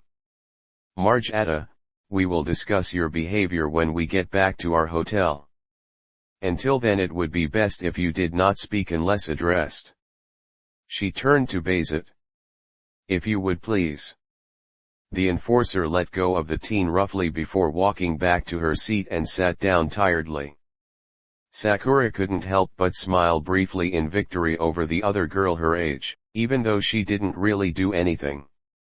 Deep down Sakura was indeed jealous of Marjata, but she would not admit it, not even to herself. In the Matu's mind, the girl in front of her was a spoiled brat who was lucky that she was born into a family that didn't have to sacrifice her like she was. Before anyone could continue on with their conversation though, Shirou came out with several plates of food. I did the best that I could, seeing that we were somewhat limited on food, but I managed to scrape together enough for 7 people. Since everyone was tired from traveling, I went with something simple. Fried rice with beef, chicken in teriyaki sauce, and a few other small side dishes to curb everyone's appetite, and I think I have some soda in the fridge if anyone wants some. He placed the dishes down before looking around. So did I miss anything important? Slam. The front door to the building slammed open, grabbing everyone's attention instantly. Oh dear God, not her now. Rin, Sakura, Shirou, and Bayzat all thought at once. Shirou. Taiga's childish voice echoed from the main hallway. You're back. I missed you and your cooking so much while you were gone visiting your friends and... The teacher stopped in mid-sentence as she skidded to a halt in front of everyone there, who was in turn staring at her with varying degrees of shock, annoyance, and embarrassment. Oh, this is not going to end well.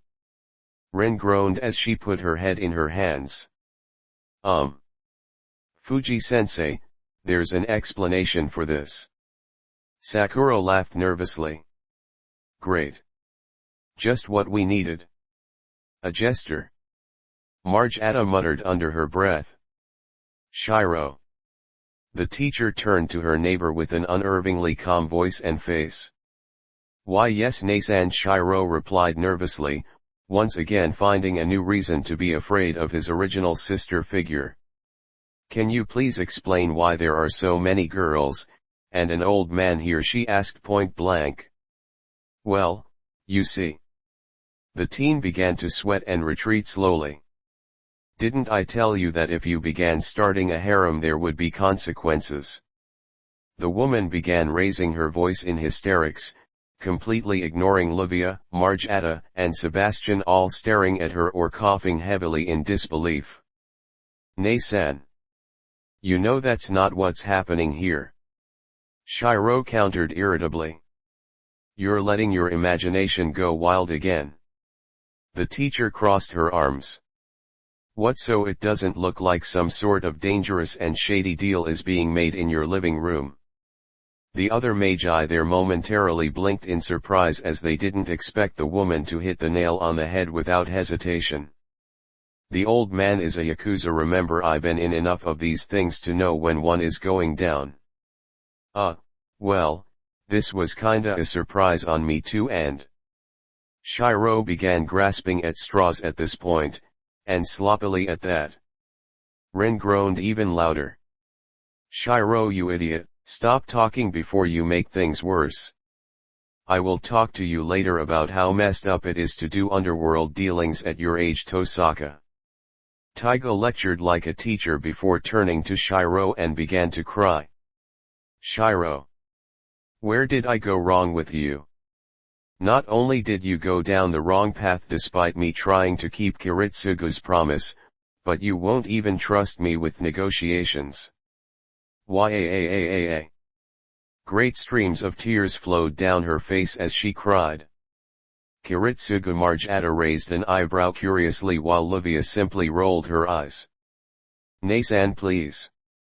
Now isn't exactly the best time to do this. Shirou winced, hoping to calm things down while he had the chance. He turned to Bayzet. Bayzet, nay. A little help. What am I supposed to do? The woman looked at him incredulously.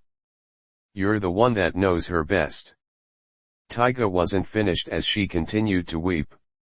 And here I was going to tell you that the old man and I got you a good gift for all your hard work, and you're doing deals behind everyone's back. This cannot go unpunished. She paused for a moment before looking around. Hold on for a minute. I'll be right back. Before anyone could say anything, the eccentric woman had disappeared again with the rapid thumping of her feet echoing behind her. What just happened? Margetta blinked in confusion. Who was that insane woman? Legally she's my guardian. Shirou sighed. In reality, she's my loving neighbor that enjoys mooching meals off of me and causes chaos in her wake. She's also our high school teacher. Sakura laughed nervously. How on earth did that woman manage to get a license to teach children? Sebastian wondered out loud. Her father's a yakuza boss, so she probably had a string or two pulled. Shirou sighed. Plus she's a hard worker. Unlike in America or other Western countries, teachers here are given slightly more legroom when it comes to their behavior. She isn't one of us though, so I'd appreciate it if we didn't give her a reason to kill her or wipe her memories. As interesting as this conversation is, dare I ask what she may be doing that would serve as punishment? Livia asked curiously. Who knows? Rin shrugged. I try to ignore her when I can. Do you know she? She turned to her friend to see that his face was paling drastically. Ro, okay, what going on? Before the faker could say anything, the rampant footsteps of Tiger returned inside the house. Shirou Emiya. Prepare for your divine punishment. Taiga shouted as she skidded into the room. Her cursed kendo stick in hand, radiating bloodlust like no one's business and completely stunning everyone else there save for Shirou himself. When the hell? I thought you lost that cursed thing. Rin shouted in surprise and fear. I found it a year ago. The teacher shouted gleefully as she approached her prey covered in a dark aura. It's the legendary Torashina. Sakura shivered in as much fear as her sister was experiencing. There are stories about its thirst for blood, but... Someone knock her out now? The Emiya shouted frantically as he attempted to escape the woman's wrath. And was somewhat let down as Bayzet appeared behind the raging tiger and knocked her out with a hit to the back of the head. Well, that was anticlimactic. Sebastian blinked as he eyed the weapon. Still, it was unexpected for that woman to actually possess a genuine cursed weapon without any side effects. I can't believe it. Margata frowned, causing Shirou, Rin, Sakura, and Bayzet to tense up instantly. That weak-looking chef is the magus killer. Please, it took you that long to figure it out. Livia rolled her eyes. I realized that he was the magus killer months ago. The only time that Emiya ever showed up was when the chef Shirou did. Months, Shirou whimpered dejectedly. He had put so much effort into preventing people from identifying who he was before the Grail War started, and yet he was pegged so easily. Even though he wouldn't admit it, he was actually having some fun with the double identity thing while in the association. It made him feel like a real superhero. To have his secret identity found out so quickly after going on the job was like getting stabbed in his self-confidence. Multiple times. And you didn't tell me. Margata shot at her sister accusingly. The elder shrugged, taking her sister's anger in stride. I was fairly certain that it was the case, but I had no concrete proof. It would be highly irresponsible if I had begun to throw accusations everywhere without evidence and wound up endangering someone that was innocent. She didn't want to point out that Livia had no intention of ever telling her little hot-headed sister if the suspicions were correct. As much as she loved her, Margata was currently mentally unsuited for managing situations such as this. A not-so-polite cough from Rin drew attention to her. Aside from the fact that I really should have assumed that you wouldn't have been able to hide yourself for long, Shirou, may I ask why Taiga-sensei has her cursed sword again, a cursed sword that I specifically had the fake priest dismantle shortly after we had initially met? Shirou laughed nervously. It was an experiment. The Tosaka frowned, with a rapid twitch of her eyebrow, before looking at the discarded weapon and performed her own version of tracing on it. While she was nowhere near as good as Shirou, she could home in on one particular step at a time on an object with little issue. What she found though was somewhat surprising. It really is a year old, but it hasn't degenerated at all.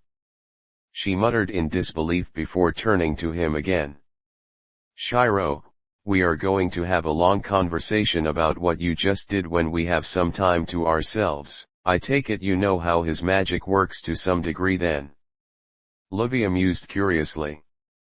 Oh, you have no idea. Rin grunted irritably without taking her eyes off of the Emiya. By any chance, did you happen to meet his father before he died? The Edelfelt asked curiously. After I met Shirou here, I developed an interest in his father's exploits, but other than him I haven't really met anyone that has traded a significant amount of words with the original Magus killer. Rin looked at her future business partner skeptically.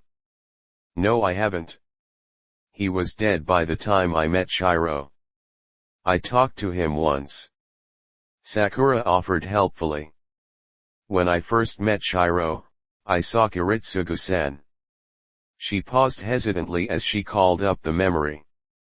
He was very scary at the time though. Not cold but empty. Livia raised an eyebrow. Empty. Sebastian nodded as he fell back into his memories. That is a good way to describe him. When I encountered him as a mercenary, he seemed to act as a function. There was no true drive behind him, no emotion, no anger or anything like that. Just a purpose in the shape of a human. He closed his eyes. A cold man would constantly put others down. Only see the mistakes in others and attempt to remove all comforting feeling from others. Emiya on the other hand seemed to not care about such things and merely used mistakes and other events to plan for his next steps. He would not dissuade or insult people simply because he did not care about them in the slightest. Unless he could use them, they simply served no purpose to him. Yes, empty would be the correct term to describe him. He wasn't empty. Shirou spoke up defiantly, before massaging his temple. Look. Can we just get back onto topic please? Why is everyone in my home? Rin crossed her arms. Long story short. Livia's family buys a lot of the jewels we make and they want to make a deal. We were having trouble with the negotiations, and you came up in conversation, so we decided you'd be the final vote. The Emiya looked at his friend skeptically. You do realize that even though I expected you to do so, you have not once told me that you were selling the gems we made. Minor details that we will discuss later. The dark-haired girl waved her hand dismissively. Humph. I don't know what's worse. The fact that I was the last one here to know that he was the magus killer, or the fact that so far he appears to be the most incompetent person in the room. Marjata rolled her eyes. At least he isn't obnoxious enough to insult a person who is feeding them in their own home. Sakura muttered just loud enough to be heard by everyone. What was that commoner? The Adelfeld's eyes flashed angrily. Put your sister on a leash, Livia. Rin sighed aridly. She seems to be detrimental for negotiations. Like you are one to talk. The elder blonde countered, though giving her sibling a mildly irritated look. Sparks began to fly between the eyes of the teenaged females there as more insults were thrown back and forth to the point that Sebastian, Bayzet who had dumped the unconscious Fujimura in a guest room, and Shirou had been completely forgotten. Nei-san. I'm afraid. The Emiya whimpered to the enforcer. I want my home in one piece, but I don't know what will happen if I try to stop them. Plus I still don't like fighting girls that I know. Ignoring the fact that you have no problem fighting me, I understand your position. The enforcer nodded. Here's what we'll do. You take down the local girls. I got the Edelfelds. If we're fast enough, we'll be able to have dinner without anything breaking. Right. Shirou nodded as he got his feet under him. On 3. The woman muttered, noting that the other girls there were starting to channel prana now. 2. She began, not even bothering to waste time with 1. Just before everything in the room commusted, the doorbell rang, causing everyone to falter almost instantly. Saved by the bell. Sebastian breathed out in relief. Oh, for the love of, who the hell is it this time? An apostle ancestor. I just wanted a break for once. Bayzet threw her arms in the air in frustration. Miriam. I have never thought ill of you before. Please do not give me a reason to start now. Shirou mentally prayed as he slowly got up and made his way to the door. Please don't break anything. He pleaded. If you have to fight, can you please wait until after dinner? The teens there looked at one another warily before glancing down at the rather appetizing food placed in front of them before looking at one another and sitting down again reluctantly. Temporary truce, Rin asked skeptically as she began to serve herself. Agreed. Livia nodded before turning to her sister. Marjata, if you would please abide by this decision for now. Also, can you pass the rice? Oi, old man. Bayzat spoke up as she poured herself some soda. If these brats start to act up again, do you mind actually helping to calm them down? I will see what I can do to contribute. The elderly man nodded. I do have to put my master's well-being ahead of everything else after all. Gritting her teeth irritably, Marjata helped her sister with the meal, ignoring the glare that Sakura gave her as she did so. How dare that foolish backwater girl insult and belittle her? It was unforgivable. She was one of the heads of the Edelfelt family. Her lineage demanded respect from all but the eldest magical families in the world. On that thought, why was this girl even here? The Edelfelt had business with the Tosaka, not this Matu or whatever brat. Her very existence here was in itself an insult to her pride and any kind of standard Marjata had for these kinds of meetings. Then when things were heating up, she had the nerve to stand up to one of such a higher pedigree. It was just insulting. Sakura. I do not believe I need to say this, but I trust you to be able to handle yourself should we begin to argue once more. Rin sighed tiredly as if she wasn't about to destroy the room around her. Don't worry, Rin-senpai.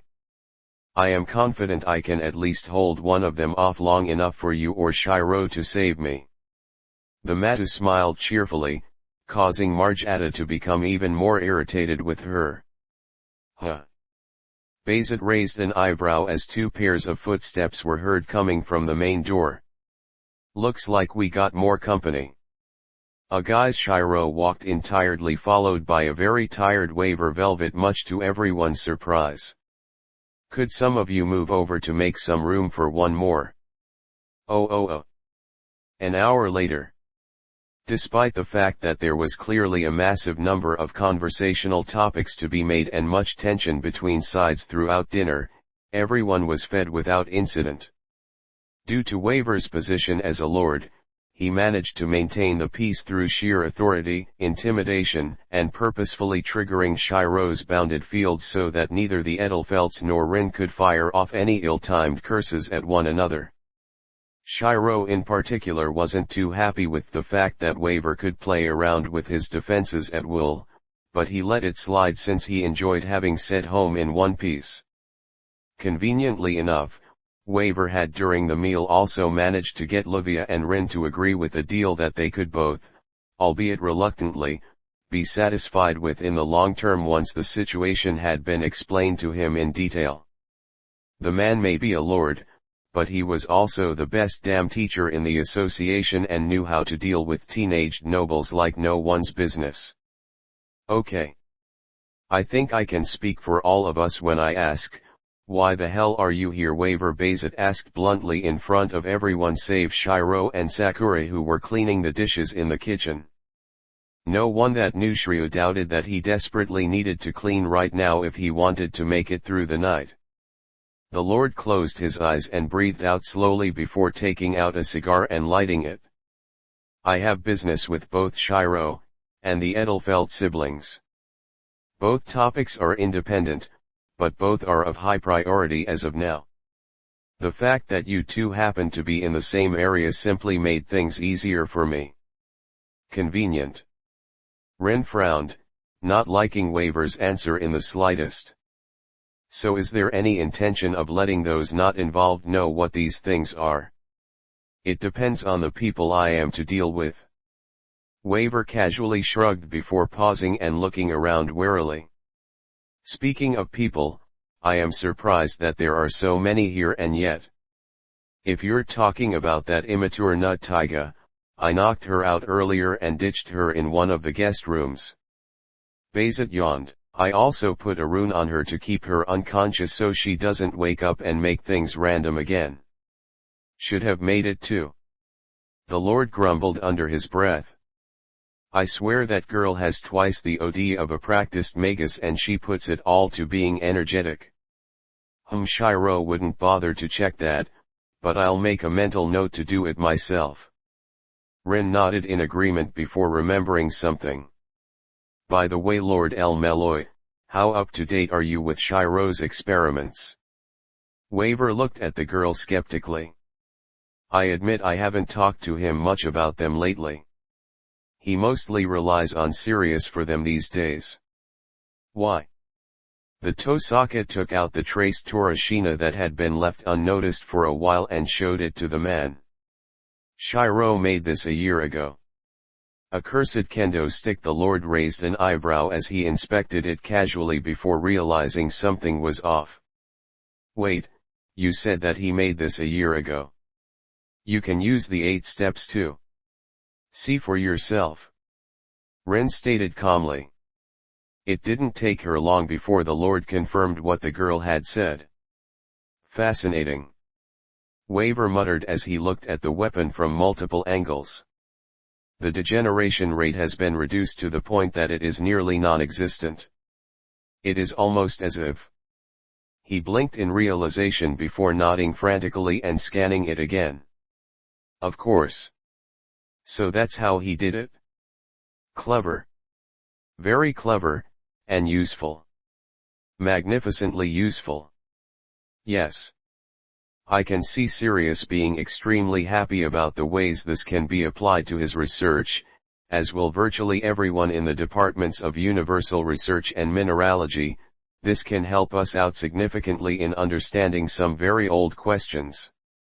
What's going to help who now? Shirou asked, confused as he walked into the dining room with Sakura, having finally finished up the dishes and looking significantly more calm and collected than he did earlier. Let's just say that I see you making several large deliveries to the association in the near future, Shirou. Waver nodded in approval before putting down the bloodthirsty weapon. Also, I expect to see your reports on how you managed to pull this little trick off very soon. The Emiya shifted uncomfortably as he realized that Waver had already determined what was so special about the modified Torashina he had made for his neighbor. I'll see what I can do, Nii-san. I'll have to try and find my notes on it before I make anything to your standards. He sat down on one of his couches. So I heard you say that you were here for me and Livia-san and Margita-san. The Lord's mood became less mirthful as he removed the cigar from his mouth and breathed out slowly. Shirou, while I do have other things to talk to you about in private, I also have something to inform you of. Something I still am quite confused about and will hope you can explain to me if you want to. Shirou blinked in confusion, ignorant of the expectant looks he was getting from everyone else in the room. Sorry, but I honestly have no idea what you are talking about. Shirou. Waver frowned.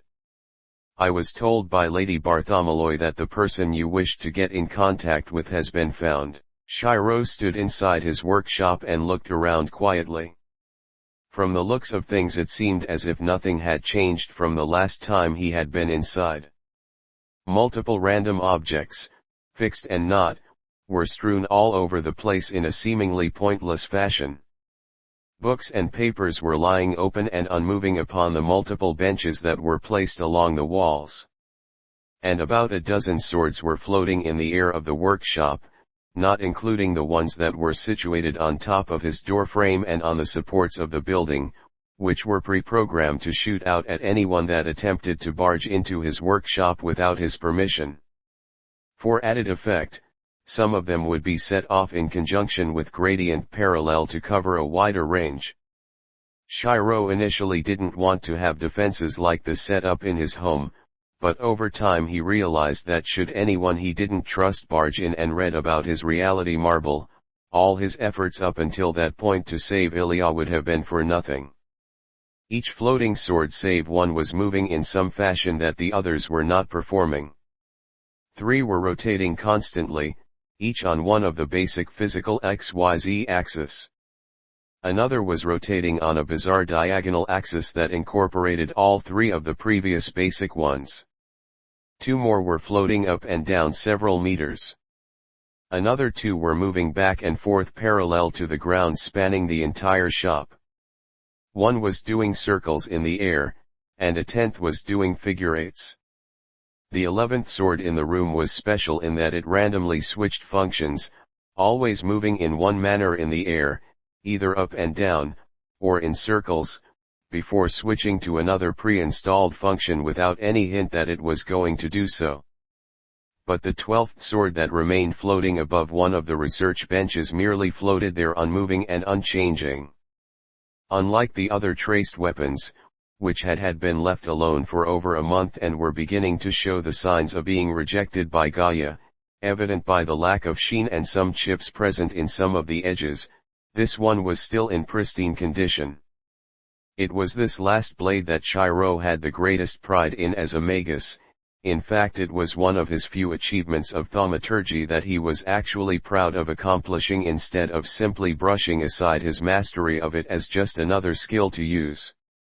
Shaking his head to clear his thoughts, the owner of the lab walked up the stairs to the loft on the side of his workshop to pick up the first of two packages that he has pre-made almost a year ago. He would need it when it came to negotiating with his contact. Turning around to the exit, the Emiya determined that nothing more could be done in the shack for now, save for one thing. Taking off his belt and placing it on another bench near the entrance, this one covered in jewel craft related tools, Shirou began to pull off the outer layer of the simple leather frame to reveal a chain of dagger-shaped gems in varying colors. For almost a year now he had been pouring his spare prana into these jewels he had made with Rin after she had taught him how to do so. His progress in the art was horrendously slow, at best being able to store only around a third of the energy he put into them. However, once he had done so, the power was there to stay. Because he had an abnormal element, he would never be able to perform jewel craft thaumaturgy with any significant skill. Pre-programmed spells, refraction integration, reactionary lattice characteristics. His element simply would not allow him to access such phenomena unless they were already present in a sword of some kind that he had seen with his two eyes. And honestly, how many crystal swords of notable use were there in the world? Cutting the index fingers on both hands, Shirou went through the process of pouring his energy into the linked crystals. Rin had mentioned at one point that it was best to limit oneself when it came to this.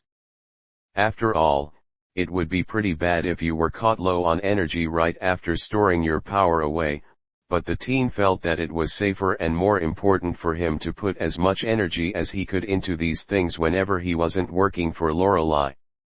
He felt his circuits in his body and on his chest warm up considerably as he let the magical power flow through them and into his makeshift batteries. Unconsciously his eyes turned silver as he focused completely on the task of putting his power into the gems, taking in their history, their information, the levels of energy they already possessed, and watching as their charges increased painfully slowly. I doubt it needs saying, but it really does look like jewel craft isn't a subject that you'll be able to excel in at any point during your lifetime. Waver observed from his workshop's doorway, completely unfazed by the blades above pointing at him. He was the one that had helped Shirou set up that particular defense after all, so he knew how to disable or avoid triggering the mechanism in the first place. He continued to watch Shirou pour more of his power into the gems and sighed. I really shouldn't be surprised that you're overdoing this. How much power do you have in those things now? The Emiya remained quiet for several seconds before answering. If I set it off now in the right place, and engineer the release correctly, I think I might be able to blow up my workshop. Waver nodded in understanding. The boy had stored up a fairly impressive amount of energy in just a year despite his inability to use jewel craft well. In all honesty, the amount the teen had stored was nothing to brag about by itself. He was certain that the Edelfelts and the Tosaka girl had jewels with vastly higher amounts of power stored in them, but for a kid who only started this field around a year ago, it wasn't bad. Besides, he had a fairly good idea what Shirou was eventually going to be using the gems for anyway, and none of it involved advanced knowledge on the craft. Not bad. The Lord admitted out loud as he walked to the boy and eyed the gems in front of him. He had to hold back a snort as he noticed the shape the makeshift batteries were in. Swords. Of course. He should have known better. So do you have any intention of letting anyone know who it is you're getting in contact with? Not in the slightest. The teen frowned, sweat beginning to form on his forehead. If I did, one of you might go out to try and find him and possibly ruin the deal I'm trying to set up. Understandable. You wouldn't have put so much effort into finding this mysterious person if it wasn't worth the effort. Waver relented. Even I don't know the identity of this contact of yours.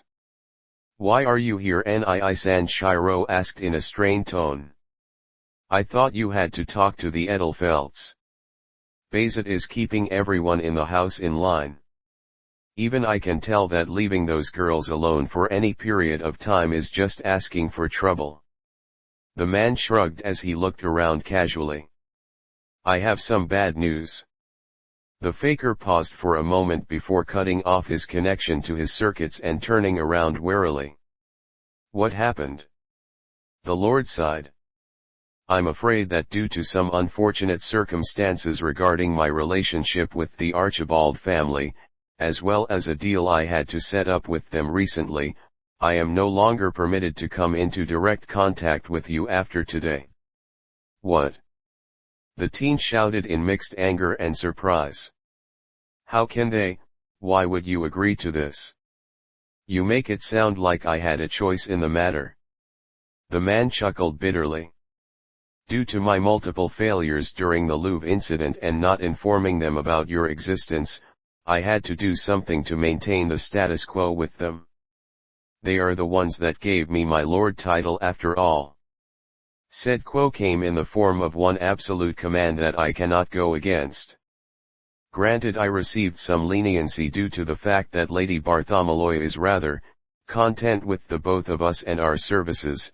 However, after I leave today I won't be able to talk to you for a period that extends past the Grail War, purposefully at least. Shirou grit his teeth hard to the point that he wouldn't be surprised if he was bleeding. He always understood that the noble families in the association were at best negotiable at times, but he had unfortunately forgotten how bad it could get recently.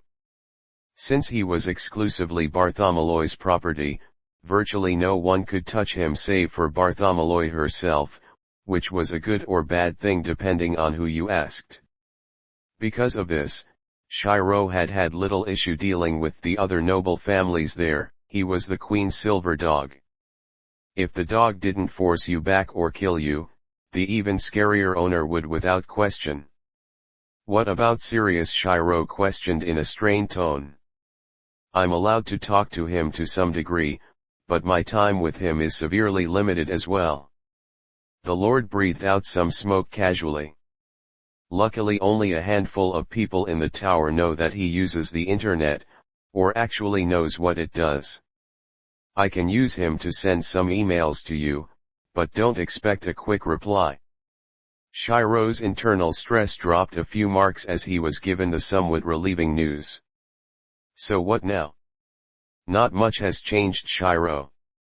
Waver shrugged, his expensive coat and scarf echoing his servant's colors moving with his shoulders.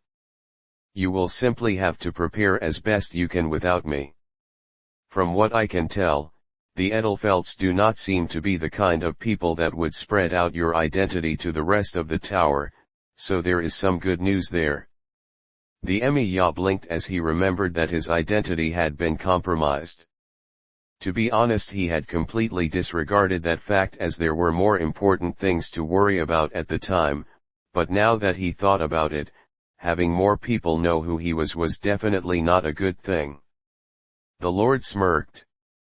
This might not be my place to say it, but, you were discovered already. You have the ideal down, but in execution, you'd make a terrible Super Sentai. Shirou glared at his grinning brother figure. Ha ha ha. Very funny Nii-san. If you are taking our current situation so lightly, why don't you just go talk to the Edelfelts now? I'm certain that what you need to talk to them about is more important than comparing me to a children's show character. The man's grin relaxed but remained on his face as he raised his hands in protest. Relax, Shirou. I can talk to the girls anytime I want. I'm a lord, remember, I outrank them. There's still something I have to get to you before I go anyways, and in here is the perfect spot since no one can interrupt us. The teen raised an eyebrow as Waver approached him and sat on a nearby stool. Interrupt us? How long is this going to take? The lord hesitated for a moment before taking the cigar butt out of his mouth and tossing it into the trash bin nearby, killing the embers mid-flight with a minor spell. Truthfully, it should not take more than about half an hour, but... He looked around for the right words to say. Well, you may need some time to get used to it after it's done. He bowed his head. Shirou, my final gifts to you in your upcoming battle are 2 memories of mine from the previous war. Armed with their contents, I believe you will be ready for what is to come, and at the very least I believe they will be the key to your survival. Memories from the war, the boy whispered in surprise before realizing how valuable of a gift he was receiving. Should they be of fighting, he could get a good idea of what to expect from enemy servants and their physical abilities, and more importantly, how to route them so that less people can get hurt. The man reached forward and placed his palm on the boy's head. Let me show you, however, should you need to break out of the memories, do not hesitate to let me know. The Emiya frowned, not liking how that sounded. What do you mean by that? The lord smiled bitterly as he responded cryptically. You will soon find out. 6 months until the war starts. That is the end of the chapters for today. The name and author for this fanfic will be in the description down below if you want to read it yourself. See you tomorrow, peace.